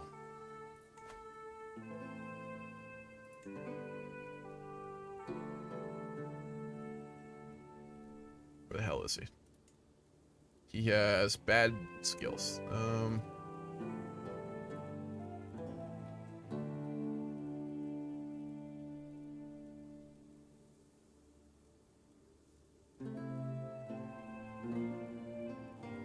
Prowess, maybe?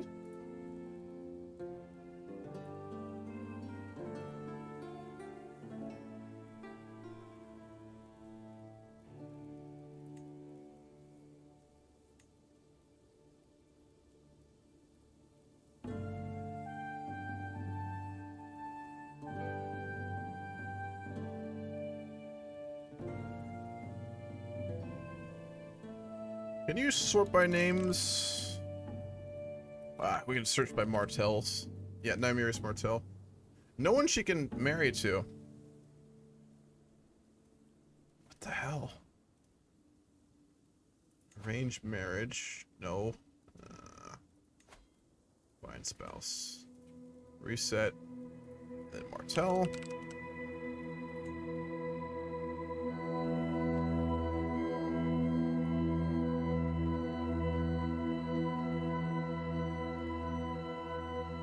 He is Nymerius Martell.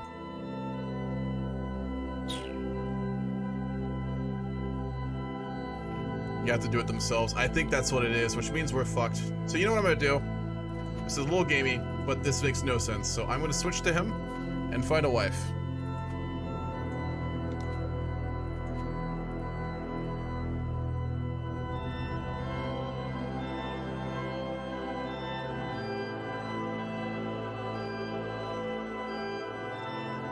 We'll patrol ourselves to a high tower. There we go. Cool. I don't normally like to do that kind of thing, but in this case, I think it makes sense. Gonna follow Gators 93.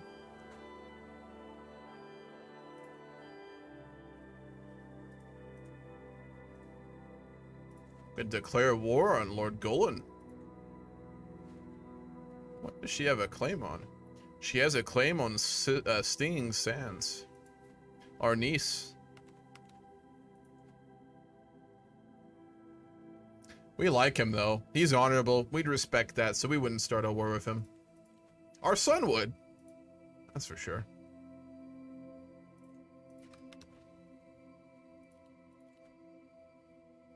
Would we take another wife? No. No, I don't think we would. We hated our wife, but he's not the type. Now, screwing around, sure, but I don't think he'd take another wife. He doesn't really seem like the type for it.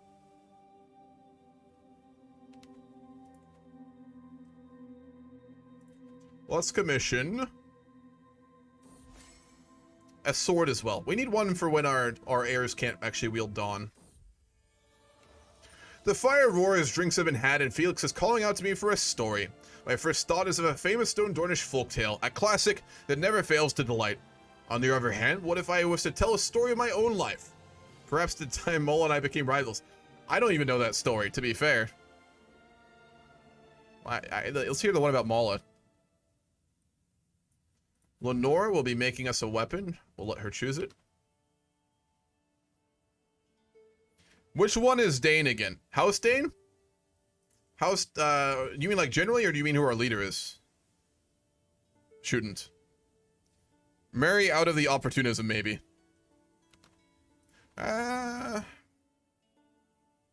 He does have high diplo. He's a patriarch. He's a diplomat. If we were to gain something out of it diplomatically, he probably would. House Royce. That's a very prominent family, but too far away to be relevant.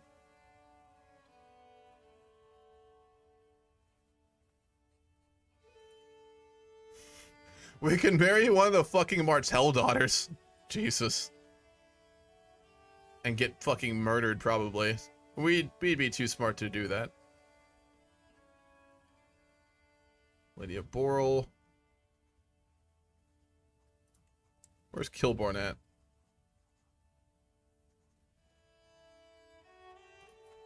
Dorian Sandbrook. We could inherit her title if she dies. Now that's fucking opportunism. Alright, where's the altar? We're ready. You're always there for me, and I hope you know that I am grateful. My ward, Lord Emian, approaches me in a rare moment of contemplation. Well, we might befriend him. This is like, our lord is like a really nice guy. It's so weird to be playing someone like this in Game of Thrones. We started with like an amazingly good dude. Which is why he should be dead and he's not. Arthur Dayne is not doing very well.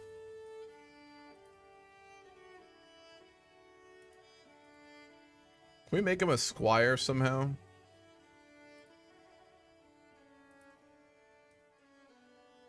You can squire 8, can't you? Honorable dude? Yeah, he is. Mary said that your grandson has a mother figure. That's also actually very true. Yeah.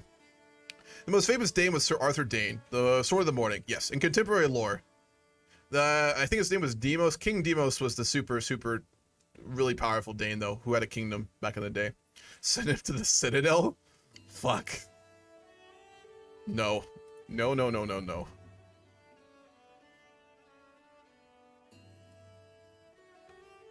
Is he squiring for Sir Devon? I guess he can't become a squire yet. A squire, not a choir. I prefer him to squire for Devon. Sword of the Morning. I thought I had it wrong. Well, yeah, Sir Arthur Dayne was the Sword of the Morning, but he was one of many Swords of the Morning. I think, isn't that the general title given to anyone who wields Dawn? We have Dawn, but it's on our mantle. We're not a good enough warrior to carry it. Nor was our asshole fucking son Ulrich. Cursed be his name. He's back in our court again. Someone get the fucking guards. He keeps getting back in a starfall. God damn it, who's letting him in? And he got away. For the third fucking time. Jesus. I feel like our security in Starfall is really not that good. Our son's gotten back in 3 times. Or 2 times, I guess. That fucking cur. Time disappears in Lenore's smithing. Oh boy. Drinking mead as we excitedly discuss the danger she is forging for me. Am I imagining things, or is there indescribable tension? My mind wanders, absorbing the subtle quirks of her. Okay, so he's trying to fuck, but isn't he married? He is. And we're honorable. And if this had happened literally a month ago, we would have done it. But no. We are honorable, and we are now married to Lady Doriane, who is pregnant. Alright, we're having another kid. Let's romance our wife. We failed to romance our first wife. Maybe this will be different. A love poem. He's probably the romantic type. The roses upon your cheeks are the rock I cling to in stormy seas. I have no other desire but to have you close, that I may know the warmth of your embrace. You put the maiden to shame. Why can I encourage you, Lord Beric? I am most grateful for your kind words. Nice. Well, she didn't hate it, so that's good. That's progress, I guess. My AC unit is not strong enough. Jesus Christ, this summer is going to be painful. I can hear my beneficiary Lenore muttering to herself from across the hall. I need something great, something epic to make my creation stand out from the uninspired masses. But what? My lord, what do you think about adding your family motto to your commission? Yeah, that's cool. Definitely. Dawn brings light. Or just walking in to pilfer the pantry. For real, though. Just walking in and out. Is Barristan Selmy still alive? I don't think so. He'd be old as shit.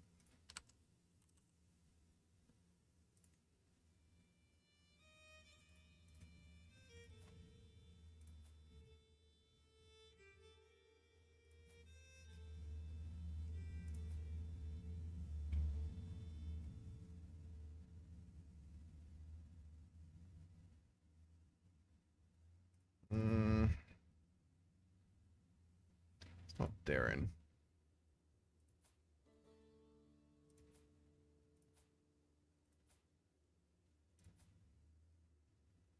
No, Barristan is dead. He died 5 years ago.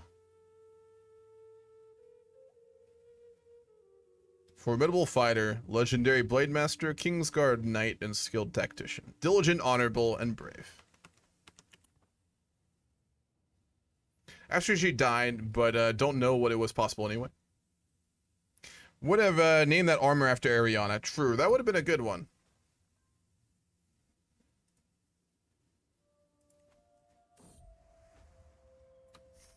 As the spring blossomed, I walked through the Starfield Gardens. I gesture at the greenery around us. For all their beauty, there isn't a single flower which rivals your own, my lady. There is one, she says with a mischievous smile, a rare orchid from the ice lakes, which is nearly impossible to cultivate. The abandoned garden in the winding dune is the only place where it thrives in these regions. Our high diplo is fucking nice. Surely they must pale compared to your fair visage. We don't have to go look for a flower because we're charismatic as shit. Hell yeah. Our boy here do be good with the words. He word good. He word all the words. His tongue is silvery word. In a dusty corner of the library, I find a tome, bound in leather and inscribed with weird symbols, partially hidden behind the other books. It is old, but it has obviously seen some recent use. As I leaf through it, I quickly come to the realization that it deals with some unconventional knowledge. We're not religious. So, let's see what's in the book. Death is in the book, apparently. God damn. Fuck. What the fuck was in that book? Poison. Or demons. Witchcraft. Fuck. Well, a great man has died. Lord Beric. Loyal to the Mad King. Clapped in irons by Robert. Suffering much tragedy in his life, he ruled justly and honorably in the Starfall. And I think this is a great place to stop for the day too. Lord Beric of Torrentine has left this world at 70 years of age. He died of old age. One of the best fighters of his time, he was unrivaled in hand-to-hand combat. Ulrich will not ascend the throne. I'm gonna do a save edit, and I'm gonna have him like disinherit. So Arthur is gonna be our lord when he come back. Arthur is rowdy and opinionated at 9, and he will not allow his father back. So Ulrich will not inherit. And with that, we are gonna stop for the day. God, this mod is fucking fun. I could keep going, but I'm starving and I want to pace myself. Fuck. See if there's anyone to raid. Everyone and their mother is playing Vicky 3. Bakoa is playing Vicky 3? God damn.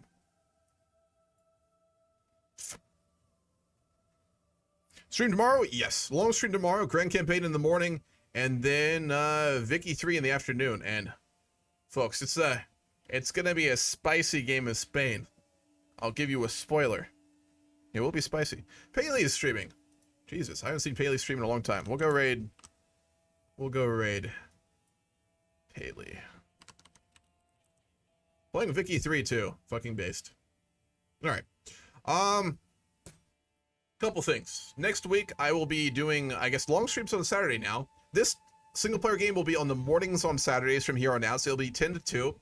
And then the afternoon will be the multiplayer game. So I hope you all are ready for 8 hours of Game of Thrones RP a day, because that's what's going to fucking happen until I get bored of it. Tomorrow, I will do the Grand Campaign continuing in the morning, and then Vicky 3 in the afternoon. The weekend after next, not this one, but the one after, I'm going to be on vacation. I'm going to go see some family and take some time off, so I won't be around after, but it'll be in a couple weeks. So hope everyone enjoyed the stream, and I will check you all soon.